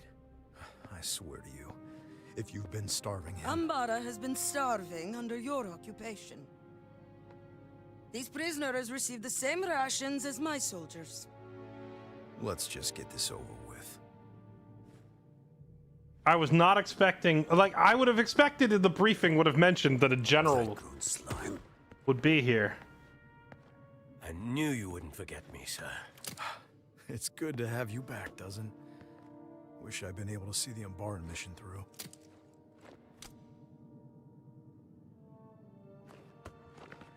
I will seek you under every sky. Until the last star burns out. Aww. They say there's a lid for every Camtono. Yeah, who? Yeah, well, this Camtono killed a lot of good soldiers. Isn't this where Anakin turns and says, "Who are you and why are you in here?" I'm literally Stop. Who are you working for? There it is. The Separatists? I wish. I hear they pay pretty good. The truth. Now. Hey. We're riding the same dude back here. I'm working for Republic Intelligence. We've been hired to hunt down a Separatist unit. Their leader is... There she is now. There are some creatures so vast and thoughtless that they lumber on for hours even after the killing blow has been dealt. Just so with the Republic. It pours out blood and credits in great torrents, blind to its inevitable end. There can be no negotiation with such a beast. Only total What have you war. done? Rai Seska! The Separatist Council forbade this meeting, but you persisted. For your treachery, the Council sentences you to death. Get ready to move. This station will fall. We gotta get these people out of here.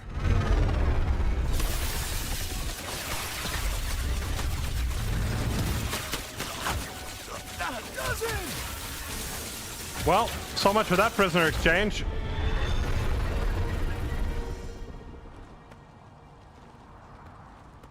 I feel like we have a certain amount of plot armor here. Because we know Anakin lives.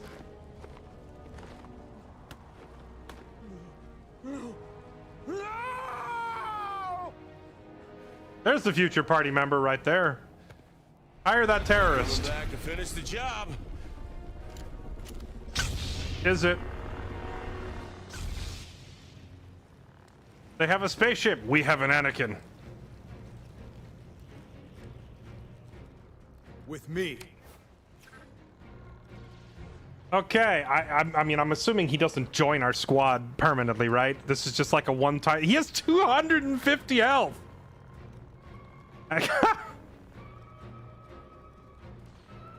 Do we get to play with Anakin? We do. The trailer of the game showed that this would happen at some point. Oh wait, we do get to control this guy. I was kind of only half joking when I said hire that terrorist. Yeah, we knew Anakin was going to be playable. I don't know how many missions he appears in.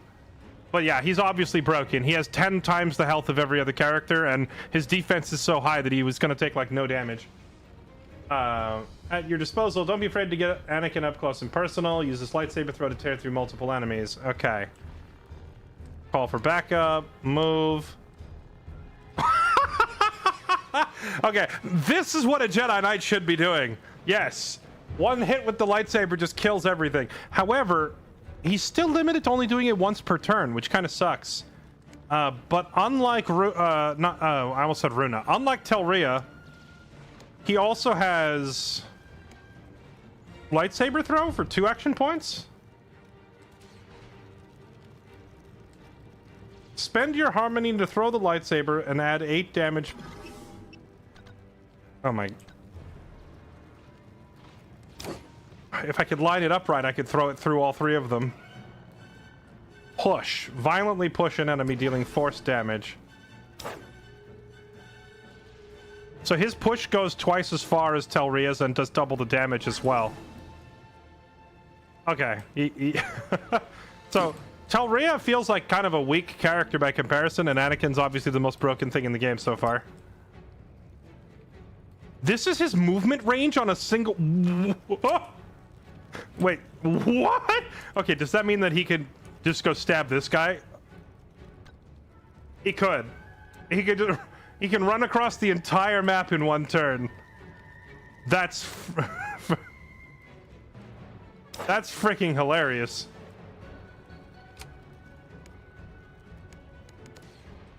Does he have a deflection stance? Focus within chaos. Assume a defensive stance, increasing your deflection chance to 99%. All deflected incoming blaster attacks are reflected back at the attacker. Does he have to aim it in a cone? Oh no, so Telria can only deflect shots in the direction she's facing. Anakin's is 360 degrees. Okay, so here, let's just chop you for fun.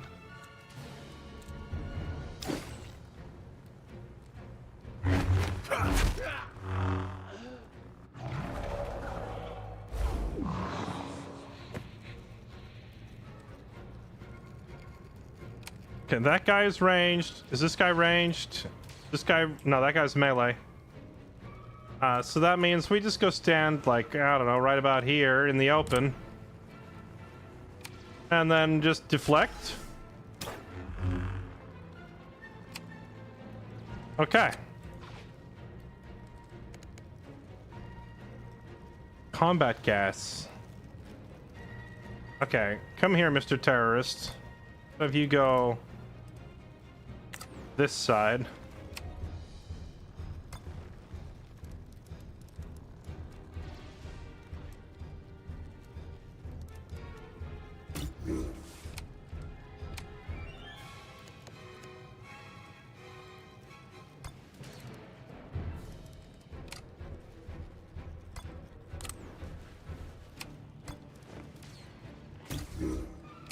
Okay.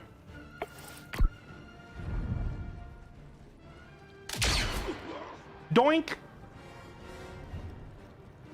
Shoot the Jedi. Oh, it didn't kill him right away.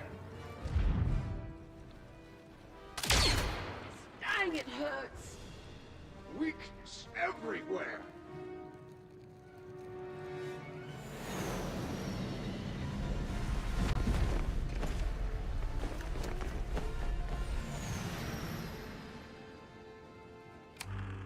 Oh boy, that's a lot of dudes. Okay. Alright, Anakin. Can you...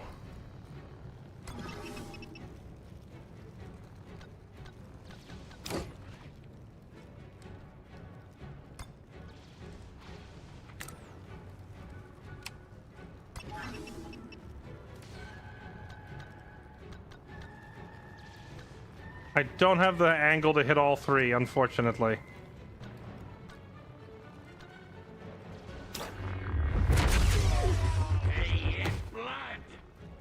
Just insta-kill everything.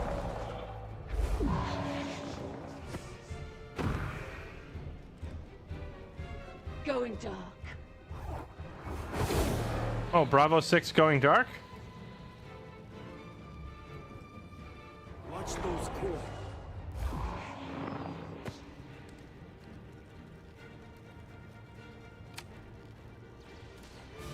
Oh, that was all my action points. And he doesn't have any advantage things that he can do, huh? Can I call on him for backup? We take them down together.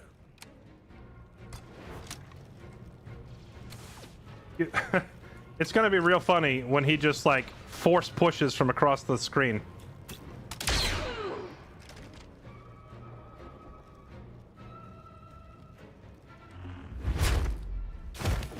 What?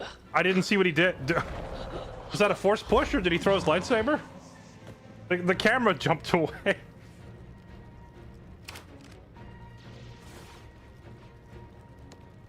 Precision shot. So this guy is the sniper, huh?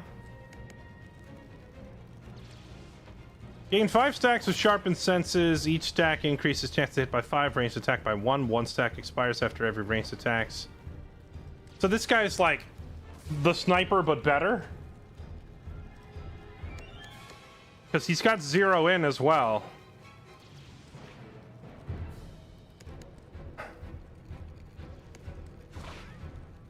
Once per combat. Alright, let's have him gas up.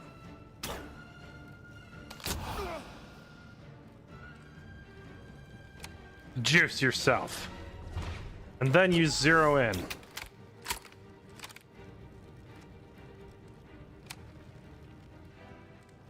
This is the guy they give you so that you feel dumb for making your own sniper. Just for them to hand you one who has a better unique ability.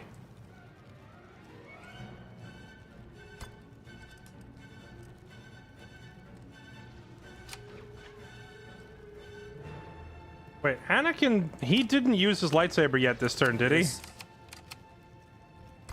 Oh man, imagine if I could have brought the droid with me to just feed action points into Anakin.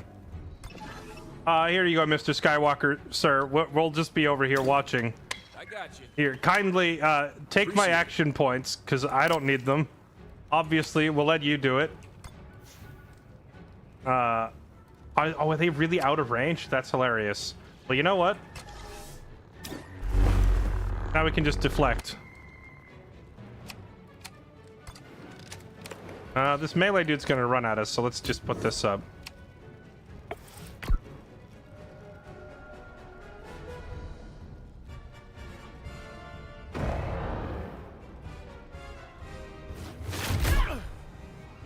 Okay, bro. Boyle's trying to pin me down. You'll suffer for that.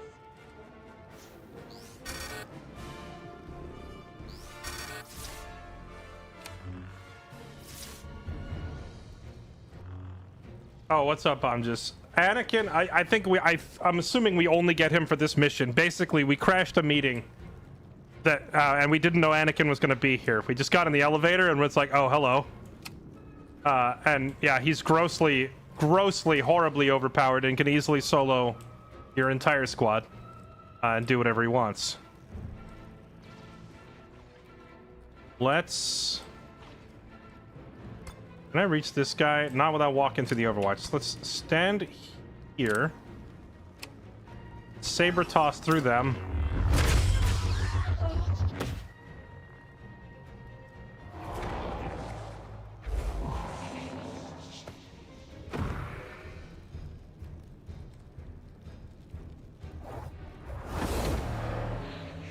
Imagine if Anakin decides that our storyline with dealing with this, these plague people.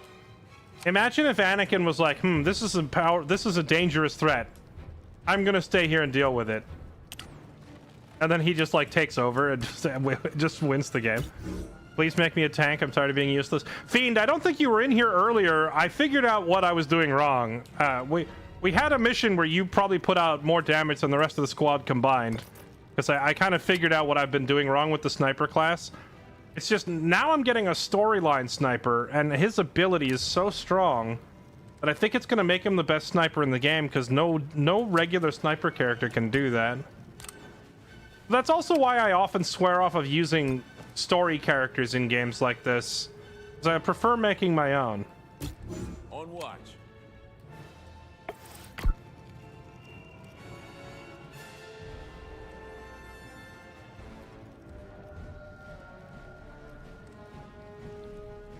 Coil reinforcements.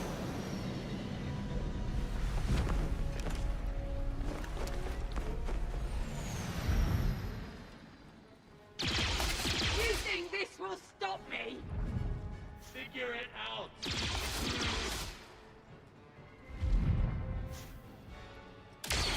Another hit. Oh, good.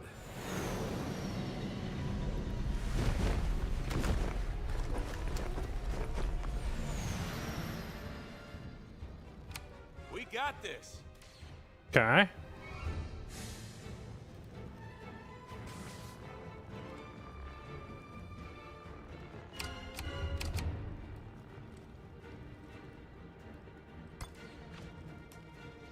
The fact that Anakin can run halfway across the room on a single action point is utterly ludicrous. Oh, wait. Do I see the angle of the gods? Is that the angle of the gods? I think I see the angle of the gods. Oh my goodness, yes. Right there. Angle of the gods.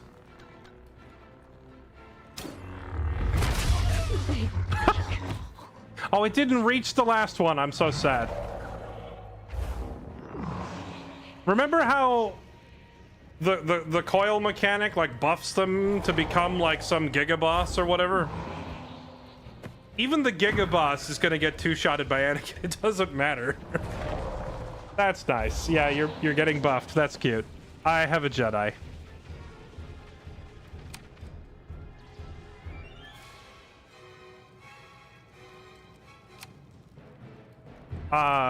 You guys go hide behind Anakin. Literally just run over there and hide behind Anakin. All right. Yeah, we'll be back here, Mr. Skywalker. We'll be supporting you. You have fun out there.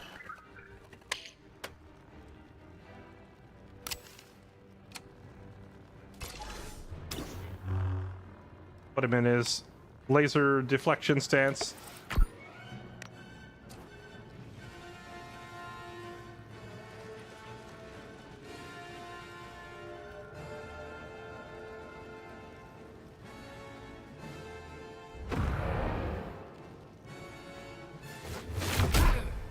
Ow!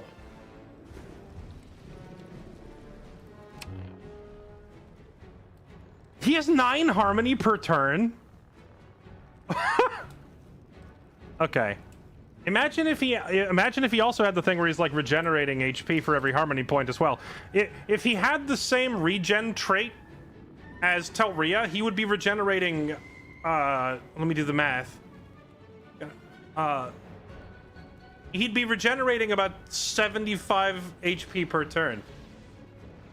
So I guess I can understand why they didn't give him that perk.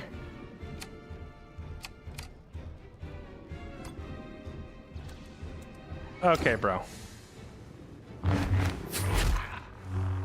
off my boy.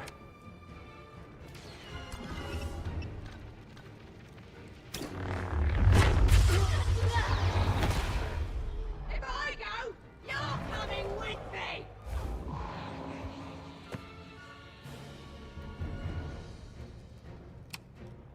Harmony is like it buffs their lightsaber damage, it buffs their blaster deflection chance, it controls regen. Basically all your force abilities scale off it. Telria the Padawan gets like 5 stacks per turn. Anakin gets 9 per turn. But also, like, Anakin is making so much harmony that you can spend it all, like, you can't spend more than like 4 harmony per turn. So basically, he's making twice as much harmony as you can possibly spend. So his scaling is like infinite. Mr. Skywalker, sir. Follow my lead. Can you shoot that guy with the Force? Shoot him with the Force, please. Thank you. Oh, jeez.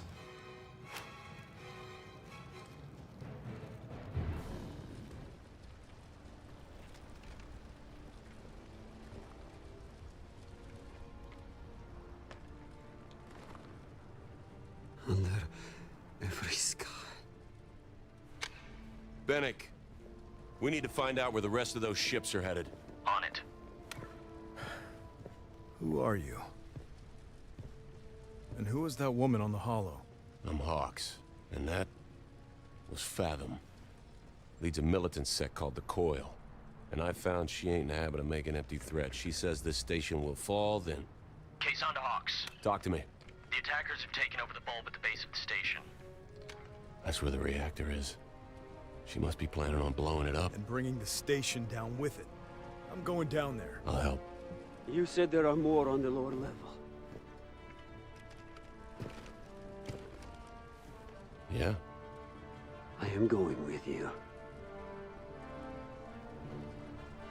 Fall in. Moving out. So we're just recruiting a terrorist, just like... Okay. The bulb's down this way, through the grand lobby. Alright, so the rule is, if you're a terrorist but your girlfriend dies, you're suddenly okay. Better make it quick.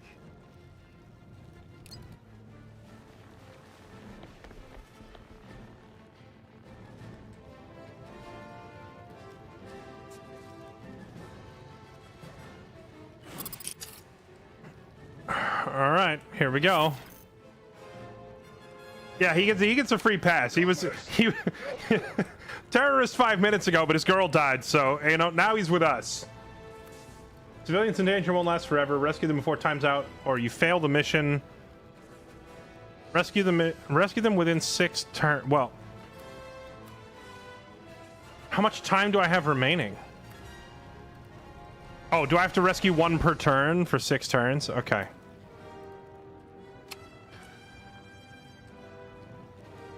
Force insight check.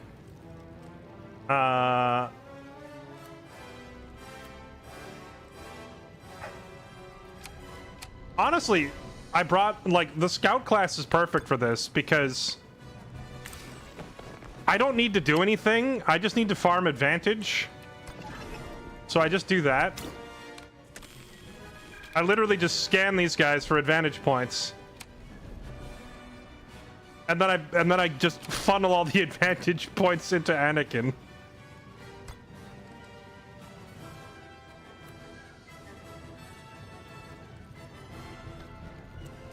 Get out of the way.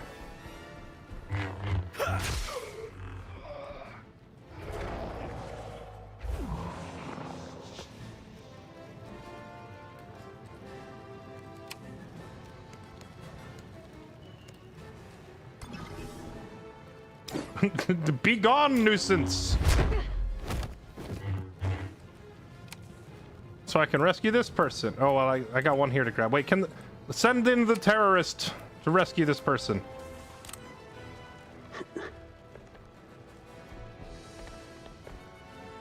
Oh, thank Kriff.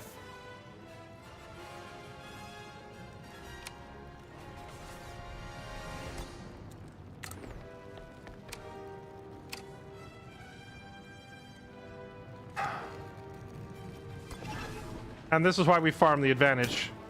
I got you. So we can just give more action points to Anakin and let him do disgusting things.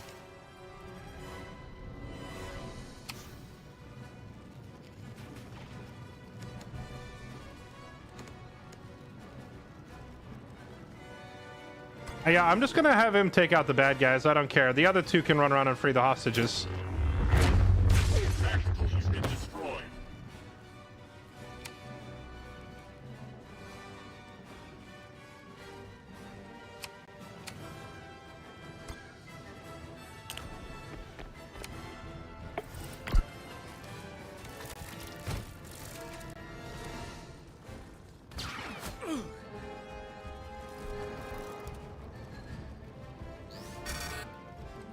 Do you get a... Yeah, we have a Jedi on our roster already. You get a Padawan named Telrea. Basically, her master died trying to stop the plague, so now she's trying to stop it on her own. And she's worried that if she tells the Jedi Council, they'll take her out of it and assign someone else, and she doesn't want to give up the fight. So she's working with us instead.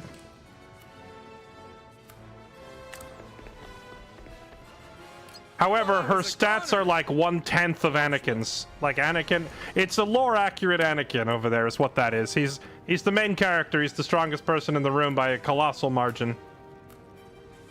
He's just kind of, he just does whatever he wants.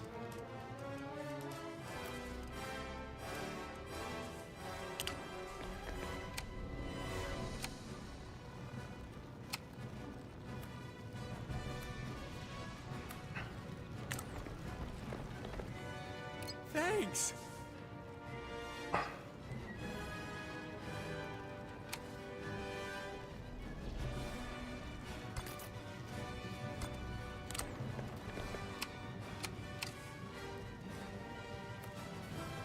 Here's some perspective for you.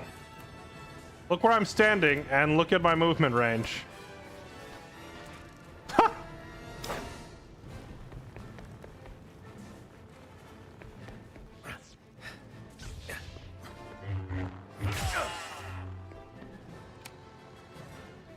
I wish Telrea's lightsaber did half that damage. I realize she's just a Padawan, but a lightsaber's still a lightsaber, right?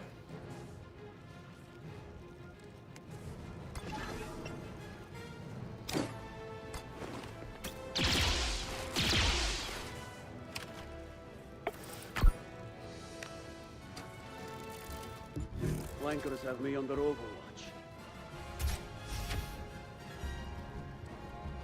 This is the end for you. Wait, he said the thing! This is the end for you, my master. I can't wait to see you fall. Running out of time to save these people. I know.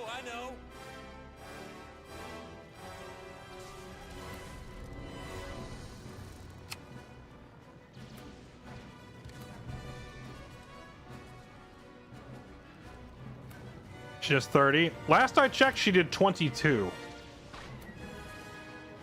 Maybe it depends on the difficulty mode or something.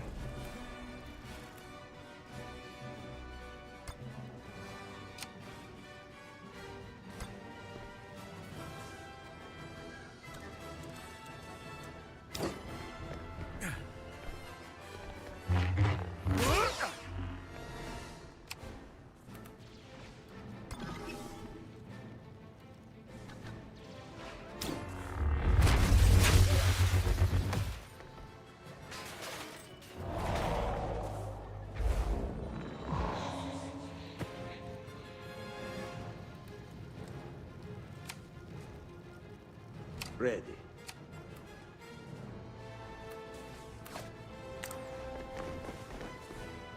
I thought I was a goner. Glad we could help.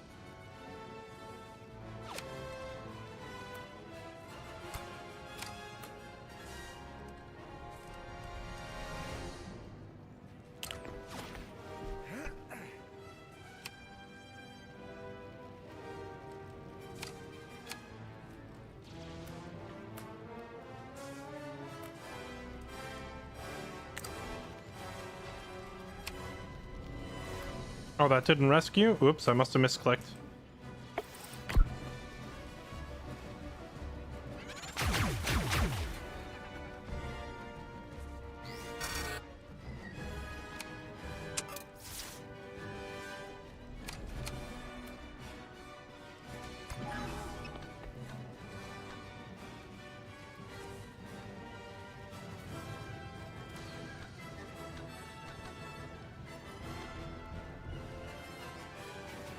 Where's the pixel? There it is.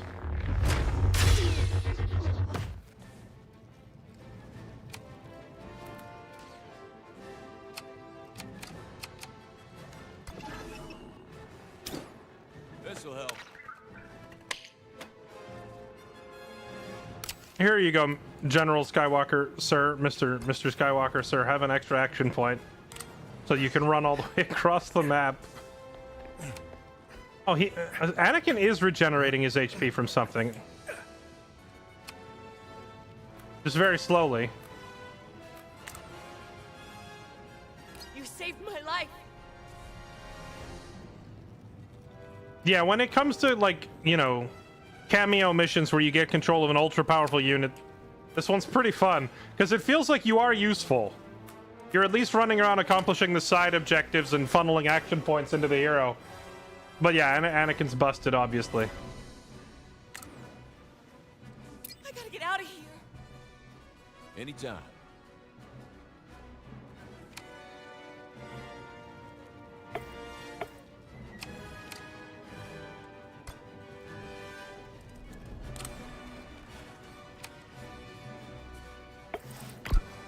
Royal fighters incoming. Stay focused, team.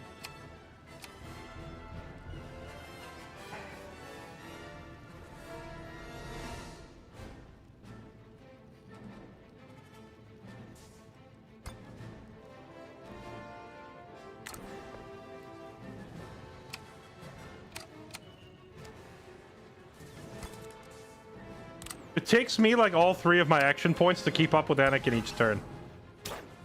Here. Appreciate it. I'm like running along behind him like a water boy, just trying to keep up.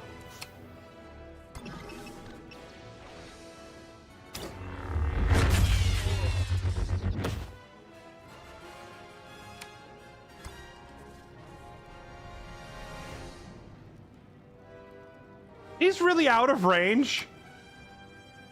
Okay, whatever. Clanker, get out of here.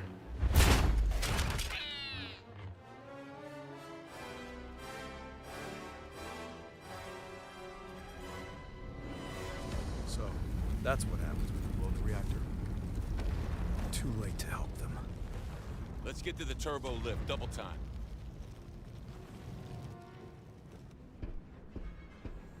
Where is it? Hostiles detected.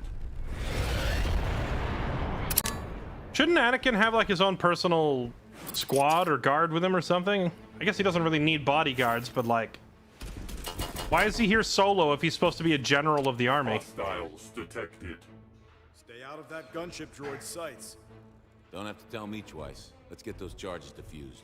Disarm the coil explosives, save Storm Basin by moving to the adjacent zones before time runs out. Enemies standing within the zone prevent you from disarming bombs. Okay. So I have to kill the dudes that are in the zone. Okay.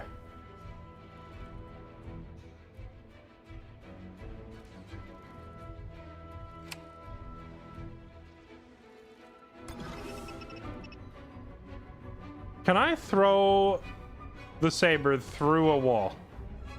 For a second there, the hit detection looked like it was going to work. I saw their HP's meters shrink, but then like the game like caught up. Oh wait, no, look at that. See, it shows I can shank this one through the wall. So why can't I shank these through the wall?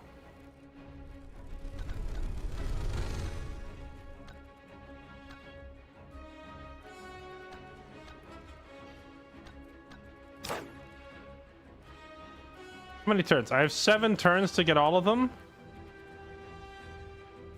I think the simplest way to do this is just have Anakin overpower each one. Well, they also said stay out of the sights of the gunship, and I don't know where the gunship is looking at any given point.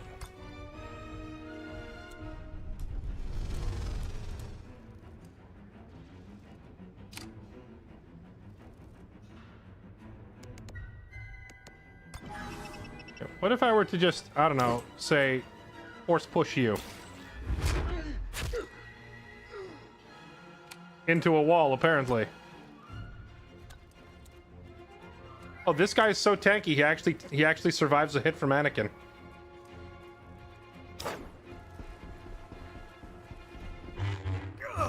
I'm wounded.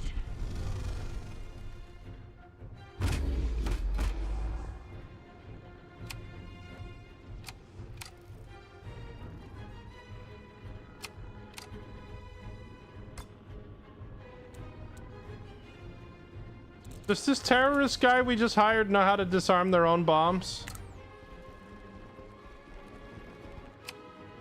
All right.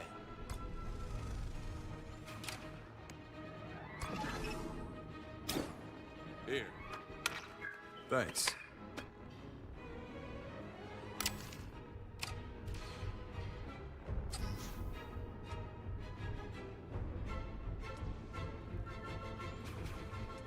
It doesn't say anything about having a trait that makes it immune to being one shot. It just has 4 more health than Anakin deals per swing. But with that said, I'm just gonna slam him into the wall.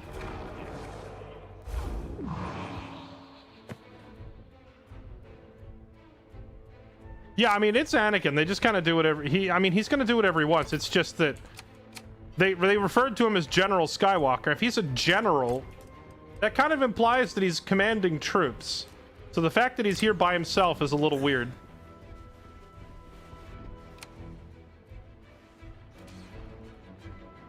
Dun dun dun dun dun dun. Charge diffused.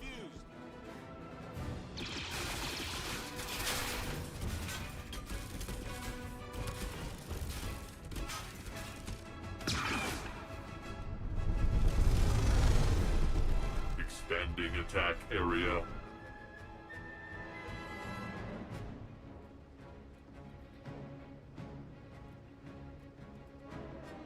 Oh, I guess. Okay. The HMP droid gunship will bombard the area for lethal damage. Stay out of the areas it marks, or your operatives will be downed by rocket fire. I suppose even Anakin can't tank getting blasted by a spaceship.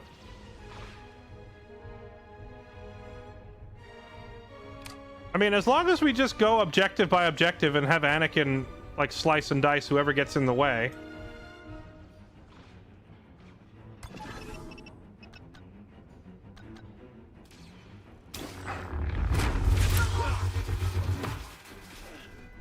And then even if he uses multiple action points on his throw every turn, I can just feed more action points back into him, because that's what the scout class does. We just farm silly amounts of action points. I got you.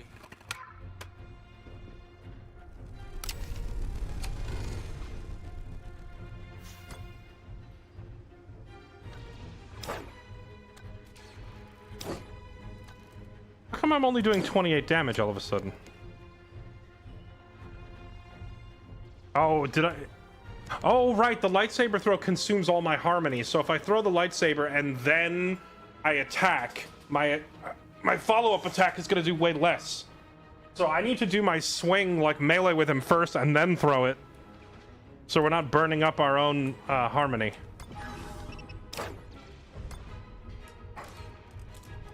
But that said, I could just walk up right here in front of them.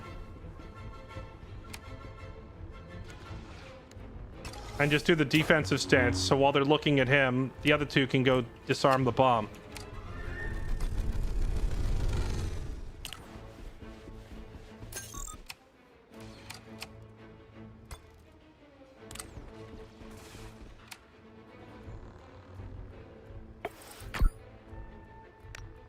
Another charge disarmed.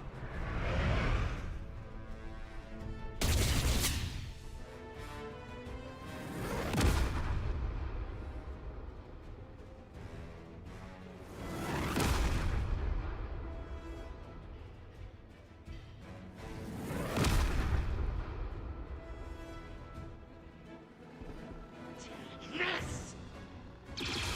Nice shot. I try.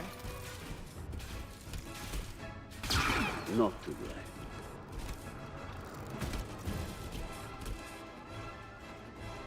Maximizing attack area. Eyes on.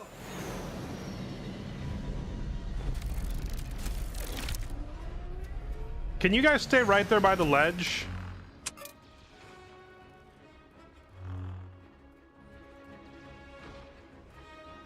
Oh, they did stay right by the ledge. That is very convenient. That'll make this next part much easier.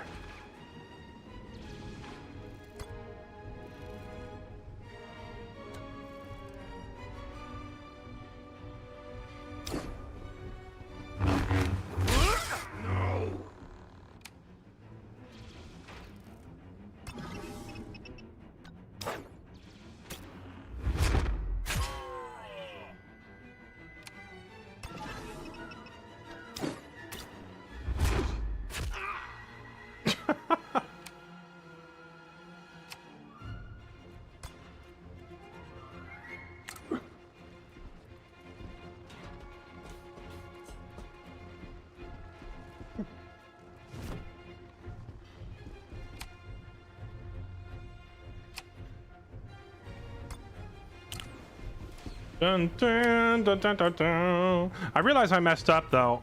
Instead of shoving them off the ledge, I thought I should have done the saber throw for 2 action points. I could have got him and probably both of them with 1 throw. But the saber throw does cost 2 action points instead of 1. Oh, I can still call for backup from Anakin though. Little help? Shot like a pro. Oh! Jeez!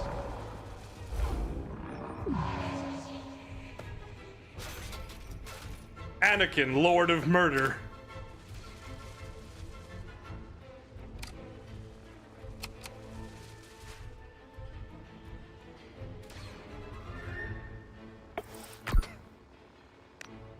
Another defused.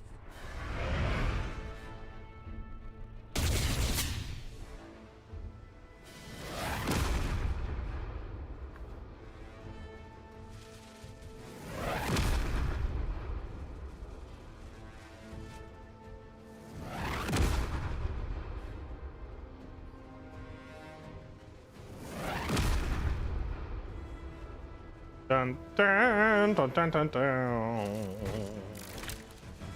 What was that movement?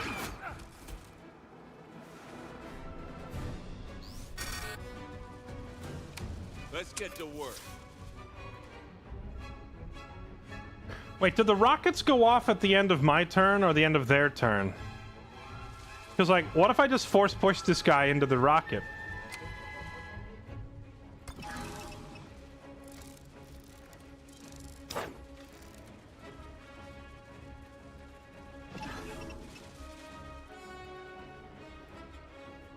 How many turns do I have left?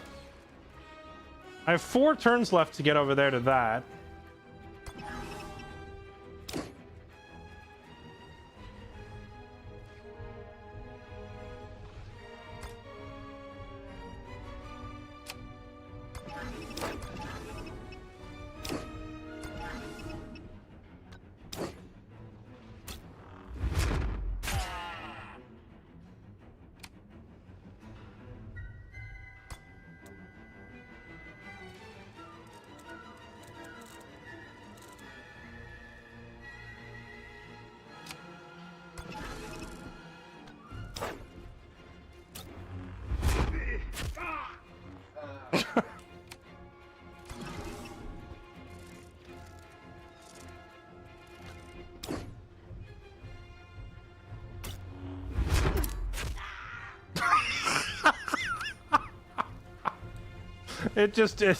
It's just satisfying every time. What can I say?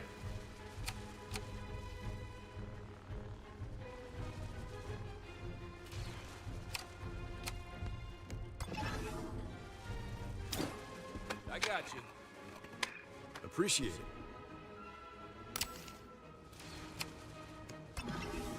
All right, Anakin is going to call for assistance from the terrorist.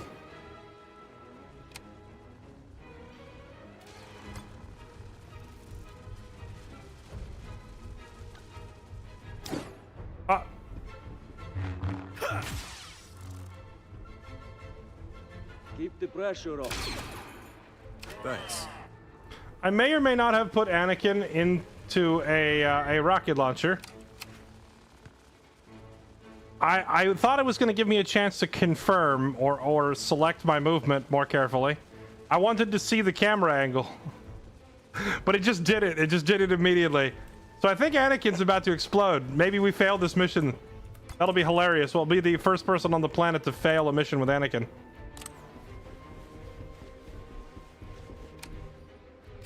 He's got a foot in the red. Yeah, I didn't want to put him there. I was trying to adjust the camera to see, and I accidentally clicked. So, all right. So, hey, terrorists, we're gonna leave you there so you can pick Anakin back up, because I think he might be about to explode.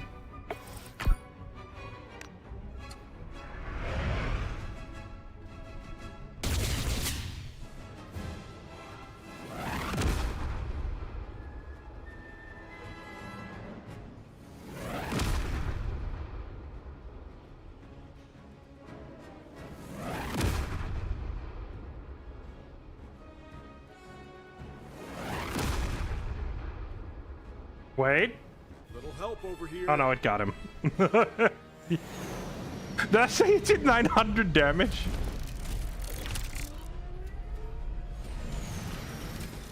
Well, hey, conveniently, we already took out every enemy. So it's not like there's any threats that we need to deal with immediately. We can just get them right back up. I needed that. Okay.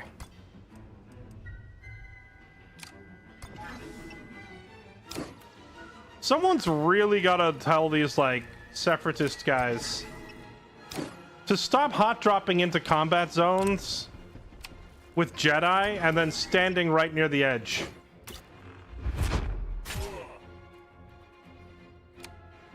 Like, it's just not strategically sound to keep doing that.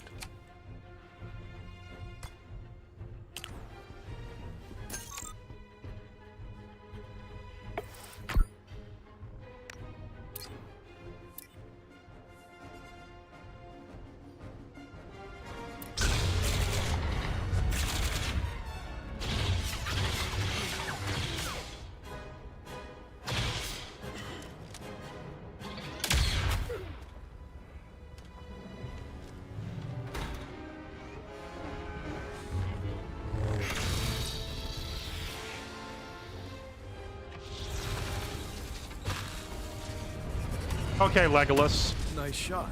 Nice job.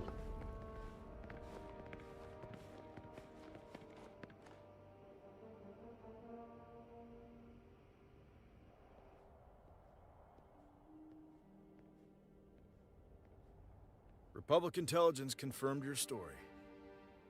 I've never heard of an operation like yours before. Well, that's kind of the idea.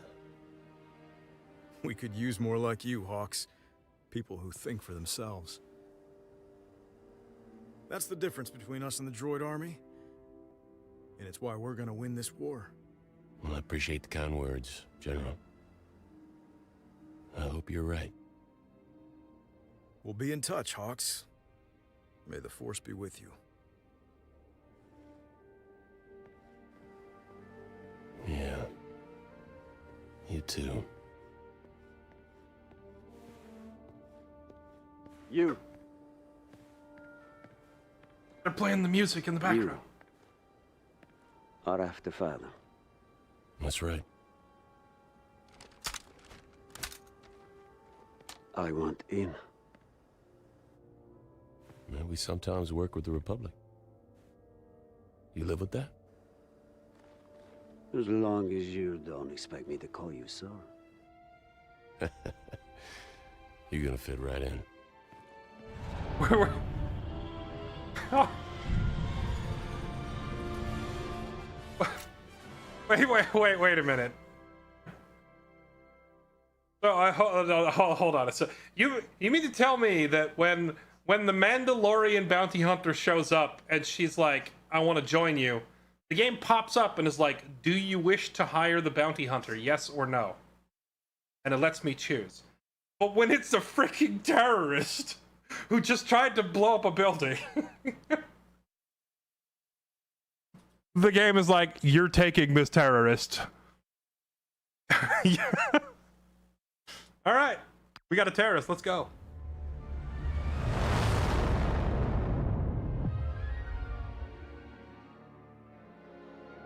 What did the devs mean by this? I don't know. Maybe they had freaking Hassan as a consultant on the game.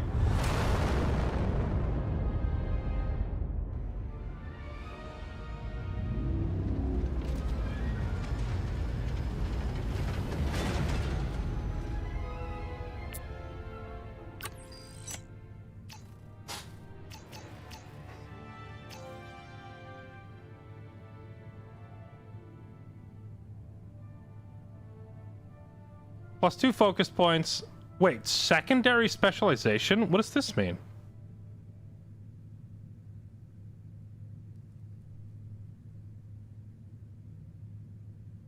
Two contacts, 100 intel, 2,000. I mean, we got a ton of resources off that, plus extra skill points, plus a new character.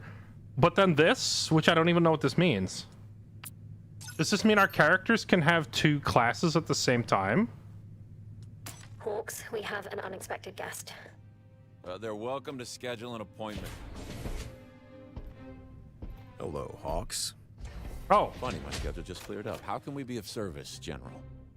Well, after Bespin, I checked into the Infinite Coil and the Shadow Plague. Came across a research folio created by a Jedi, Salvarin Hadrix. Oh, never heard of him. Turns out Hadrix disappeared a year ago, along with his Tognath Padawan. We assumed they died. I'm afraid you were right on one count. The plague killed Master Hadrix. I'm sorry to hear that. But why didn't you come back? We could have helped you. Master Hadrix believed in me when the Order wouldn't. Without him, I would have never become a Padawan. But now that he's gone, there's nothing stopping the Order from reassigning me while the coil grows unchecked. I can't let the Council keep me from fighting this plague, Master Skywalker. That's why I joined Zero Company. Is that right?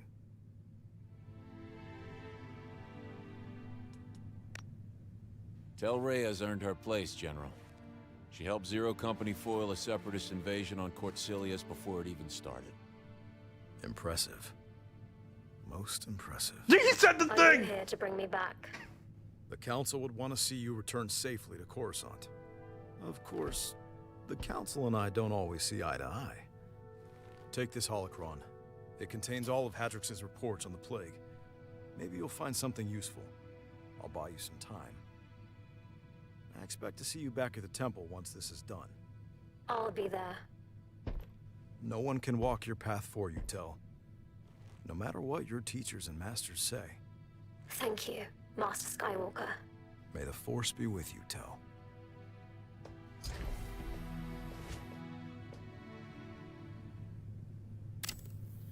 He just turned...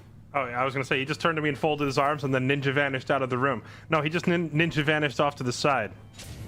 And hello, General. Can I play you a song?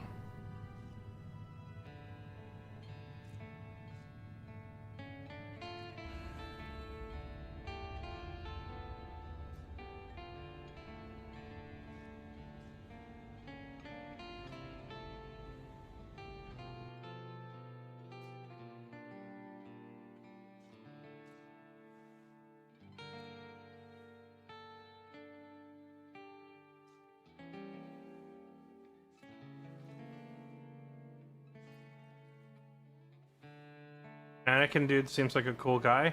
Yeah, I'm sure he's gonna be a real cool guy later, you know? He's gonna definitely stay that way. He's definitely not gonna... I don't know. Turn evil. Go full psychopath. Kill a bunch of children. Wait, he just told a child to return to the temple.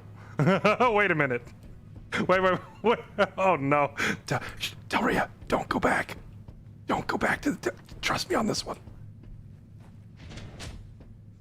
Don't mind me. I'll be out of your hair as soon as I can get a signal to the fleet. Yeah, I guess your Order will want an update. How are you planning to explain Tel's situation? My master's on the Council. He'll help smooth things over. They may not like it, but they'll understand Tel's loyalty to Hadrix. That loyalty may surprise them, though, considering Hadrix tried to reassign Tel to another master. Reassign her? I had no idea. Neither does she, I bet. Hadrix died before the Council could take any action. Wait! Well, that's between Tel and the Order. She's been an invaluable member of Zero Company. The past is the past. Tel's on her own path now. Wait a minute. So she has this, like, deep-seated loyalty to this Jedi Master who trained her, that gave her a shot when no one else would, but in turn the Master was trying to get rid of her? Oh, that's so messed up. We can't tell her. She'll be crushed. I'm glad Zero Company appreciates Tel. Makes me feel better about leaving her here. Hang on. We just put Anakin Skywalker on hold. You got a plan for our next job? You know, after this coil business. No, but I know it involves a bottle of Terrace's finest. That Lieutenant Halloran's all right. played a few rounds of cards with him the other night. He win some hands? No, but he lost well.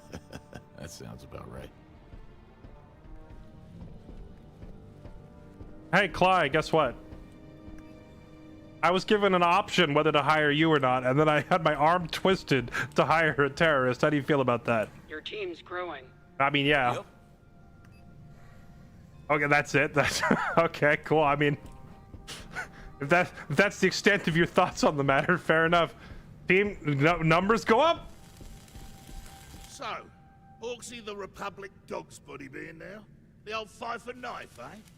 We'll work for the Republic for exactly as long as it's profitable to do so. Come on, I figured you of all people would get that. Quit busting my chops.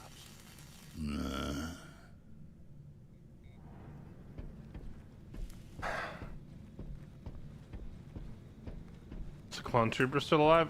Trick? Yeah, who do I look like? Burke Black? Of course my characters are still alive. Tell. Hey, listen.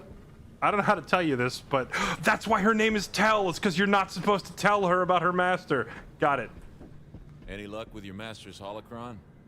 I may have a lead. I'll present my findings as soon as I'm sure.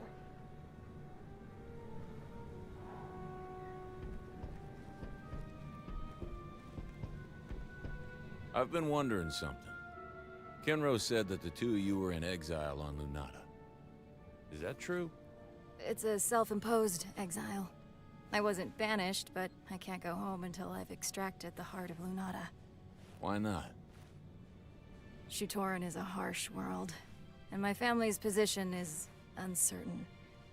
My mother would do anything to ensure our house survives. So when I came of age, she arranged a strategic marriage for me with a certain Duke Thessin. I'm guessing she didn't consult you in the matter. No. So I invoked my right to combat. On Shutoran, anyone can break an engagement if they defeat their betrothed in a duel to the death. You Ore Barons really are hopeless romantics. I trained for months.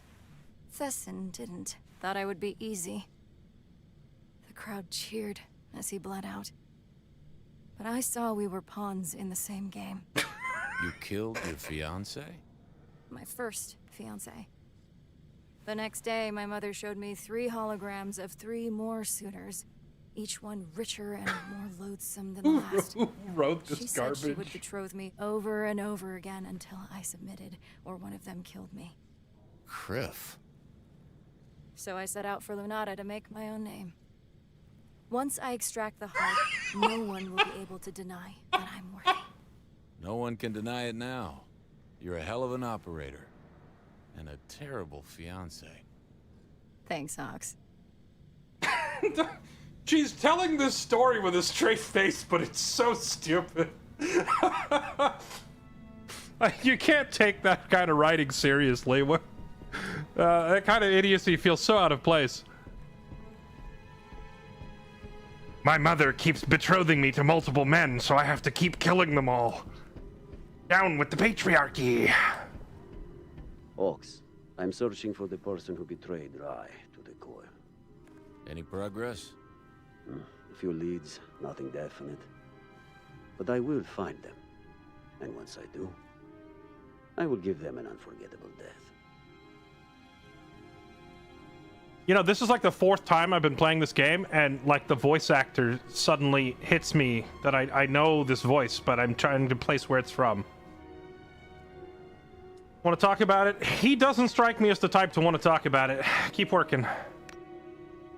Alrighty then. Keep at it. Oh, I will.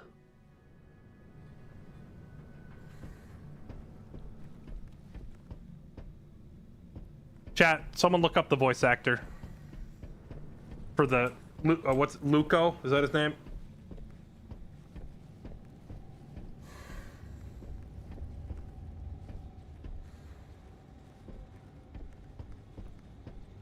I've studied Fathom for a long time. She prefers to lure her enemies into traps and strike only when she knows she has the upper hand.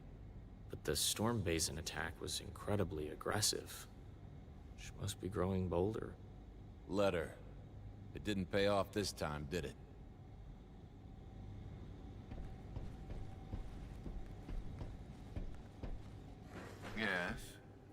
Med bay. I need to put Anakin in here. I got him shot by a... I got him hit by an orbital bombardment. Jason Spisak? Jason Spisak. Okay, let's see. Let me pull this guy up. What voice roles has he taken that I recognize him from? Well, he was in the Clone Wars, but it says a bunch of characters that I don't know.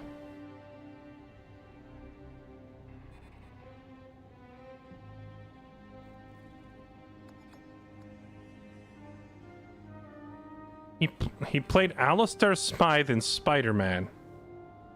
That was so long ago. He's the voice of Silco from Arcane. That's what it is.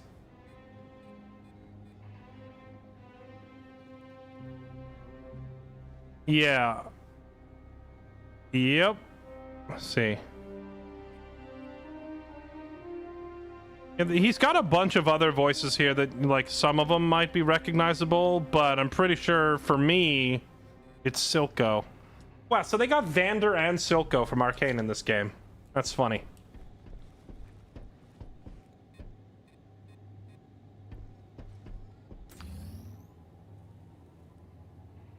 $37 unspent focus points.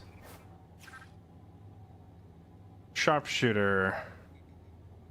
Operators can now unlock a secondary specialization, allowing them to increase their overall power and create new hybrid builds. Wow. Wow, I didn't even think... Bro, I had no idea this was coming. I have not even been thinking ahead about combining specs. Oh, wow. I'm gonna have to, like, rethink so many of my operators now that I realize that there's a combo. And then the astromech just unlocked a second slot. You know, I was honestly starting to feel like the character skill trees were a little too simple in this game. Like, compared to XCOM, where they continue gaining new perks, and those perks are, like, fairly game-changing in some cases. I was sitting here thinking, you know, 1 talent and 3 skills really is kind of simplistic, and it's almost like XCOM did it better. But now they throw this curveball at me that I did not see coming at all, and suddenly it's a whole new ball game in terms of character builds. Yeah, they really did time it just right too, because I was just starting to think, there's not enough depth here. And then it's like they predicted it. They're like, yeah, right around right here, we just go ahead and unlock this new feature. And now it's like, wow, okay, I have to completely rethink it.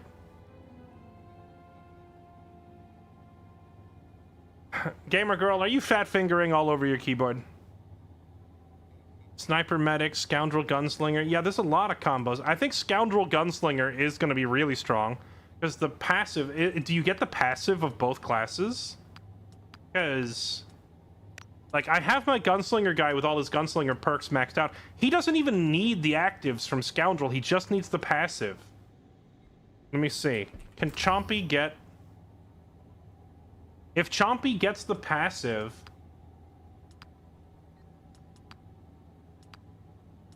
Yeah, he does. He just ignores defense. Straight up ignores armor. That's insane. It also means that I'm going to go right down the list of all my operators and just make it... It's going to be like Scout Scoundrel, Soldier Scoundrel, Assault Scoundrel, Gunslinger Scoundrel, Sniper Scoundrel. Like, you're going to want to put... The ignore the enemy's armor is like the best passive in the game, so you're just going to want to put Scoundrel as a secondary on every character.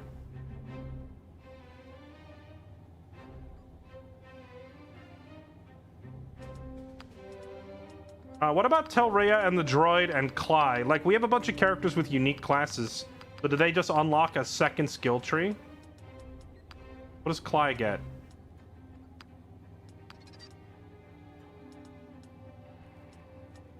Oh, she gets to choose a base class in addition to her special class. Interesting. I honestly... We'll come back to Cly. I'm not sure what I would make a secondary for her. What about Telrea? Oh, she does get new stuff. What is this? Lightsaber attacks increase their crit damage by 2 and crit chance by 6. Okay.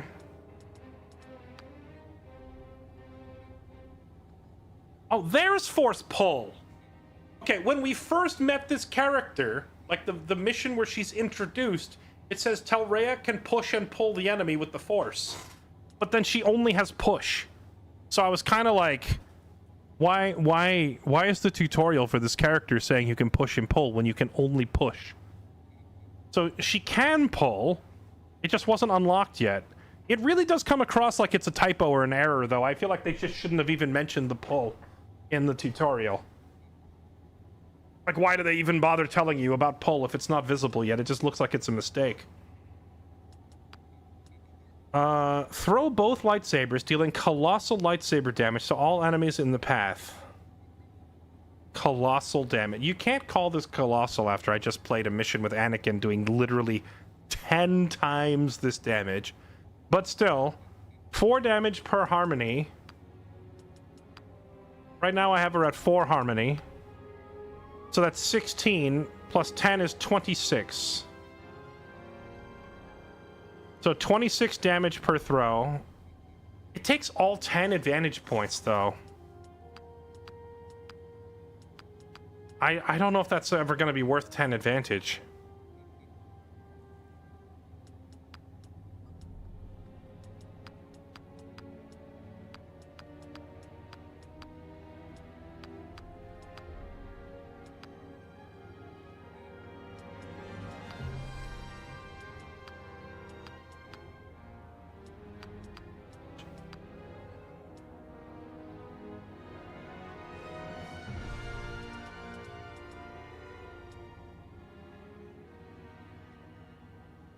It says that your lightsaber attack scales off of harmony,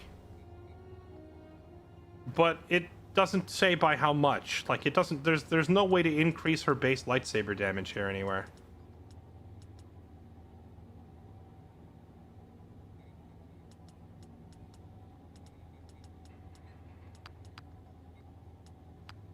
The pole will be very helpful, though. The pole also does double the damage of the push for whatever reason. And it goes up by 3 damage per... What the... Why is polling doing so much more damage? It does double the damage. She just straight up just doubles her damage. Okay. Can't say no to that. Let's see. My big tank. Choose a specialization. I feel like assault or soldier would be like, because he's already very tanky, but giving him a ability to run up and melee people to get into the thick of things would be pretty handy. Gunslinger.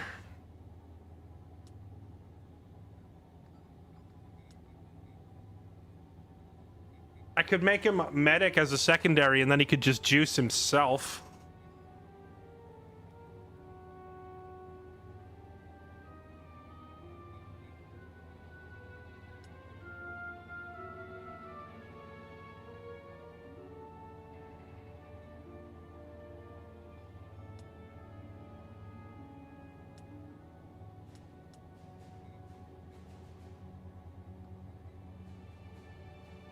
Increase melee damage by 2, increase throw range of all grenades. Rush and strike the target, dealing melee damage and dazing them. Increase blaster damage and grenade damage by 2. Good chance first movement.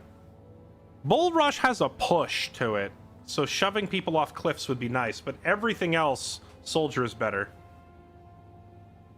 More damage, more range, grenade damage, blaster damage, like you name it.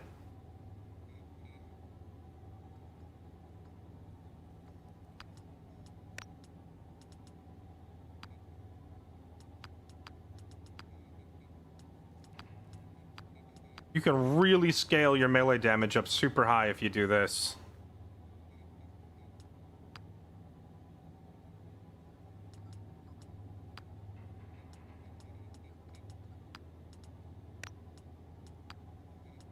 You did it this way, you'd increase movement range.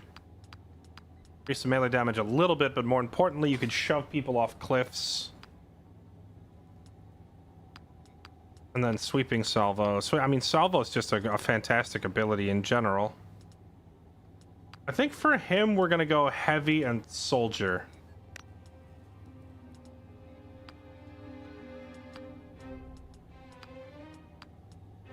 Now he gets retaliation, he gets taunt, and he also gets the ability to run at people and stun them.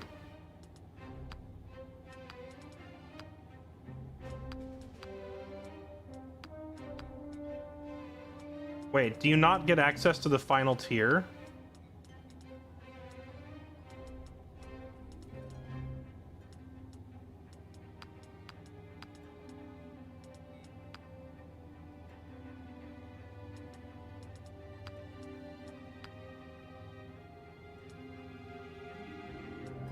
Melee, Russian strike, brutal strike, brutal strike, brutal strike. Brutal strike, brutal strike, brutal strike. Yeah, look. Okay, so whatever you take is your secondary specialization. The game doesn't. The game didn't really say that. It didn't mention it. But your secondary specialization, you don't get the capstones.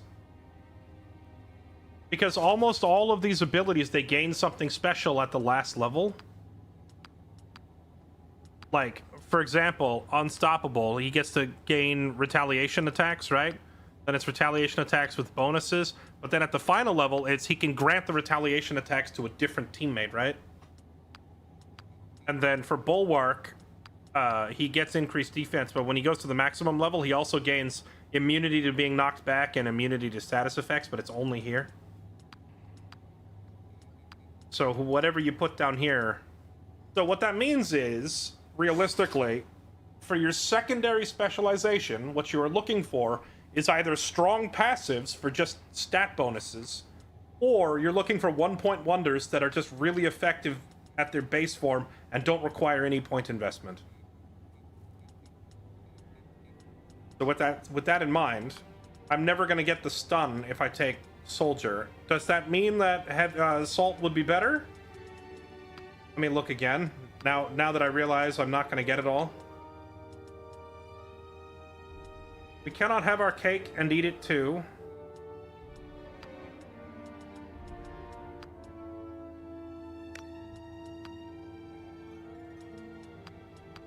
Melee damage at push.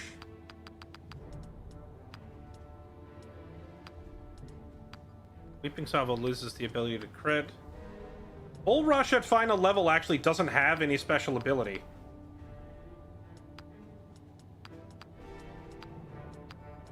Sweeping Salvo gains the ability to crit. So if you take Sweeping Salvo here, you're never going to get the crit version, but this character's not a crit build in the first place, so do we really care?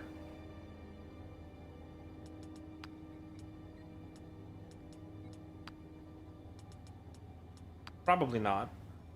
That extra movement.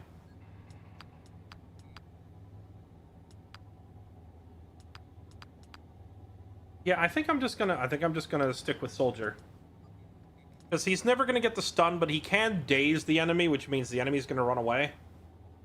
If I went for Assault, he'd gain the ability to shove them off cliffs, and don't get me wrong, like shoving people off cliffs and out of position is super, super good. But he could get this up to 5 extra melee damage. With the base attack here being 17, that means he's running up and punching people for 22 damage. And denying their ability to attack. If there's no ledge around, then denying them the ability to attack is really good. Yeah, that's true. More movement.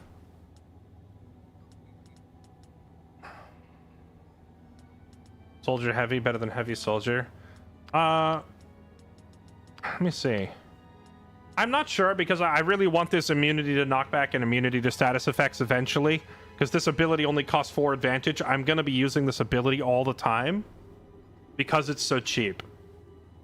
And because it's cheap, we want it to be maxed out. Because it's going to be up. He's going to have a lot of uptime with this ability.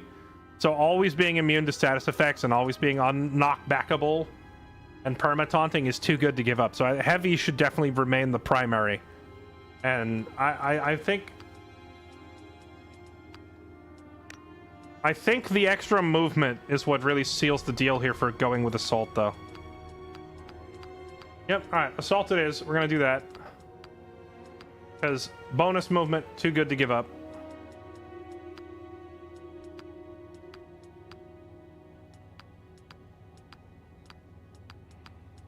Which I think I'm actually just gonna go ahead and take. We'll get this for now. We'll come back to the movement later. Okay, medic. Secondary specialization on our medic. I could make a bunch of freaking medic snipers. I don't know what else I want her to do.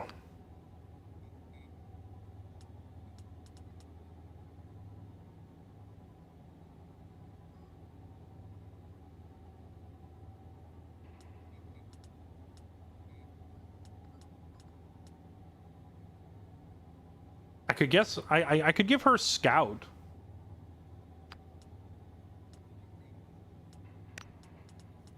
Just primarily for combat recon.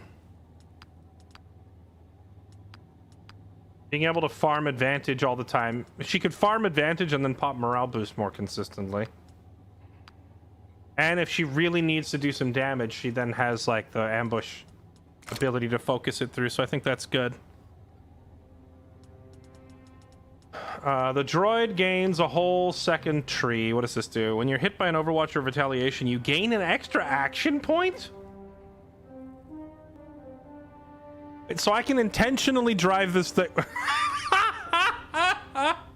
I can intentionally drive this thing in front of enemy Overwatch, gain an extra action point, and then use that action point to trigger... where is it? Self-repair. I guess self-repair is not on this list, but like it has an ability called self-repair. So I can just intentionally bait the freaking Overwatch shot and then just heal the damage back, and it doesn't matter.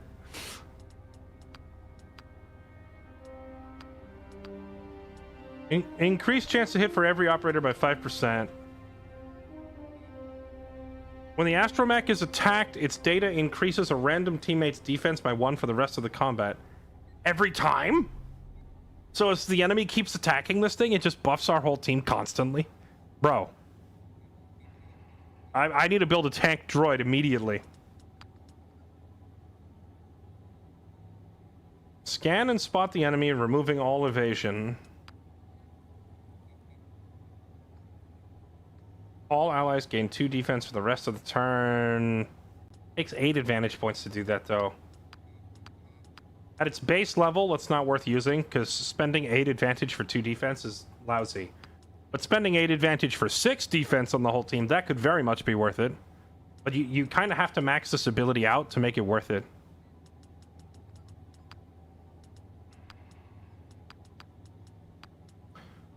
Okay, Fiend. I just kind of started getting the hang of using him properly. I mean, there's no question here. It has to be Scoundrel, right? Like, it's not even a debate. You put Scoundrel on the sniper, so now he ignores all enemy armor all the time, and his assist shots do massive extra damage.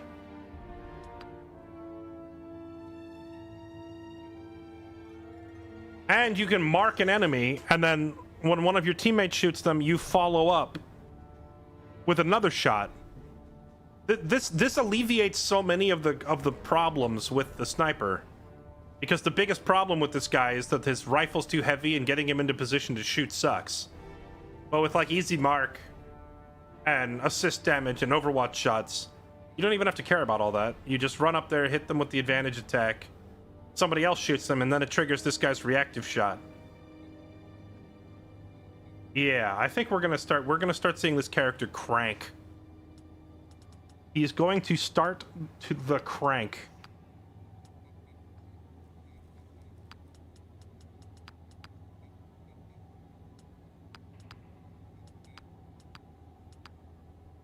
Question is, do I care about Vicious?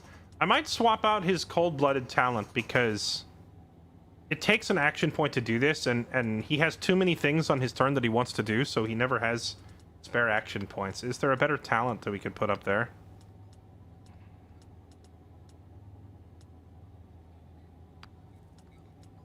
What does this look like at max level? 7 health, 2 defense, 4 melee damage, 4 crit. I could just give him Life of Labor to make him tankier, and then it doesn't cost action points because it's entirely passive. Thievery, sabotage just feels kind of useless. Invuln, defense.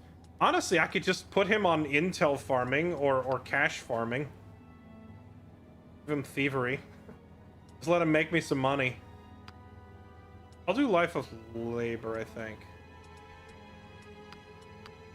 Yeah, we'll do Life of Labor. I'm gonna get rid of Vicious. I don't care about Vicious on him. He already crits often enough, and I am rarely ever willing to spend an action point to get a guaranteed crit when he has so many other ways of dealing damage. Luco seems better. Yeah, but I like using my custom characters above using story characters in these kinds of games.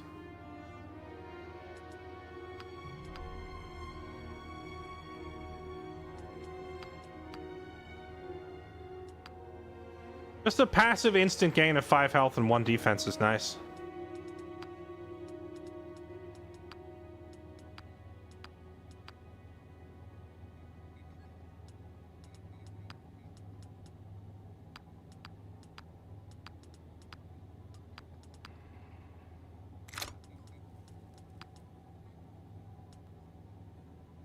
We already gave you Scoundrel, assist damage up. Funny thing is, he literally needs nothing other than just maxing out Gunslinger. He doesn't need any of this crap. Just max out Gunslinger. We just make him a Scoundrel so he has the Scoundrel passive. And we don't have to care about any of this.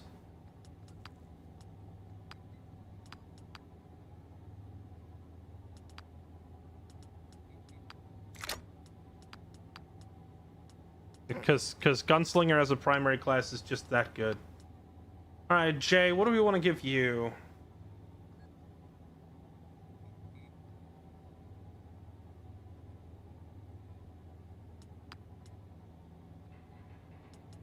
I don't even know. Maybe I'll just make her a medic secondary.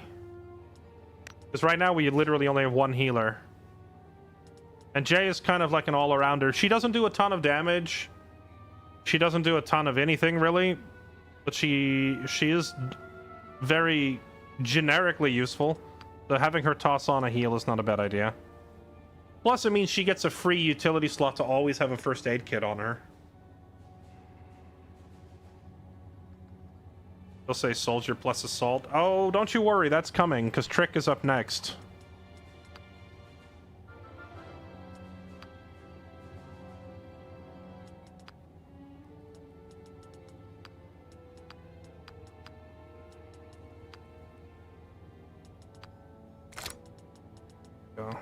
Alright, Trick. I was already kind of building Trick into this melee spec of giving him melee damage plus melee damage. Now I can slap Assault on there as a secondary, so he gets movement speed and even more melee damage for the memes. Is it a good idea to build a purely melee-oriented operator? Probably not. In fact, it's probably terrible, but I'm gonna try it anyway and see if it works. Okay, Scoundrel. I think for you, sir, we also give you Scout secondary. Because the passive where you're marking the target is really, really nice. So now, ignores armor and passively tags them every time.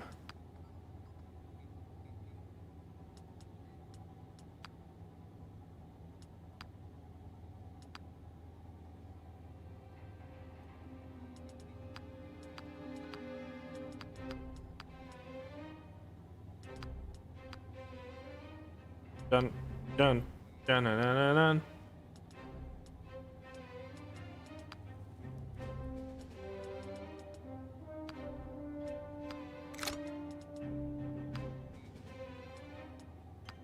Alright, and then finally back to us. I've been really liking Scout. The recon class is pretty darn good. Now, what can we do?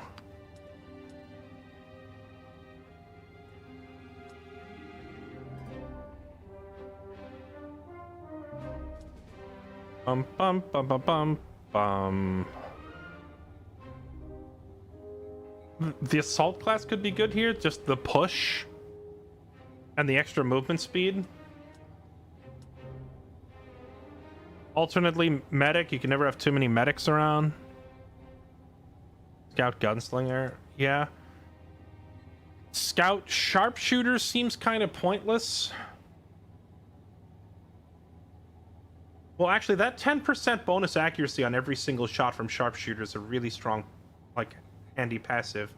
Plus increases your Overwatch damage all the time.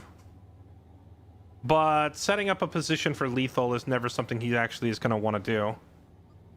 Precision shot is also useful to have, like a guaranteed hit when I need it. Rocket strike, stun. I think we go assault. I think having, because like you have two very useful things coming here, which is additional movement speed is always great for getting to wherever you need to go fast, and a push. There's plenty of maps where I can shove people off cliffs and stuff, and having a push is great. And it gives it bonus movement rate, speed. So I'm gonna give them both of these. Actually, wait, no, hold on, don't do those. We need the final point of Fearless Leader first. You take that. Then we'll work on getting him his movement speed stuff.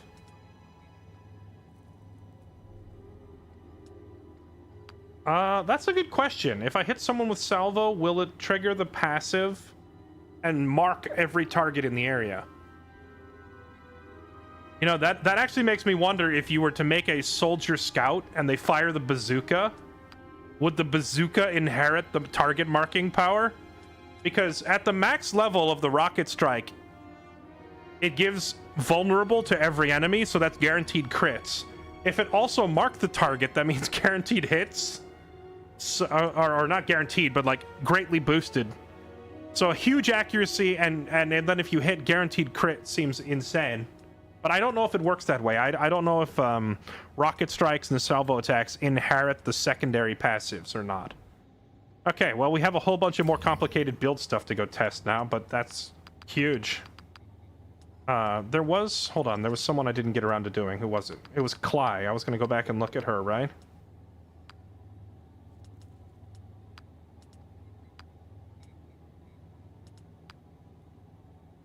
Hang on, chat. I gotta take a bathroom break. All right. I will be right back. A restroom run is in order, and then we'll go do the next mission.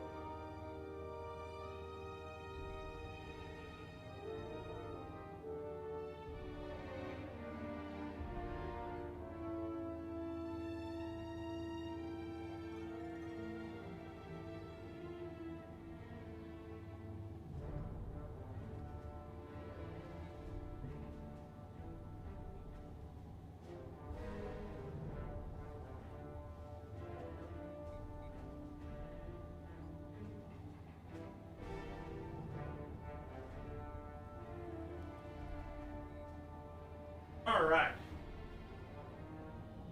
And we're back.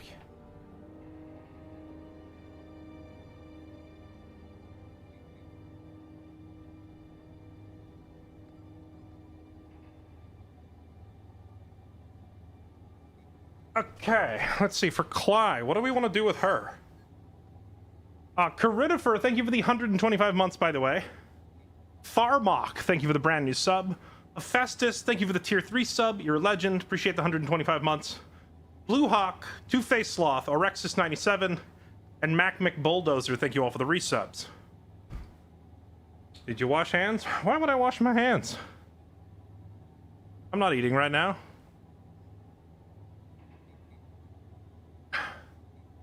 I'm kidding. Of course I wash my hands. You think, yeah, I'm a streamer. Do you think I'm gonna go freaking take a dump and then come back in here and touch my keyboard?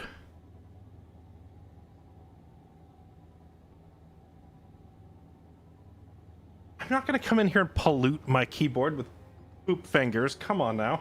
I sit here touching this thing for 12 hours a day.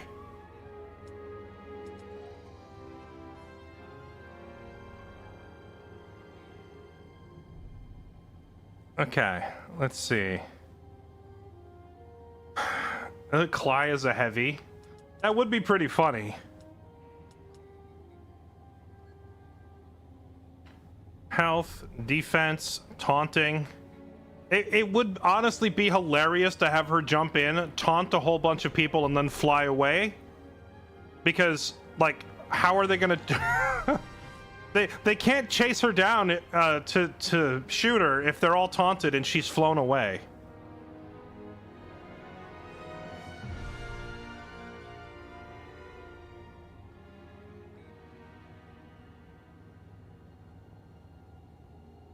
I feel like the obvious match is Gunslinger because, you know, she's already jumping in with a pistol, but what does Gunslinger actually give me? It gives me 2 more shots, but this costs like 7 advantage points.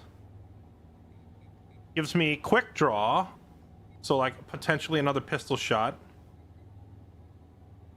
Gives her 6% more crit. Each attack within a single turn grants this operator +1 blaster damage. And this stacks with that modifier, that weapon mod that we put on Chompy's gun. So Chompy, every time he shoots, he's getting a 1, then a 2, then a 3, +1, +1, +1 from Onslaught. So like all of his shots are ramping damage, and now he ignores armor as Scoundrel passive, so he's going to do absurd damage.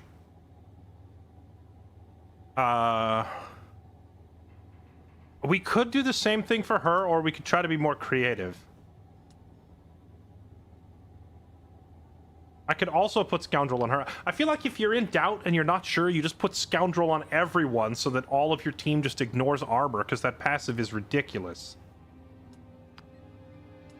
However, for some memes, we're going to put her as a heavy. Heavy Cly in the house. So she can jump in, shoot a bunch of dudes, and then taunt them, and then fly away.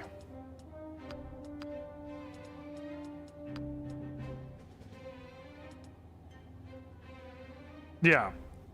So she's never going to use the taunt ability, she's just going to shoot people. But her shots will have the taunt on them, like, passively.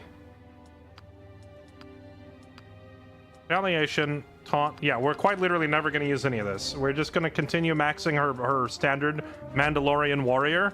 But now she can shoot people, and then when she flies away, the entire enemy team will be wasting their time trying to shoot her pointlessly. Maybe we stack some extra max HP on her later. Okay, this guy. So Luco is literally just the same as a standard sharpshooter, except his talent, instead of whatever I had, is this instead. Advantage 2, combat gas, 3 stacks of sharpened senses. Each stack increases chance to hit by 5 and damage by 1, and you lose 1 stack after each ranged attack. 4 stacks, 5 stacks, 6 stacks. Oh my goodness gracious. Okay, yeah, he's kind of insane. He's kind of just he's kind of just better.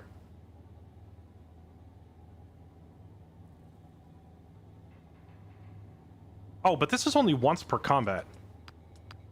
Ooh. Maybe he's not actually better than Fiend. Because Fiend can renew his ability all the time. Using, Zero In.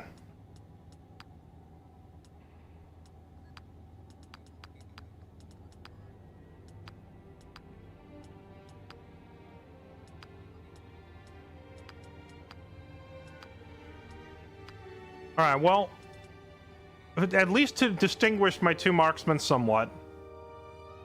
Fiend, I had go for an assist and Overwatch build. This guy, I'm just going to give a pure crit build.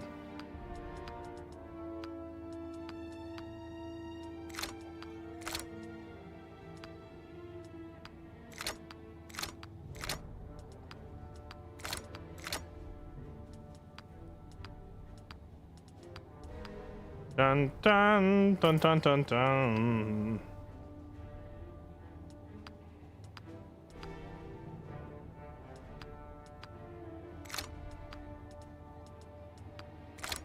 There we go. Yeah, he can stack them both, which is a little wild. I'm realizing I did it kind of backwards because that what's that ability that I put on my other guy? I put Life of Labor on, which gives him a permanent passive +4 crit damage that's always on. I should probably have Fiend do the pure crit build and have Luco go for the Overwatch and assist build.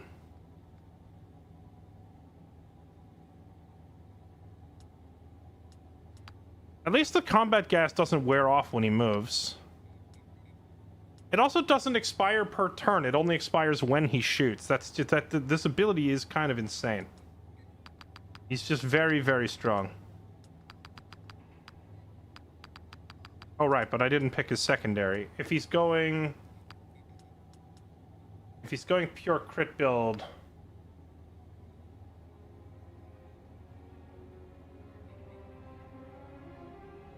I'll do Scout secondary on him, because then he gets the passive marking targets thing.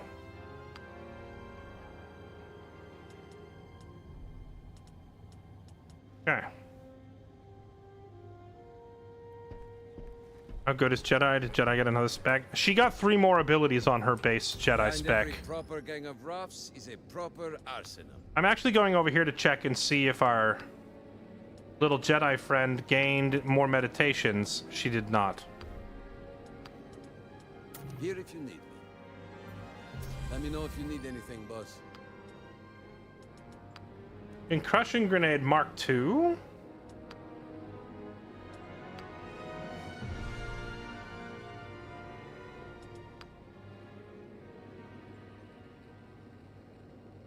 How is this different than my other one?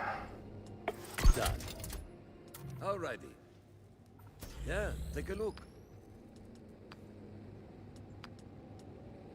Dun dun dun dun dun dun. A bigger AoE and 4 damage instead of 2. Alright, I'm sold. Take it.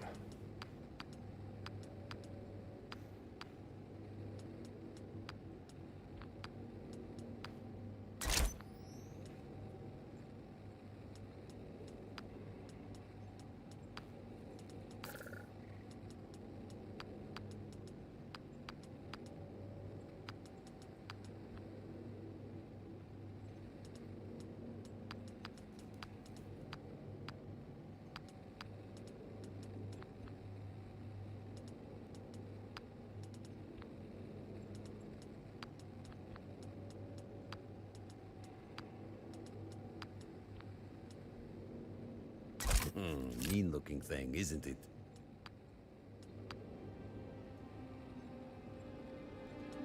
Yeah, I'd use it. Dun dun dun dun dun dun. Dun.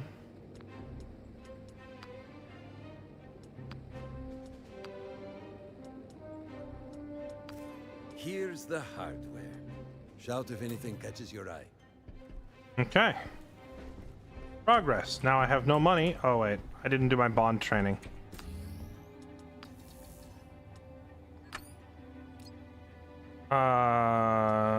Increased cover bonus for both operators, increased crit damage, increased range damage.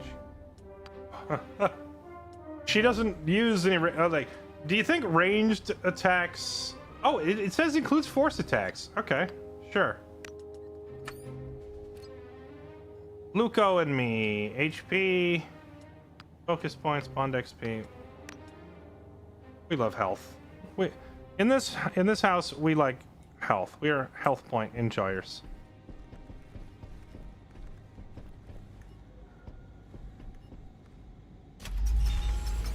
So where next? Honestly, I found Trick's passive more useful early game.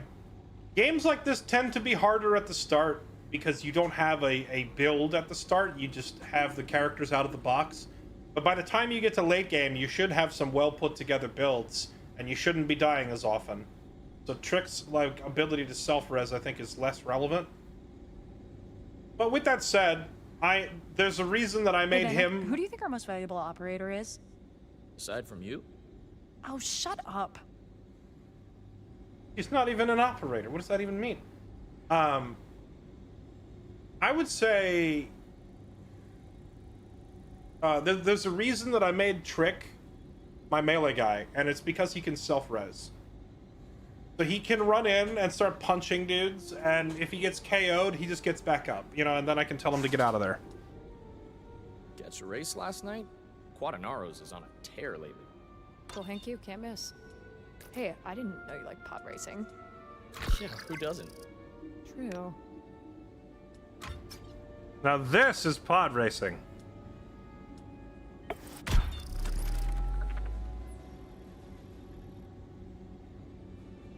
Struggled with limited squats and builds early. That's just this entire genre. That's all of these games. Every like tactical turn-based game, by the time you get to end game, if you've been paying attention and using your brain, then you're gonna have insane builds that do so much damage, and you've got all your characters optimized. So the late game is usually easier, but the early game is where it's really hard.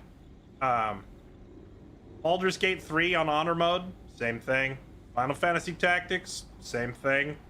Bunch of other little strategy games that I've played here and there. Veil of the Witch, for those of you that didn't play that one. Harder early, easier late. XCOM 2, huge culprit.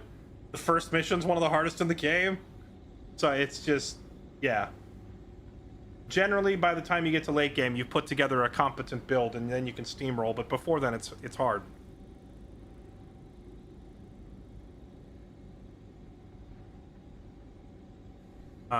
Team discovered several useful leads, including a promising tip about a new coil upgrade. Sure.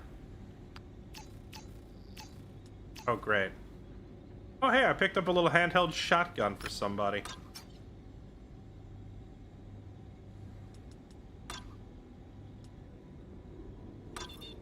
The Fathom Menace. Keck W, I see what you did there. Urgent information to transport off-world. I have 100 intel, that's 50. Well, this is also 100. I want to buff this zone, but some of these are like unique and we're going to miss them if we don't do them. I got to do this one now where we miss it. Valuable mark, an unlisted shipment in transit to a separatist base. At least we can capture it. Okay. You know what I'd do. Send in a team to capture it for 2,500. Oh, that's a lot of money. All right, let's send in my finest team of scoundrels. I will send Chompy, Fiend, and Cly. Go steal this thing. Well, at least they're alive. Okay. Fiend got an injury, but he also got a sniper scope out of it. He's crit by 9. Nice. That was all the intel we had. Now, because he got an injury, I have to exit this menu, and then I have to walk over here. The game should just auto-place people. Treatment will commence post-haste. And now I have to go back over here. It should just prompt you and say they were injured. Do you want to send them to medbay without interrupting everything to make me go over there?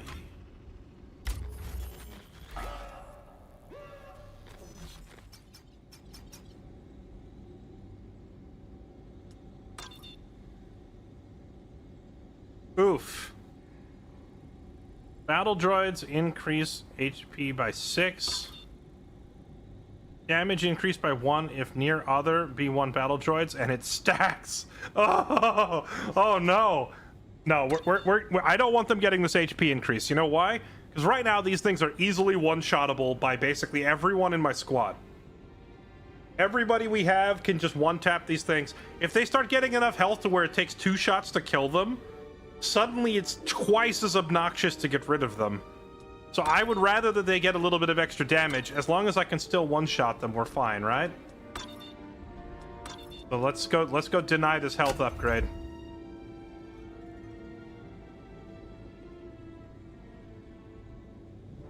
Alright, let's go deal with this.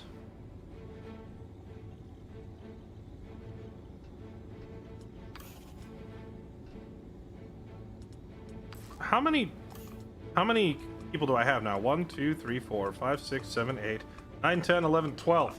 Dang, we had an A team and a B team, and now I'm gonna have to make a C team. You know, in games like this, I usually put together like pre-made squads. It's like I send these 4, or I send these 4, or I send these 4, you know? But with this game, thanks to the bond system, I'm actually discouraged from doing that. It wants me to send everyone out in different combinations because every single character gets stat bonuses for working with every single other character. So over time, you want everyone to work with everyone. You don't want to have preset squads. Which is a great system, but it harms my OCD tremendously. Because I really want preset squads.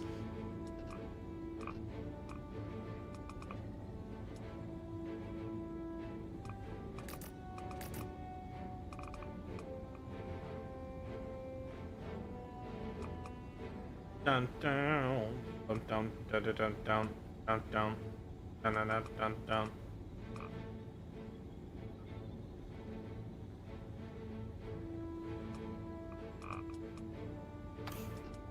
All right, Cly. What if I just start focusing on leveling up their bond instead? I look at her personnel and her bonds. Cly, who do you need to work with the most? I need you to work with Trick, and I need you to work with Moose. And I don't send Moose anywhere without his pocket medic, so those 3. We go in eyes wide open on this one.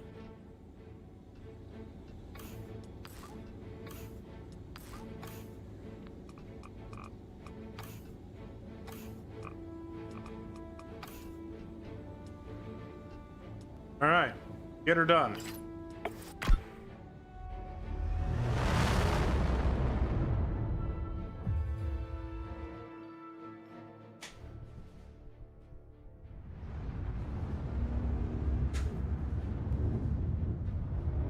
I prefer having set squad, but I also save scum.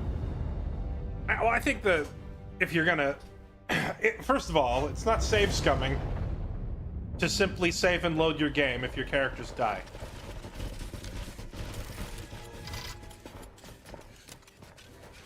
Save scumming is if you're like about to open a box and you open it, you don't get the loot you wanted. So you reset the game and try again, and reset the game and try again, and reset the game and try again, until you get a specific item out of it.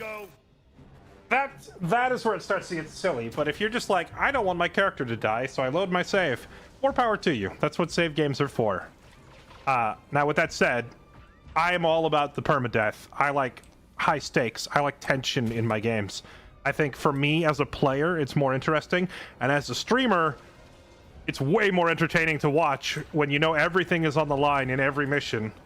Like, if I just sat here and was like, oh, we died, well, let's just load it and try again. That is so much less compelling than, chat, we're cooked. we have to win this mission, chat. Or the whole campaign. It's like the higher stakes just make for better watchability.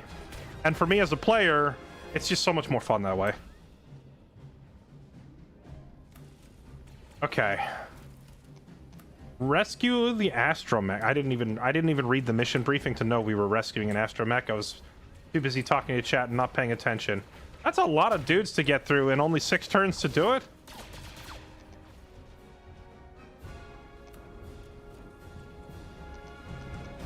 And there's so many more back there too. You know what I realize now? I should have given Cly... I should make Cly an assault class as her secondary. Because then she could use her jetpack to position herself wherever she wants for her salvo. She could, like, fire a salvo down this thing. Imagine how strong that would be. As funny as the taunt meme is, I'm now realizing how I should have done it. Of course, it's too late for that. Trick. You have a concussion grenade, which means you can knock a bunch of these guys off the top. Let's have you run up here.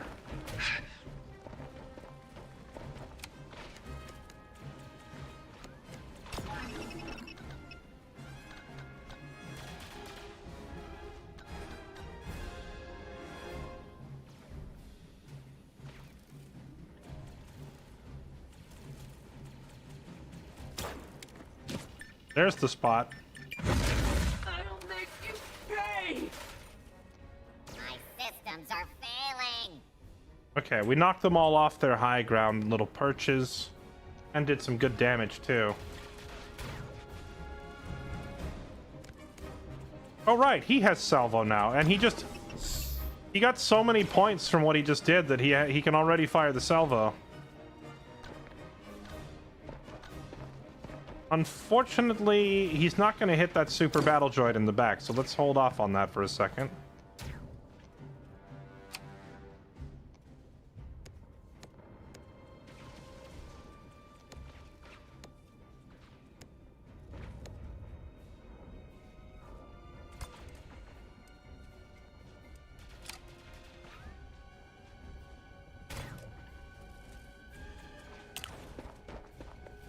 You move up. I think I'm gonna have you go ahead and dart this guy.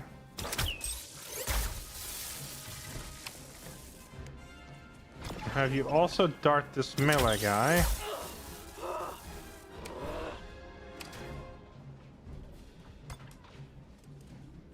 Still waiting on that rendezvous. We're working on it, Panic.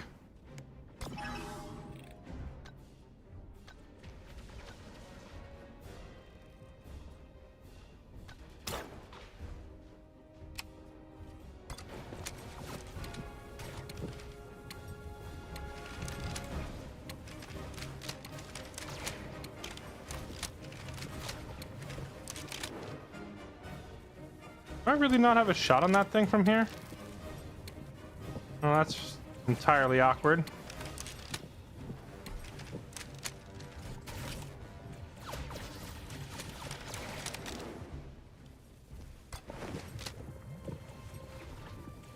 Let's kill the melee. The melee is too strong.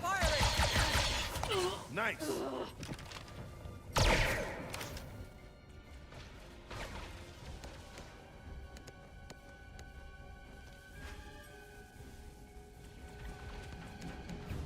Right, I put ambush on her.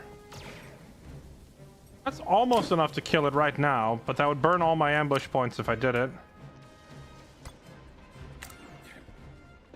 I put assault on you too. Wait, did I just put assault on everybody? Assault really is an incredible secondary, because you can just salvo everyone.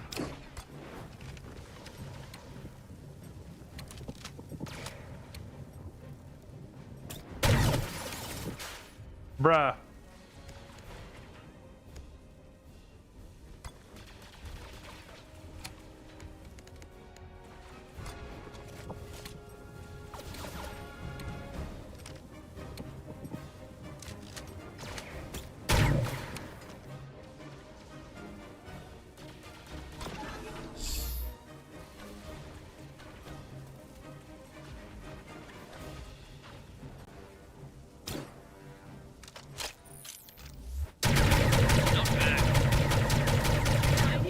does taunt.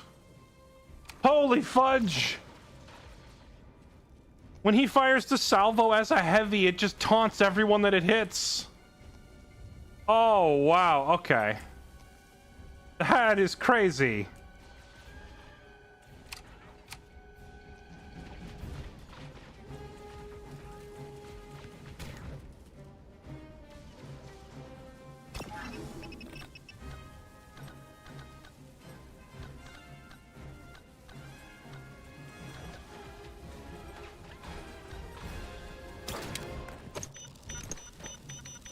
Goodbye, wretch. Well handled.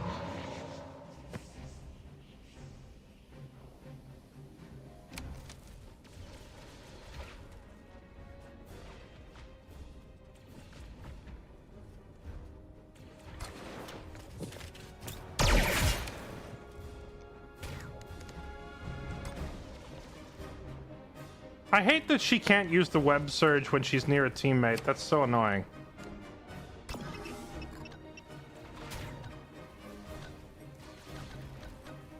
If she flies and lands up here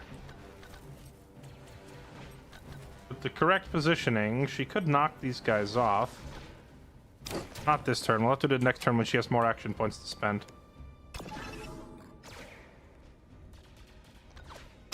Juice the moose.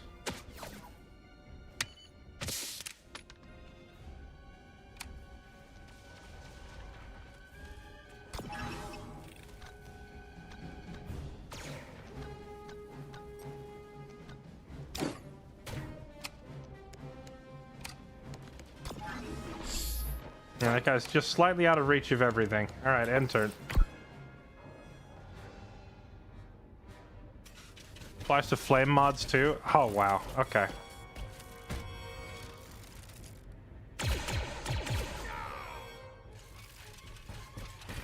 They're shooting my moose.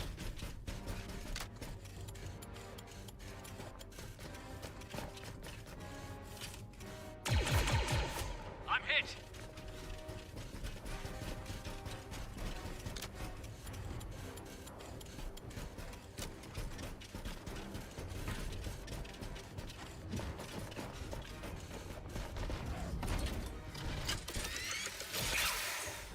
Okay, you and your big rocket.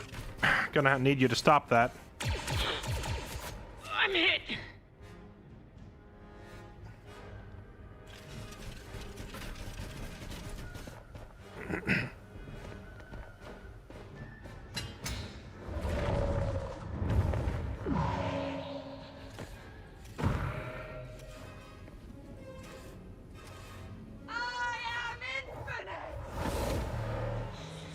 Will you stop infiniting?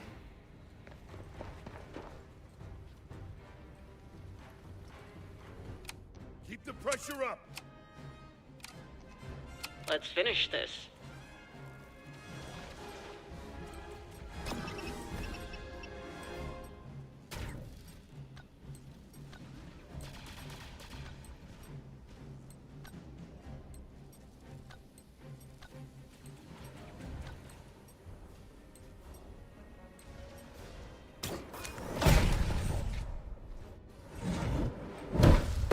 Goodbye.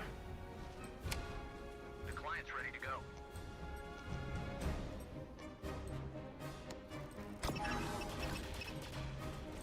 I can. She can just jump around the bridge, knocking them all off the bridge is actually hilarious. But she could also just kill this one. Wait, why does this one have so much more health? Is this a different model of droid? Oh, so the bonus that I'm trying to get rid of, they have it already.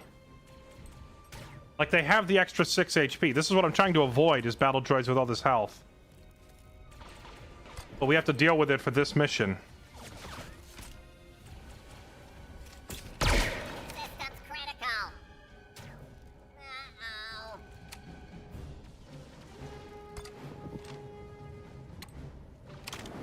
Who's got my assist shot? You do? Okay.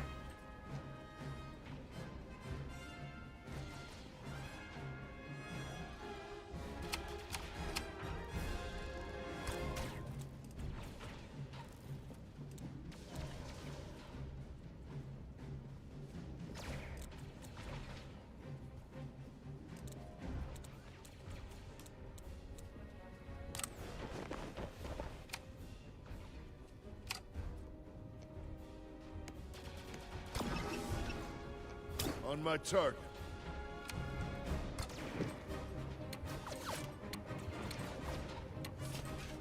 I don't have a shot from here. That's fine. We'll just run right up on them like we own the place.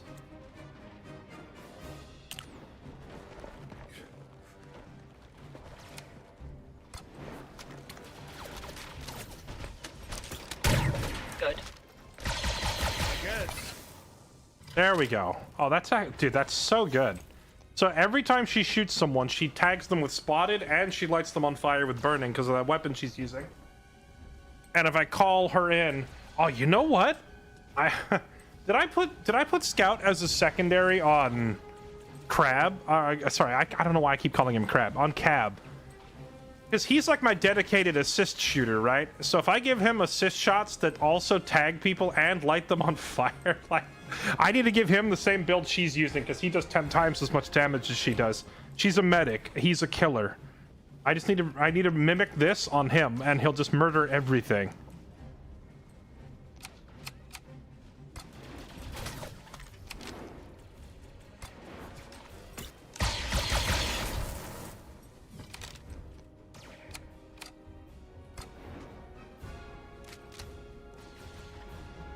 This is a little bit overkill.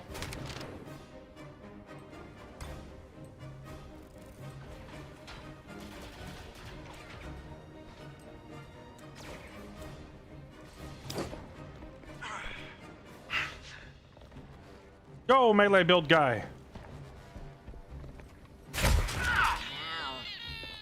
Oh, he hits pretty hard with that now. Wait, he did Bull Rush and he can still do Brutal Strike? In the same turn?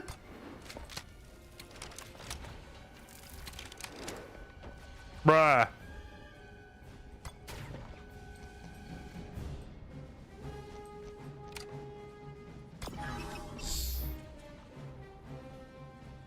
Let's toast this guy.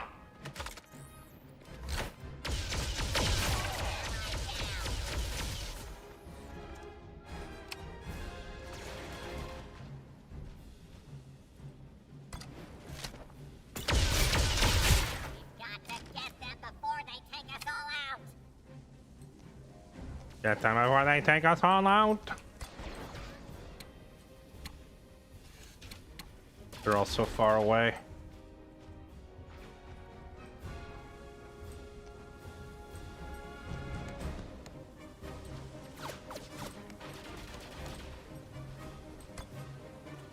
Oh, right. I can pop that. So wait, if I'm standing next to him... We have to do this for science. This might not be very wise, but I need to know if this works. I need to know if overlapping electro darts do bonus damage. Doesn't look like they do. But it's still good damage. Good. Let's finish him off. Wait, why did it go off twice? Multiple components malfunctioning.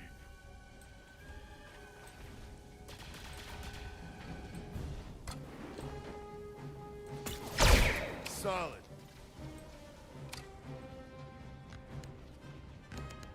You're just shy of being able to kill it this turn, unfortunately.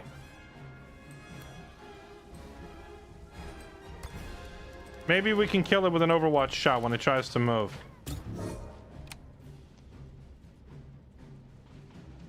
The proximity to myself was working? Well, then how come it showed the same damage preview when I was up top? That would indicate that it wasn't going to work. Oh, unless maybe her being up top, like the game ignores the elevation and she was going to zap him from all the way up there.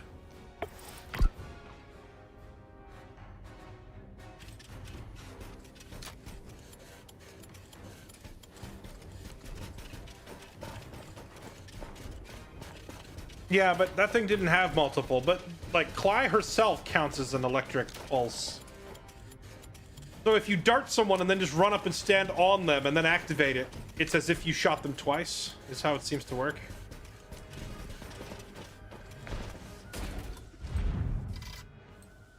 No, you don't. Beautiful. Get rid of that guy. They got lucky.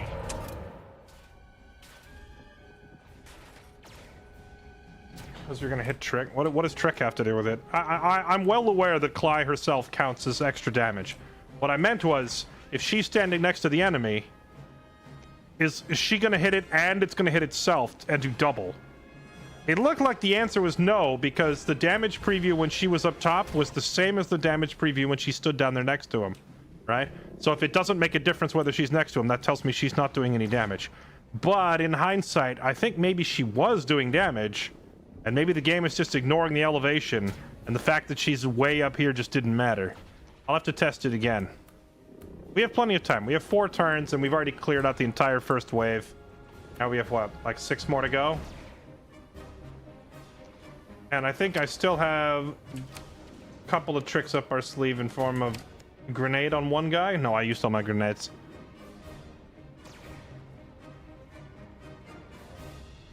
Let's see.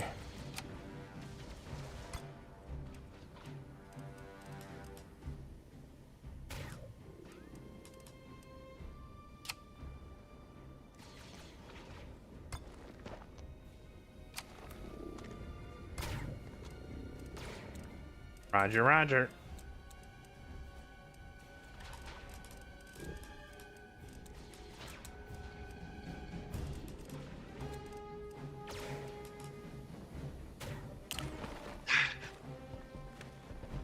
Get to that rendezvous.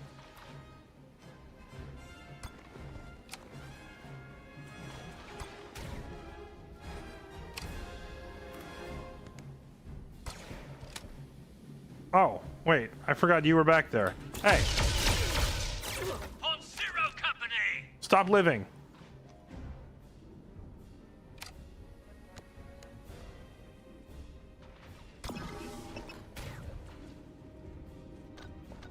They're open. Heard. You there. You clearly Stop need living. the help.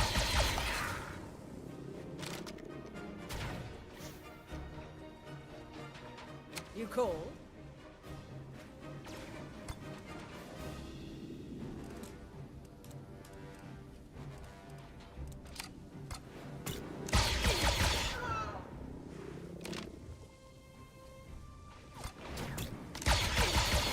Not bad. No, why did... Okay. The camera panned as I tried to click. That's annoying. I'm injured! Huh. Blaster beats plague. Well done. Just doing my job.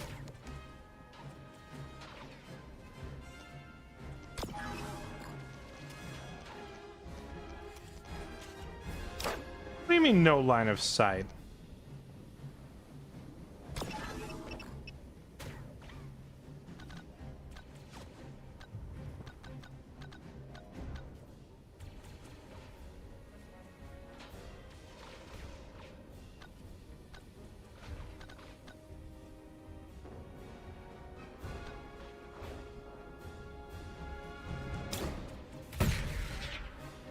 Urge to play Giga recklessly with Clyde, quite strong.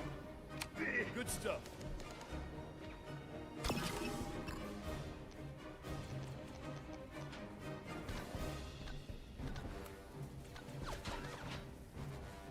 You scam artist. You're really telling me I can't see this guy right next to me?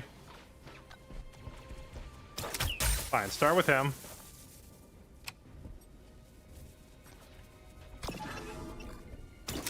And that one, sure.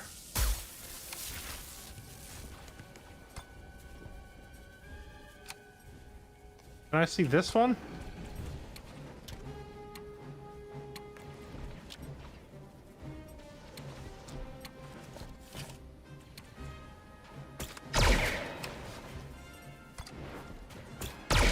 Target down.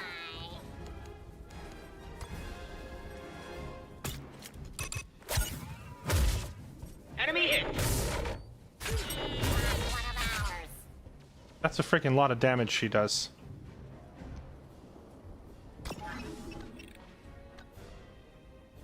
And then just jumps out. Cly is kinda crazy.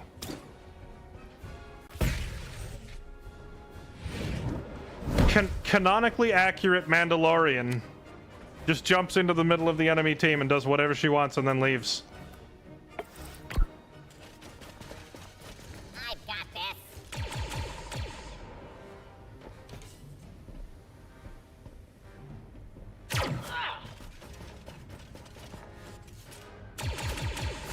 They got me. I feel like being elevated and in cover should be worth more than it is in this game.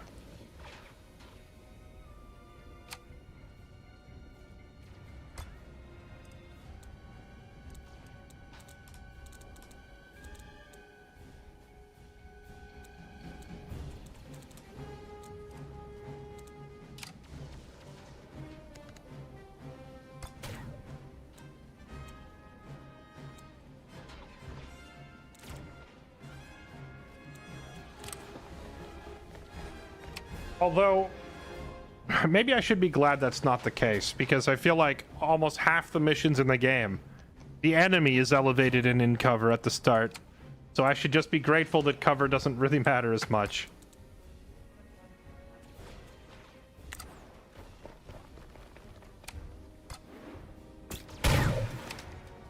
Right? You would think a Star Wars game of all games would understand the benefit of having the high ground.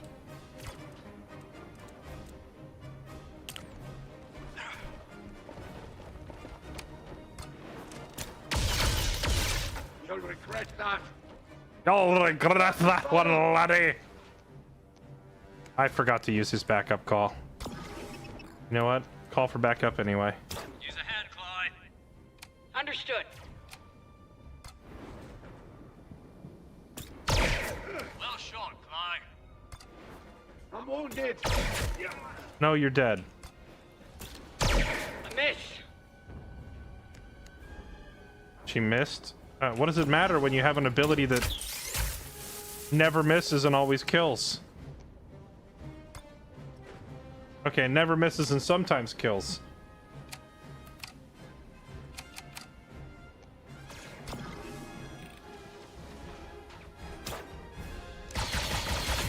Nice.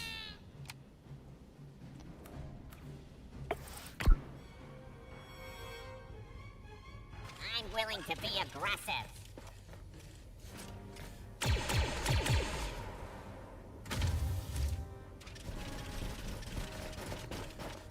Oh no, a bunch of basic normal bots.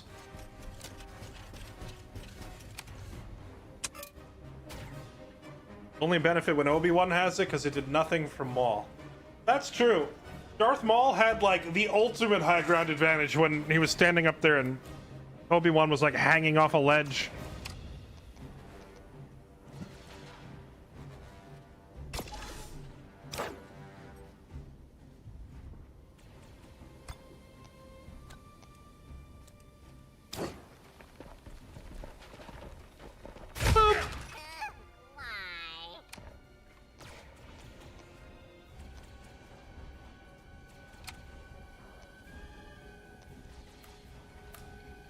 Go ahead and get the droid.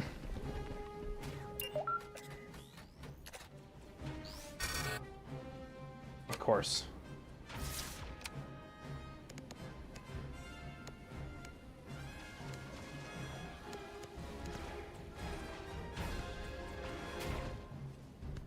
Dun dun dun dun dun dun dun dun dun.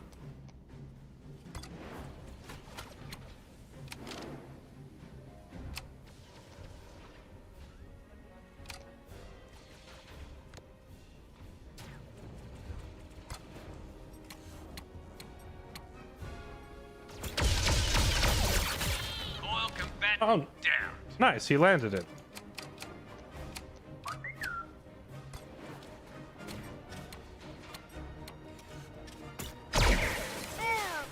I made it.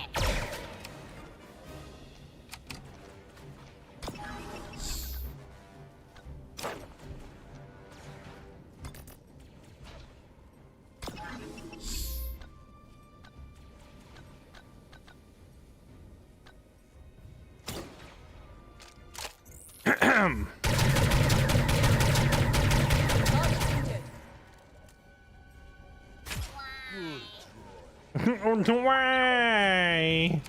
Thanks. Oh, right. I forgot. We could just give action points to whoever we want with this thing. Give it to Clyde because she's up there in a beautiful spot.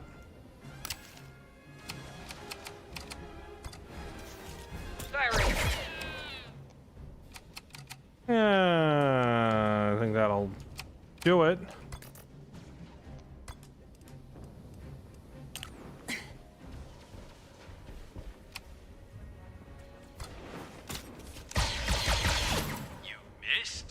We've been through this. It's about relative high ground. Did Darth Maul not have the high ground relative to Obi-Wan? How many 70% in a row can we miss here?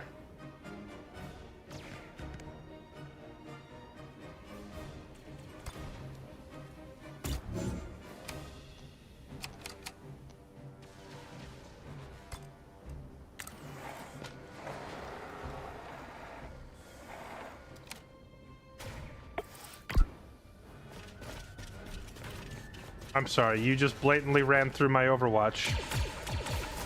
Just took a hit. I don't like the sound of that.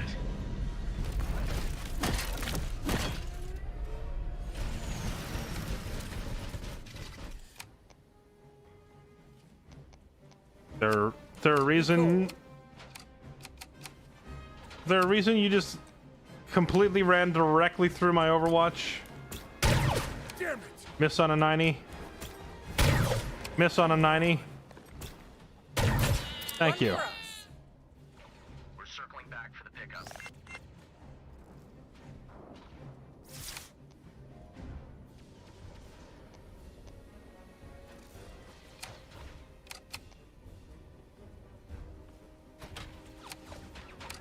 What's the play?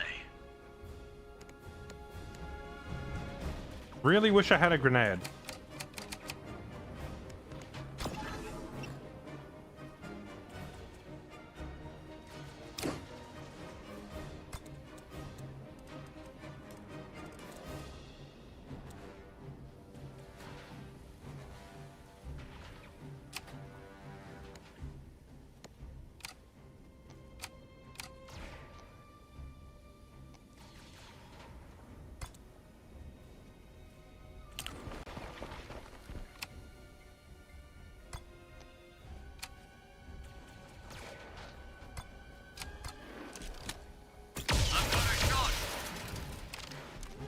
Dang, that's a lot of whiffs. I gotta remember to keep. I've been getting complacent because we've kind of been breezing through so many of these battles. So I've been kind of not optimizing my moves as much. I need to start using these backup shots. Because that thing right there would have died to a back shot.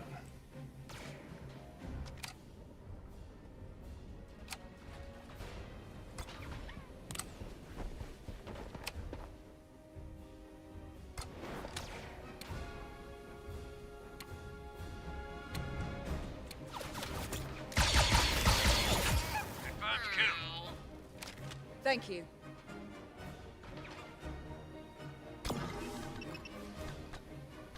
Oh, right. I forgot I put the ability to farm advantage on my medic. I should have had her do that first and then blow the target away.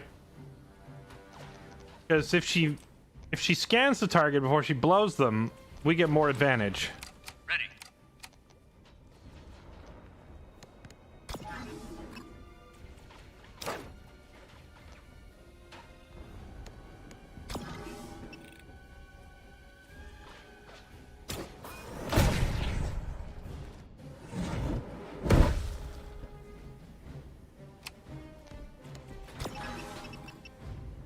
Please tell me I can knock this person. Yes! Get out of here with... Bonk! Goodbye. Okay, now...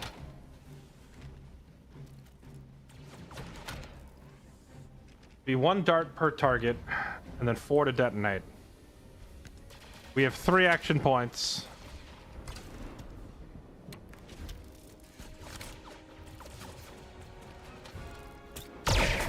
One. 2.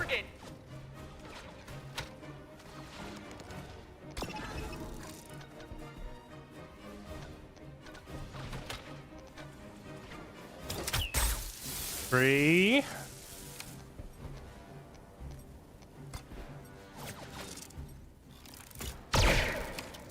4, 5. So one more for you. Alright, and then detonate it all. I am vengeance.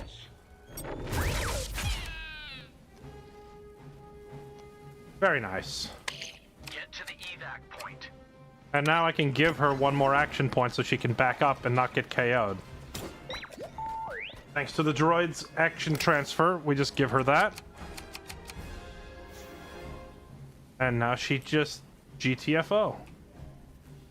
Well, I don't know. Rather than backing up, I was like, if she backs up to cover, this thing could just walk around the corner and shoot her anyway. It might be better for her to just kill this one. I think going for cover will result in taking more damage than simply removing one of the two threats. Farewell. Just kill that and then stand in the open if you have to. Because now there's only one enemy left alive, so they can only do so much to her. You know how hard I would have laughed if he blew her off the edge?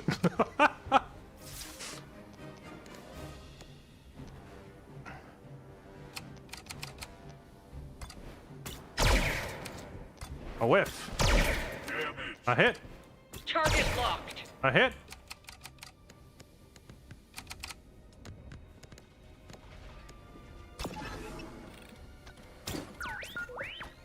Now, chat, this is what I was talking about earlier. If we were ever near a ledge and she had enough action points to do it, look at this. She could knock him away once.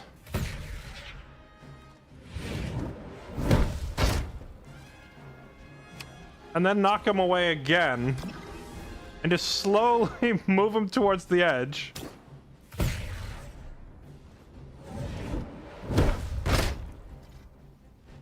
And then just like if there was a bunch of other targets here and my other operators were killing everything else, she could slowly move him to the edge and kick him off. I just don't have enough. There's no one else to murder, so I can't farm points off them right now. Which means we'll have to settle for killing this thing.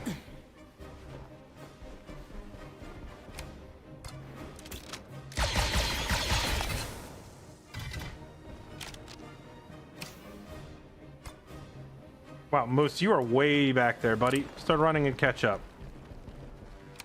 Get a move on. Double time it.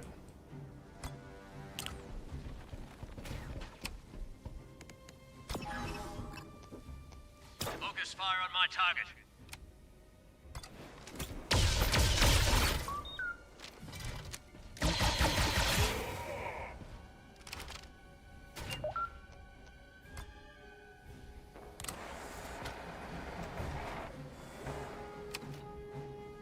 No, this is a different droid. We're getting a second droid. I don't know if this one joins us permanently, but this isn't the same droid as the one we started the game with.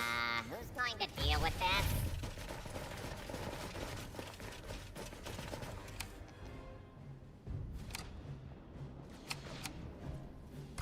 Moose. Catch up.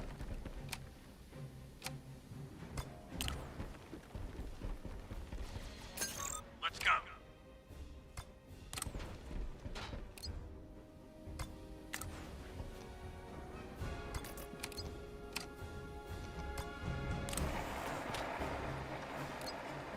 All right, everyone's here. Everyone's ready to go. Let's oh, wait. Moose!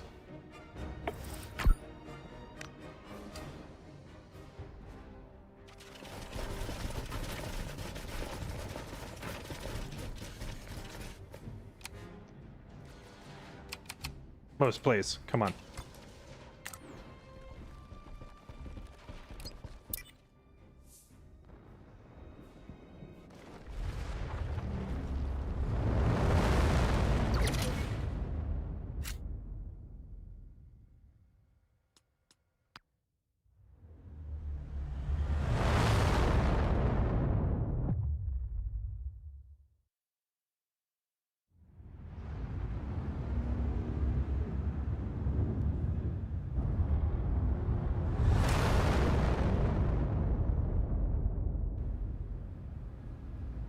Dreadhawk wants an entire squad of droids. Dreadhawk, I'm gonna need you to rename yourself as Droidhawk until we're done with this game.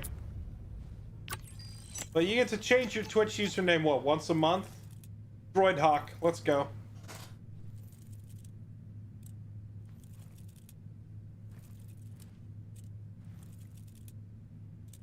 Okay.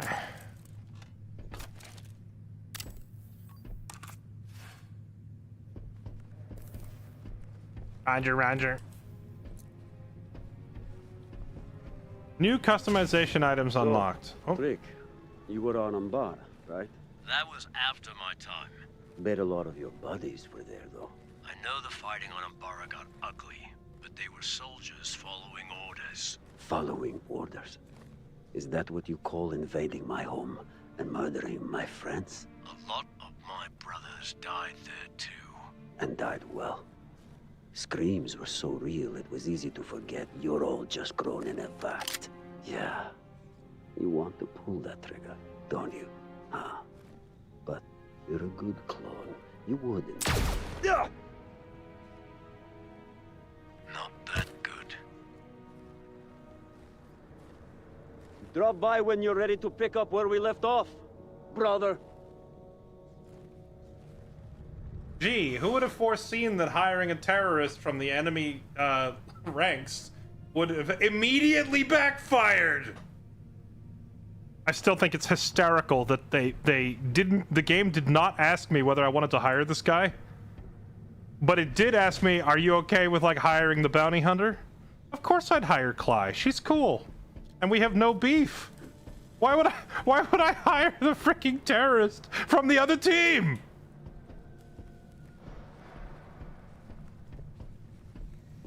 How did his ear hurt? I don't know. Try putting a thin piece of plastic over your ear and then fire a Glock 2 inches away. And tell me how it goes. Don't actually do that. Disclaimer. Don't do that, because I don't need to get sued. Hypothetically, put a piece of plastic over your ear and then hold up a Glock right next to your ear and squeeze off a few rounds and let me know how your ear feels afterwards. Not a bad showing out there. Yeah, we pulled that one off pretty well, huh?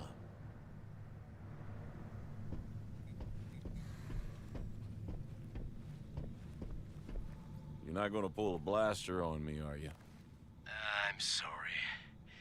You know I'm better than that. He really got under your skin. Well, I know about Umbara.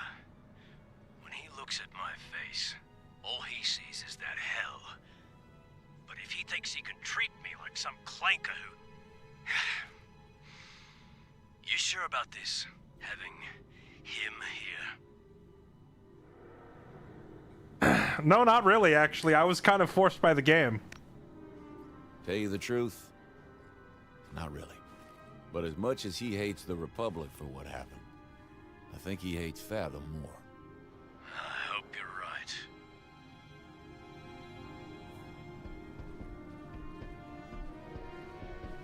Your rations are terrible. But we got a lot of them. They are terrible, Cly. You know, under no circumstances would I have ever hired you in the first place. Because, you know, you're a killer for hire, refusing to tell me who you're about to kill, which is obviously a massive conflict of interest, and it makes no sense that you're here, and that writing is terrible. But you're kind of cool, so I like you anyway. But you shouldn't be here. You should not, because the script writers were on crack when they allowed you to join me. Umbaran raging waging for Ray. He sure is. Just need to keep him raging at the coil. Aye. Umbaran fist aching for a rib, and coil many rib havings.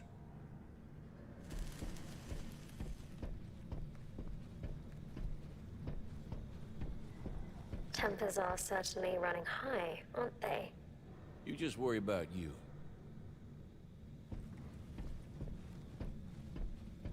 All right, Umgo, or whatever your name is, we gotta talk.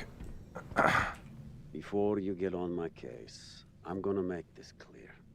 Only the worst kind of cowards hide behind their orders. You pull the trigger, you own it.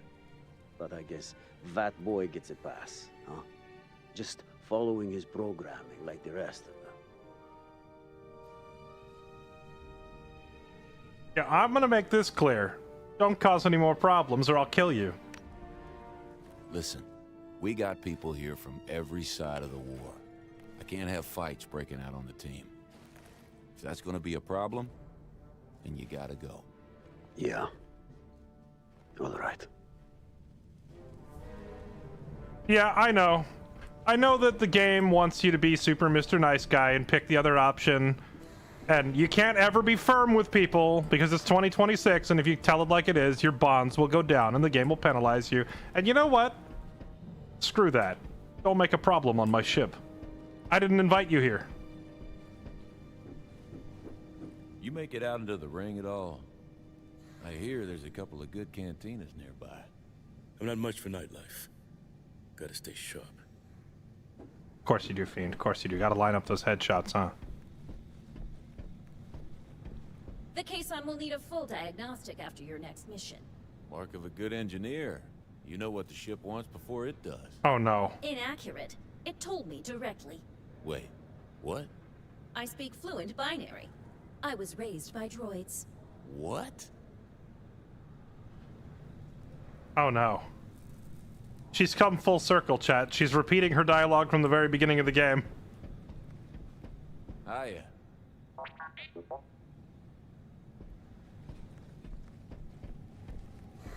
Yeah, bonds go down if you don't tell people what they want to hear, which I think is kind of a little bit of a silly system. It just means that in every dialogue choice in the game, there's a right answer and a wrong answer. Like, the game just actively punishes you if you don't pick the correct dialogue. But, you know, the correct dialogue is not the correct dialogue, if that makes any sense. The one that the developers want you to pick, to me, is not what you would be saying in character in that situation. Like, if I suddenly had a freaking an armed member of an opposing force asking to join us temporarily, and then the first thing he does is like start verbally attacking and harassing my squad members, I would be pulling a gun on him. Like, I would be telling that guy, if you do that again, I'm gonna put a hole in you and throw you out the airlock. Like, you're getting vented into space. We're gonna give you a second belly button and throw you into space. So, yeah, I feel like telling him don't make trouble was letting him off pretty easy. Like, I don't care if the game is gonna offer me bond points to be Mr. Nice Guy about it, I'd freaking kill him. Nice clean job, huh? Not bad at all. Meanwhile, Moose over here is like, "Oh, that's a nice clean job." Yeah, I'm glad you were over here, Moose. I'm glad you weren't in here to see all that. You can remain blissfully ignorant of the whole situation.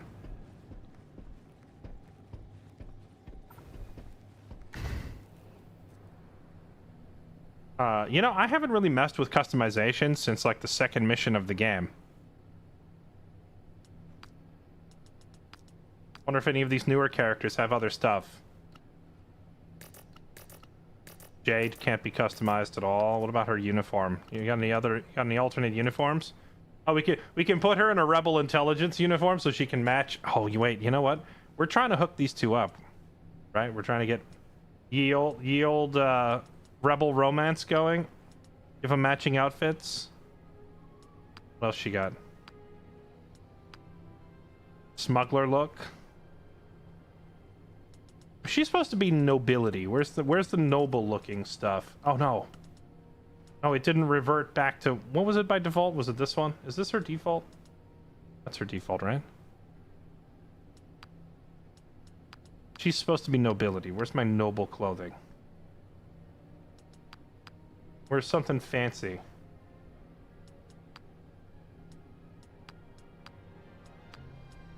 None of this is fancy. I don't think I'm gonna get fancy, Chad. I don't think they're gonna give me fancy.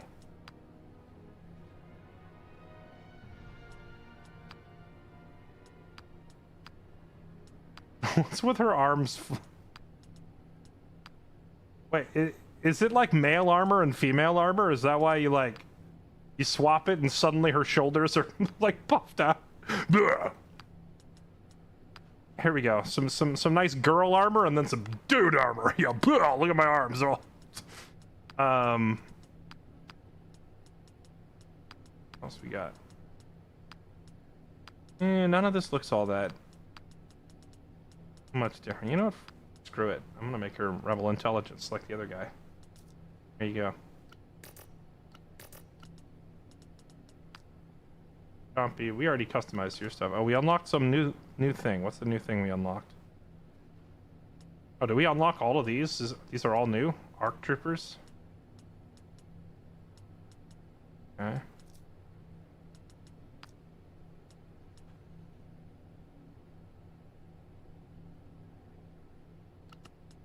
You know, I never noticed Fiend had like the ridiculous bright orange gloves on.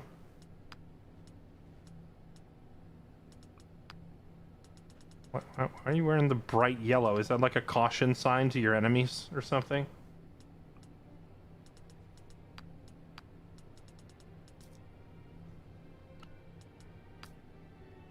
No outfits available for this operator. What about that other astromech? It didn't join the team, did it? No, it didn't.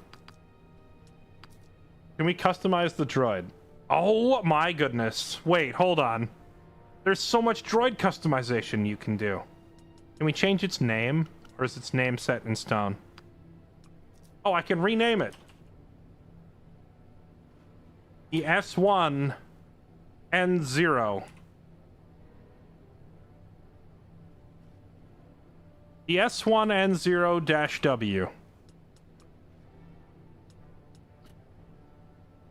Now Sinnoh can't complain that I took their gift subs and didn't put them in the game.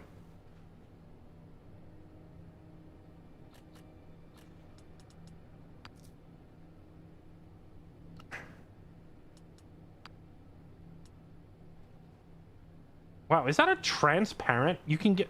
Wow, you can get a see-through head on the thing. That's actually pretty sick.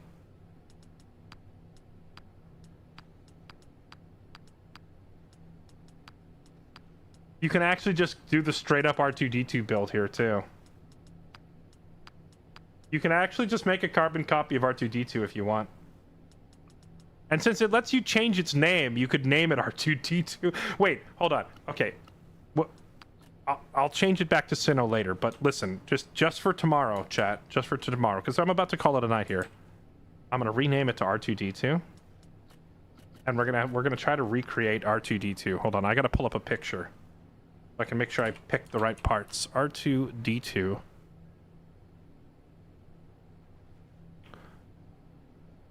Here we go. R2-D2 figurine. Let's see here.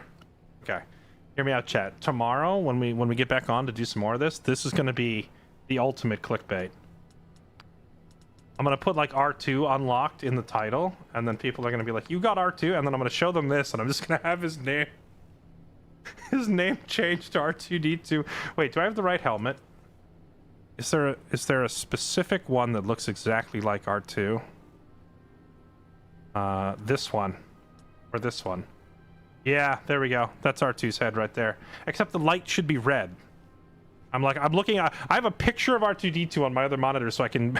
this is supposed to be light, but other than that, he's got the little optical scope, he's got the big sensor, he's got the black bars and the two little boxes, so this is a pretty exact match.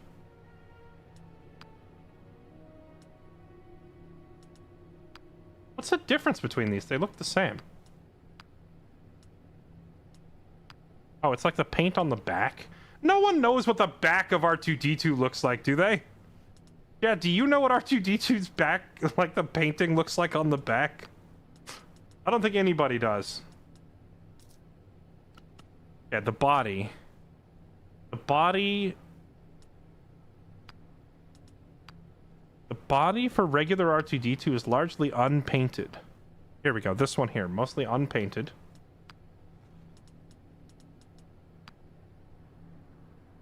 Just like that.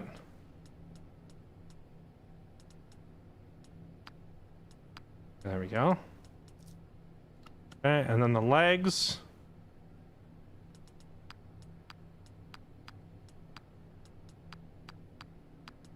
Huh. R2-D2's figurine has 3 legs. Uh-oh. That might be a problem. R2's supposed to have 3 legs, chat. He's like a tripod. Or is that just because this figurine needs to be able to stand up in real life? What does it look like in the movies? R2 in the movies. Wait a minute. Hold on, why? There's a bunch of these images where he's like a tripod with a third, and he's got like a third little stabilizer leg in the front. But then there's a bunch where he doesn't. Now I gotta pull up a scene from the actual movie. Star Wars: A New Hope. Luke buys R2. Hold on.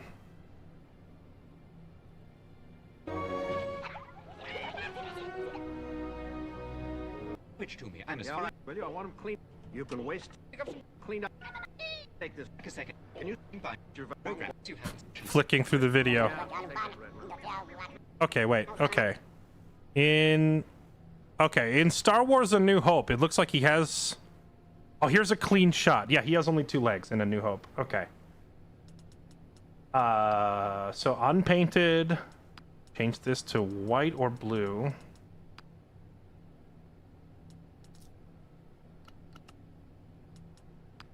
Chat, never say I'm not dedicated to the details, okay? This is pure dedication. Yeah, it's this one here. Okay, I think that's it. How do we like our R2-D2? Does it not look like him? He has 3 in A New Hope. I literally pulled up the video and I'm looking at it. This is Luke buys R2-D2 in A New Hope. And you can see him right there, and he only has 2 legs. He does not have the little middle stabilizer leg.